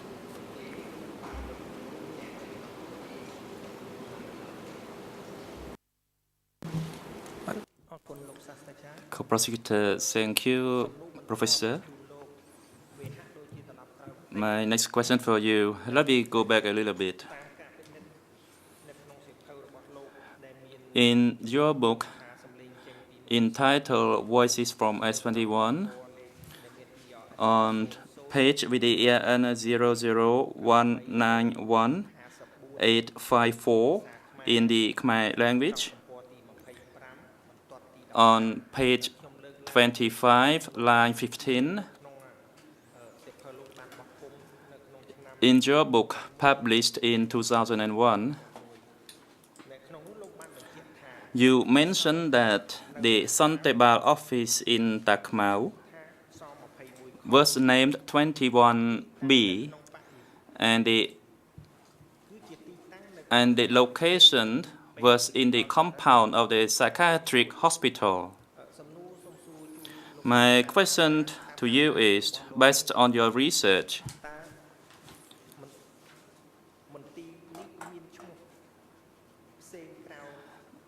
does that office bear another name or known by another name?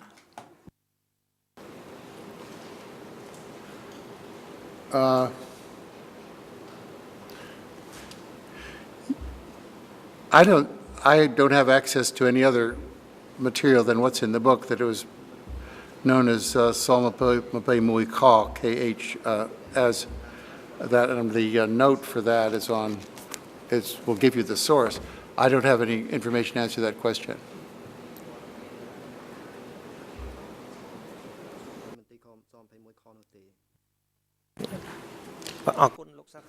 Co-prosecutor, thank you, Professor.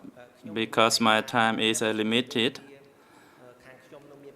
actually the prosecution have certain documents, and we would like to show you those documents regarding this point. But because of the limited time,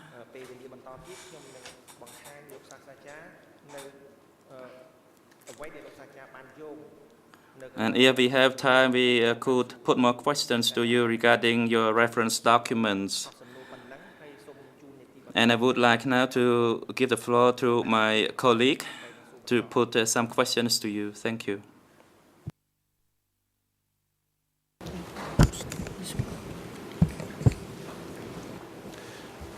Good morning, Professor. I would just like to ask you a few questions about Duch's personality, the accused personality. From the records that you reviewed, from the interviews that you had, can you say how hardworking, how ambitious, how active, how disciplined he was, just as a general comment, and then I'll follow up with a few questions. But maybe before you answer, if I just refer to a page in your book, at page 22 you state, on review of the archive material you observed that Duch's handwriting appeared on hundreds of confessions as annotations. Duch's neatly written queries and annotations, often in red ink, appear on hundreds of confessions. They frequently correct and denigrate what prisoners confessed. They suggest beatings and torture.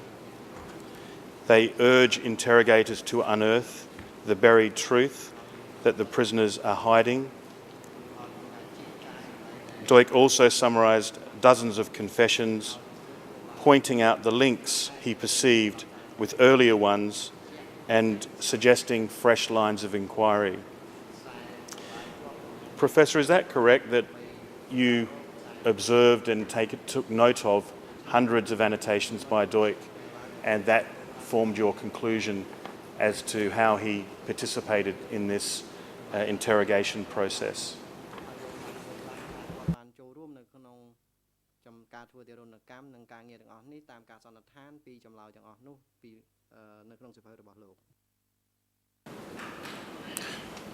Yes, it did. I mean, I had no access to defend it myself. I've never had access to him. So the only evidence I could use are two kinds. One, from people who had worked at the prison, or survivors, and secondly, from his written comments. And the survivors entirely date from 1978, when in many cases the operations of the prison were winding down, late 1978, and when several prisoners were, I guess you could say, plucked out by Duch to perform other tasks, and thus forming the small core of survivors.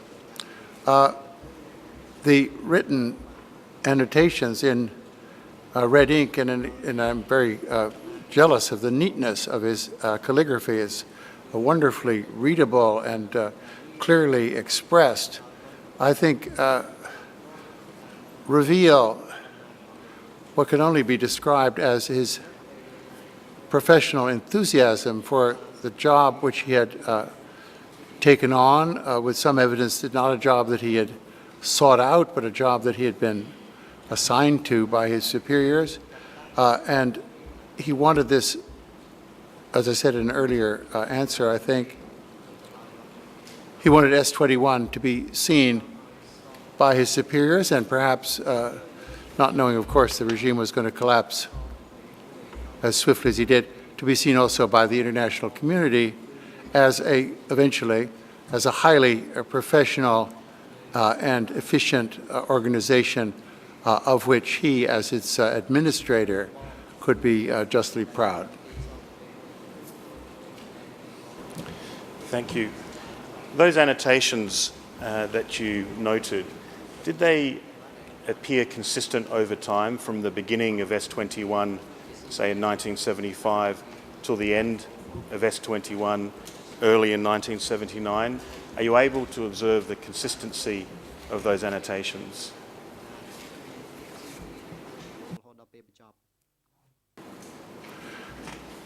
I probably could have taken a few days to answer that question if I'd been given it in advance, because I would go back to look at the confessions that have his annotations on them. My feeling is that they diminished in late 1978, when by his own testimony he was becoming disillusioned with his work, disillusioned with what was happening at the prison, and that his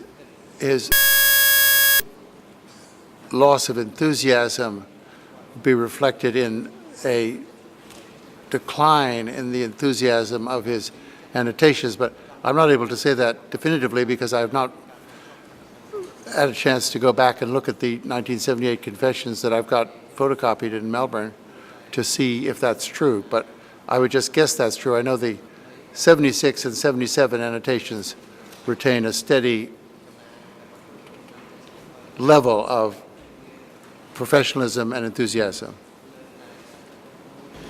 Thank you. And the period that you predict or suggest he may have declined in terms of his enthusiasm is in late 1978. Is that correct?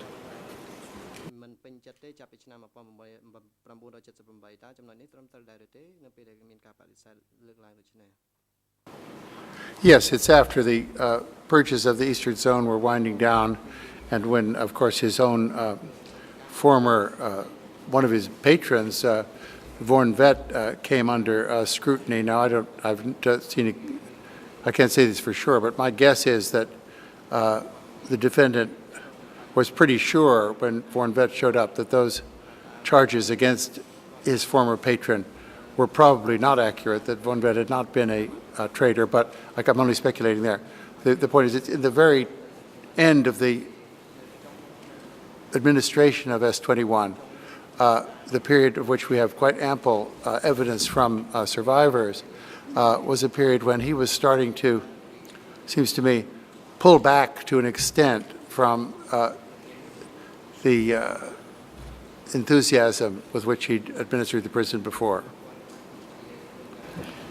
Thank you. And a particular aspect you noted of confessions, I read from your book, was the consistency of strings of traitors being attached to the confessions and obviously then forwarded up the chain of command If I can quote at page 81, the strings of traitors appended to nearly all of the confessions occasionally run to several hundred names, creating the impression of a vast nationwide conspiracy.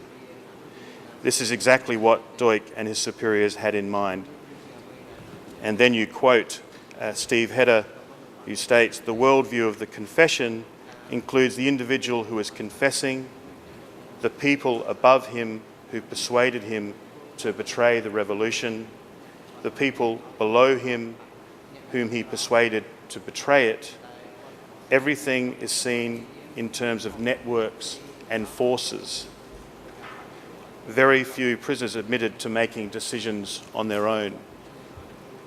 Do you agree with that comment, that the confessions were very much viewed to be a vehicle to connect and bring together other enemies or perceived enemies, and that being the main goal of the confession?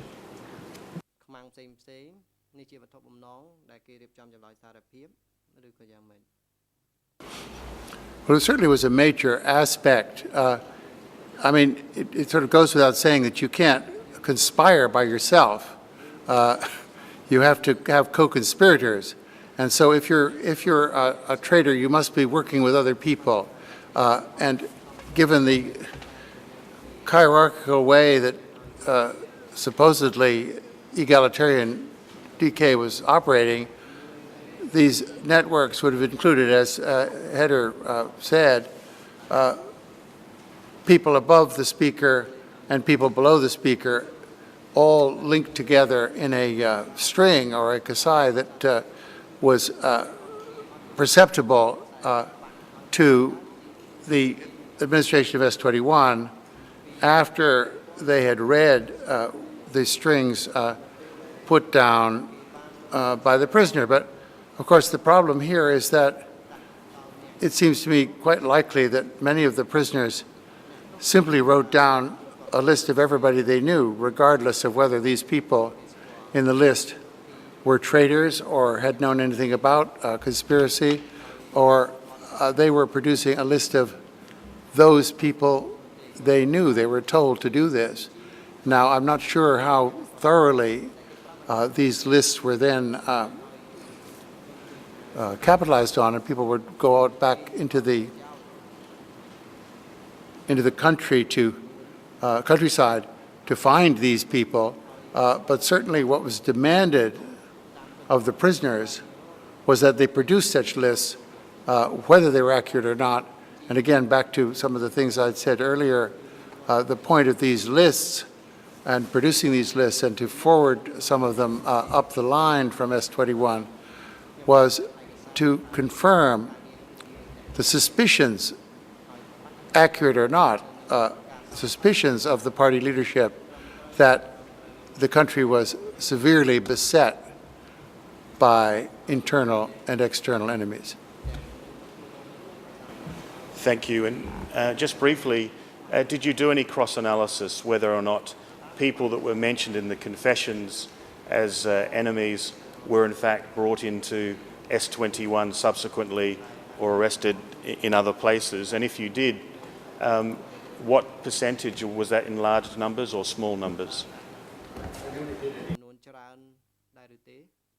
It's a very, very good question. Oh, actually, yes, right on. I didn't do that kind of analysis, I'm afraid. It would have been very interesting, and I think some other people have done some of this analysis. Certainly, they were also told on occasion to list people who'd already been arrested, because that would make things easier for the bureaucracy, that the people who had told them to do were people who had already been smashed, if you like. They were not given a total free rein. In other words, a couple of times, one prisoner listed because she had taught him in school, Pol Pot's wife, Hing Ponari, as a member of the CIA, because he felt he had to be, everybody he knew had to be in the CIA. And Duch saw this confession and put down in the margin, whose wife? In other words, remove this crazy accusation. So But it's a very good question. I'm sorry in a way I didn't pursue that, but it would have taken just much too long. Mr. President, we have 5 minutes left or 7 minutes left with this witness. I was wondering, bearing in mind the shortness of the examination by the trial chamber, whether the prosecution could have an extra 15 minutes, bearing in mind I think the professor may be available for the whole day.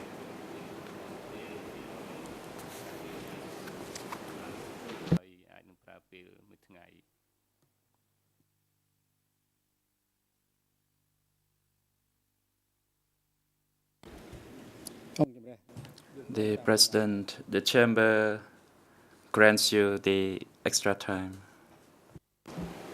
Thank you, Mr. President. Professor, how much would you say that the accused Duch fueled the purges and the activity of arrests, even though you didn't do that cross-analysis, but in the way that he worked, in the way that the confessions consistently had long lists of traitors and enemies? How much would you say he was simply responding to a request from the senior leaders, or in fact fueling the purges and the terror in Cambodia at the time?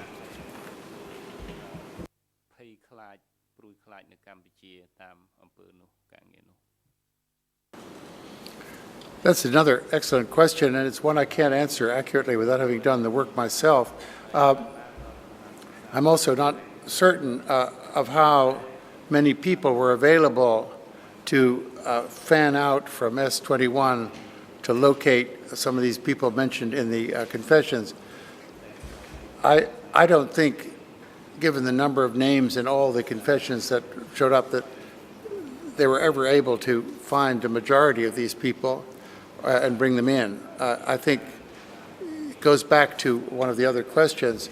I think in some cases, again, we don't know which ones, the defendant and his colleagues knew that, or guessed, that these lists were of no value, really, or not worth pursuing.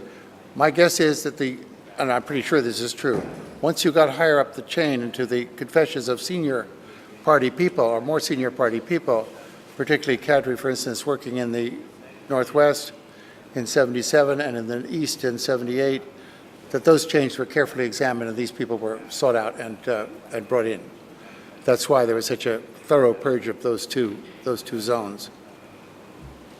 And perhaps this is an obvious question from what you've answered already to the trial chamber, but would it be fair to say that S21 was a very active institution in participating in locating of enemies rather than a passive one, just simply receiving prisoners and killing them?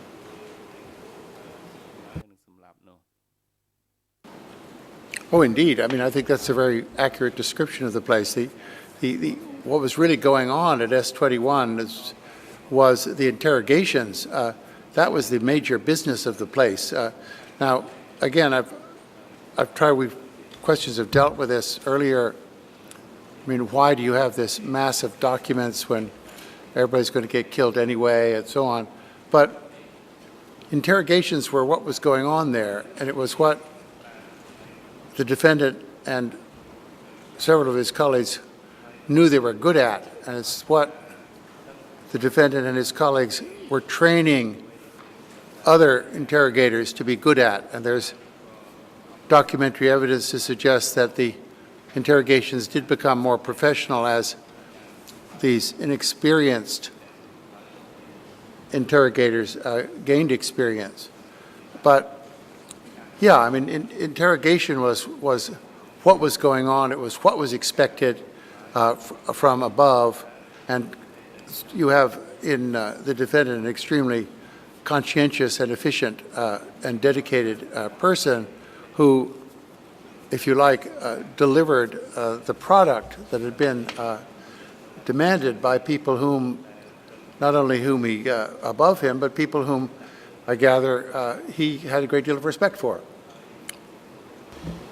And perhaps if we can pick up on that point, earlier in answer to Judge Cartwright's questions, you stated that, or from your book, that from your research, the accused was very hard-working, very efficient, and that he and others running S21 wanted to demonstrate or display to senior leaders how efficient or how modern that institution could be, and also that you felt that he and others wanted to inform the senior leaders, the upper brothers, as you put it in your book, of the information as to suspicions that they think that they might need.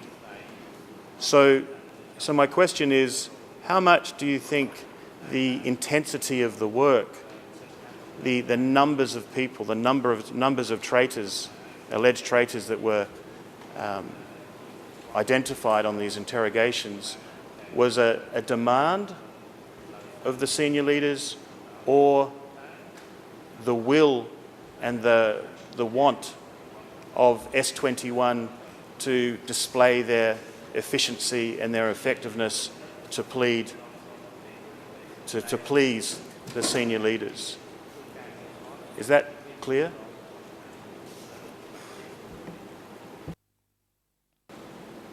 Well, obviously, I mean, it sounds like a bit of a evasion of your excellent question, but it was obviously a two-way street.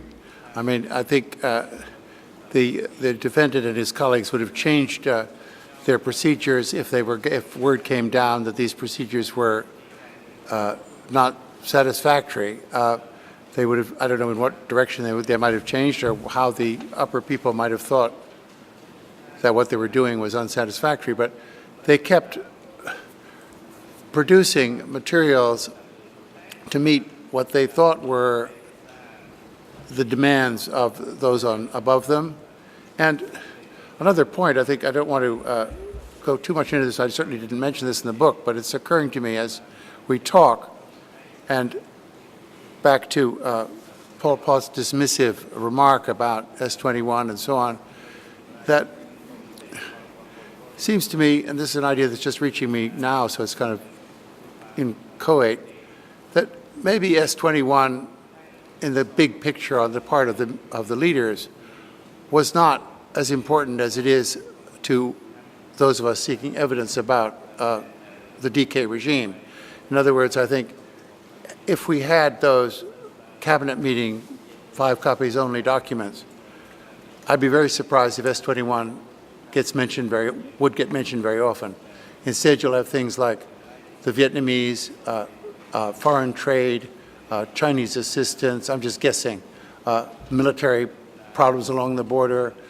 These would be the issues that the top people would be talking about, not have you seen the latest reports, but again, as we've said all morning, it seems to me in the interests of the defendant and his colleagues to produce as good a product as they could, to do as good a job as they could, until or unless criticism came that this isn't the way to operate. And it seems like that, I guess, I mean, again, this is not something I have first knowledge of, that criticism didn't arrive. Are you saying there that S21 was clearly on the senior leaders' agenda, but it wasn't as high on the agenda in terms of other aspects of what was occurring in the country at the time?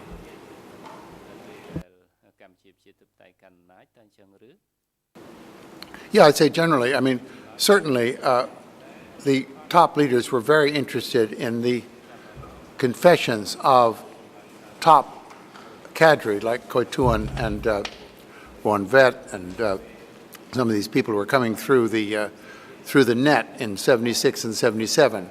And I think these confessions, I'm just guessing, we don't have the paper trail, that some of these confessions were read not only by Sun Sen, who read a lot of them, but also by people higher up. But the day-to-day operations, the milling through of these hundreds of I hate to call them insignificant because every life is significant, but I mean people who were not high on the chain of decay, ordinary combatants, workers in factories, people's wives, and so on, they would not be interested in this material.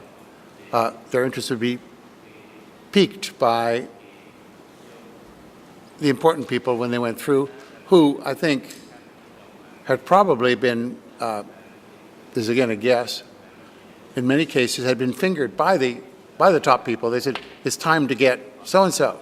They got so-and-so, he was interrogated, that interrogation went up, and they read it with interest, might even, we don't know, have come back with more questions to be asked to these people. So sometimes their interest was high, and sometimes it was nil, I would say. Would it be fair to say that for the 14,000 or so that you estimate were killed at S21, that Sun Sen or Nguyen Chia, who were the accused immediate superiors at various times, would not have given instructions for the killing of each and every one of those individuals on a daily basis as information was coming through? It wouldn't have been of such major concern the majority of the population, but only a small minority because of their importance in the regime. Would that be correct?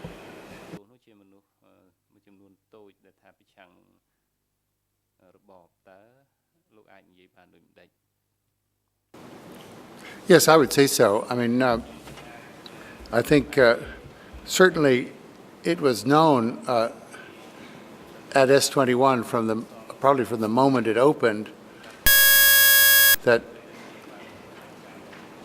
until late 1978, when some of these prisoners were given tasks in the prison and then later survived, it was known that everybody who came into that facility was going to be killed.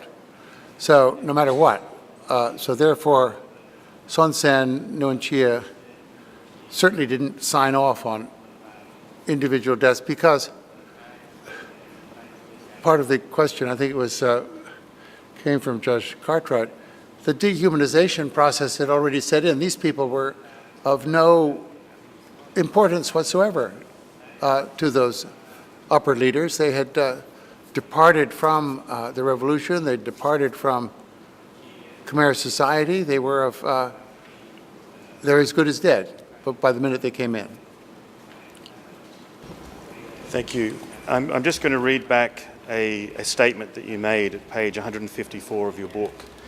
And it perhaps relates to a couple of ideas, but certainly coming through your book, we have this idea that we have two groups of people at S21.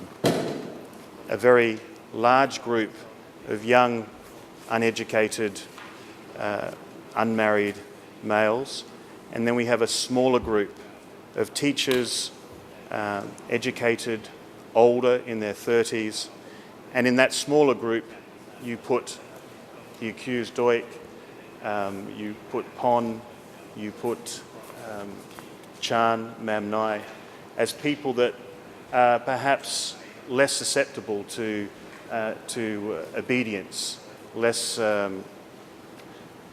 Whereas you say that the younger group, because of their age, are more likely and more supple, more malleable to follow orders, especially criminal orders. And that's a theme that runs through your book from your review of sociologists and psychologists. And then at page 154, you start to focus in on senior leaders. And if I quote you, and then perhaps I'll ask you a few questions, then finish. You state, excuses like those offered by Yang Sari, Nguyen Chia and Khieu Samphan are easy to understand, perhaps, but there are limits to the contextualizing of mass killing and terror. No context is spacious enough to contain Sun Sen, Duch and the Upper Brothers. No explanations can let the murderers of 14,000 people off the hook. someone or several people acting in the name of the party centre decided to murder the prisoners held by Santambao, regardless of what they had done, so as to warn off potential opponents, protect the secrecy of the operation, and demonstrate the party's infallibility. Given the way DK was organised, a decision of this magnitude probably stemmed from Pol Pot, or at least met with his approval, even though no written proof of his approval has survived. The Upper Brothers, who followed S21's operations, and Sun Sen and Duch, who were directly responsible for them, knew what they were doing and chose to do it. Conceivably, they might have lessened the suffering of prisoners, released the hundreds of small children imprisoned with their parents, or curtailed the executions had they wished to do so.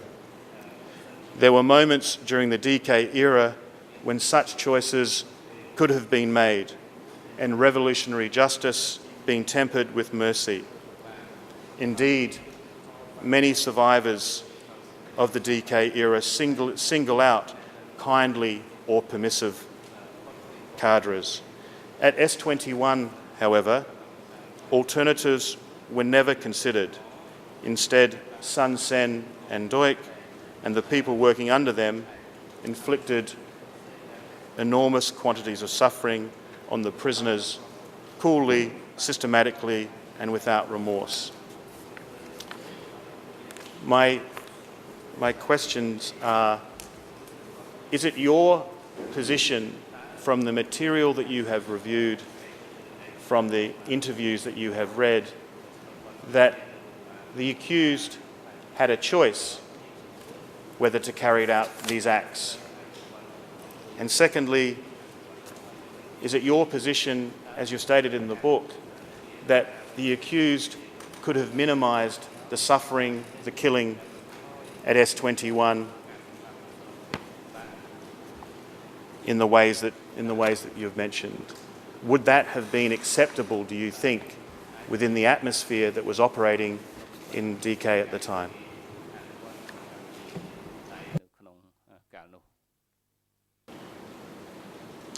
No, certainly I stand by that paragraph because I can't believe that these actions can go unnoticed just because there's some sort of context that can explain them.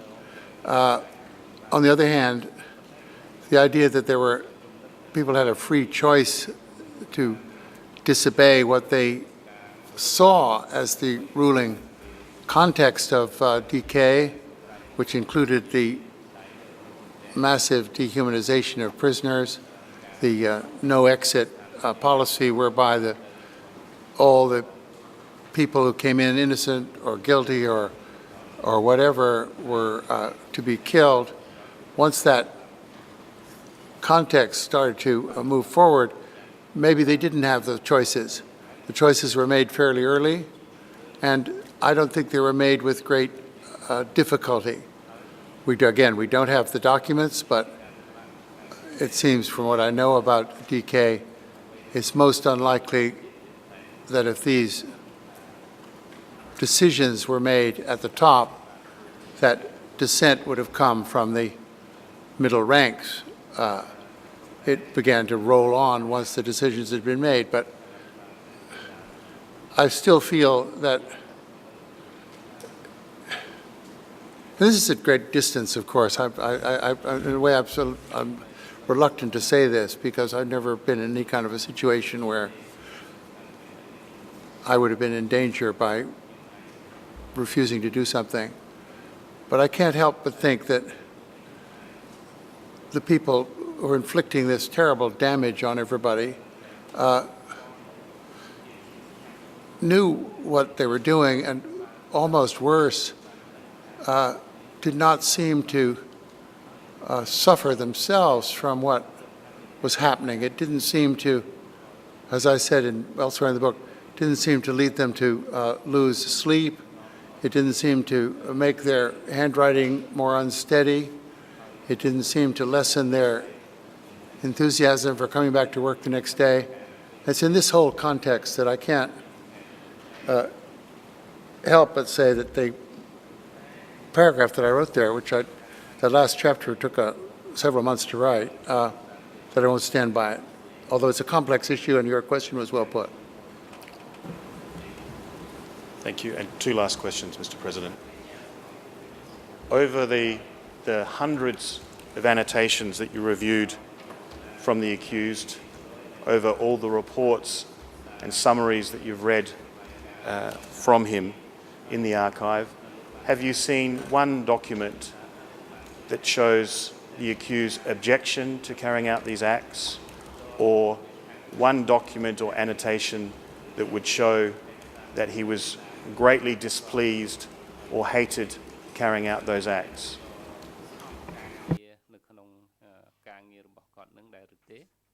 On writing, oh, I'm sorry, yes, I would.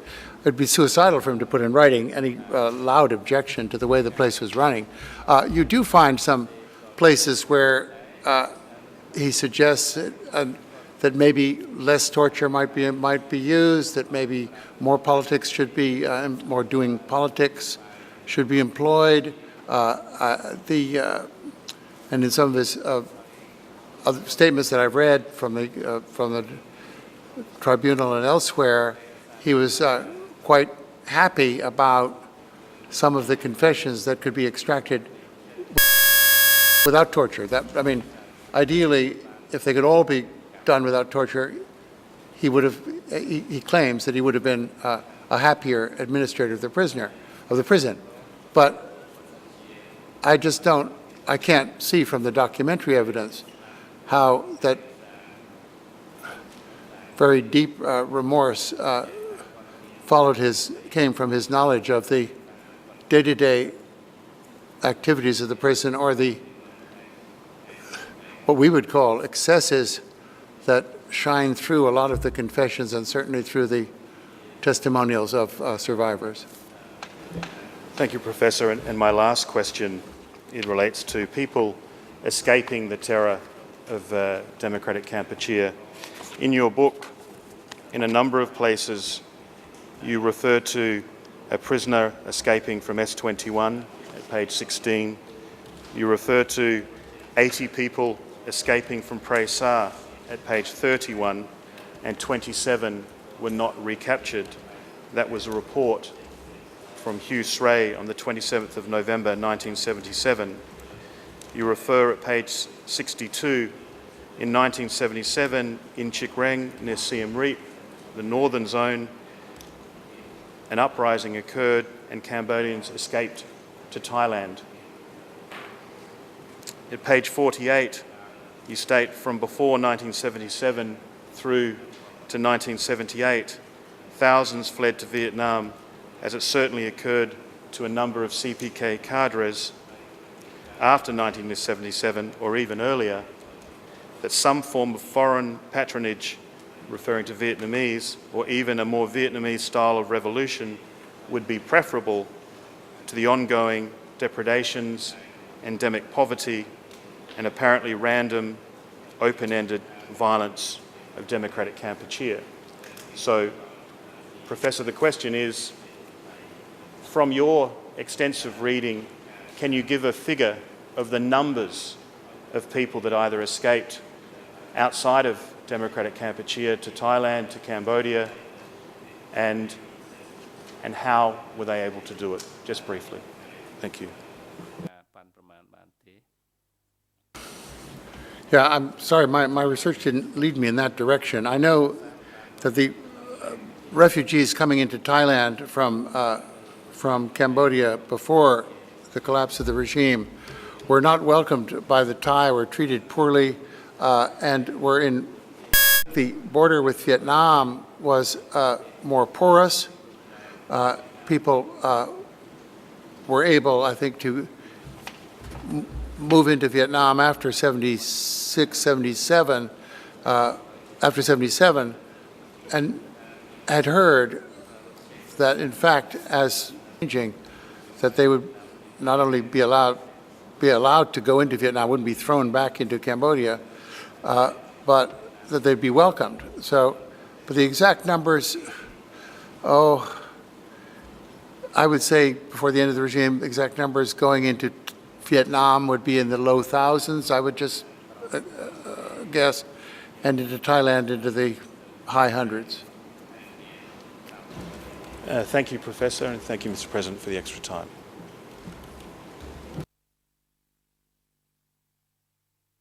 សាស្ត្រាចារ្យសូមអរគុណលោកសាស្ត្រាចារ្យខ្ញុំអស់សំណួរ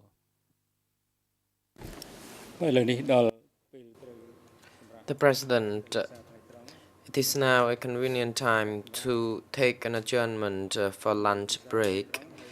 So the chamber is adjourned and will resume at 1:30 p.m.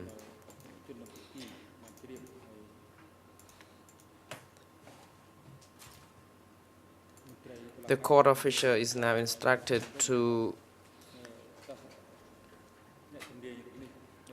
make sure that the witness can receive his refreshment and meal and that he is taken back to the courtroom by 1:30. The personnel securities are also instructed to take the accused back to the detention facility and bring him in at 1:30.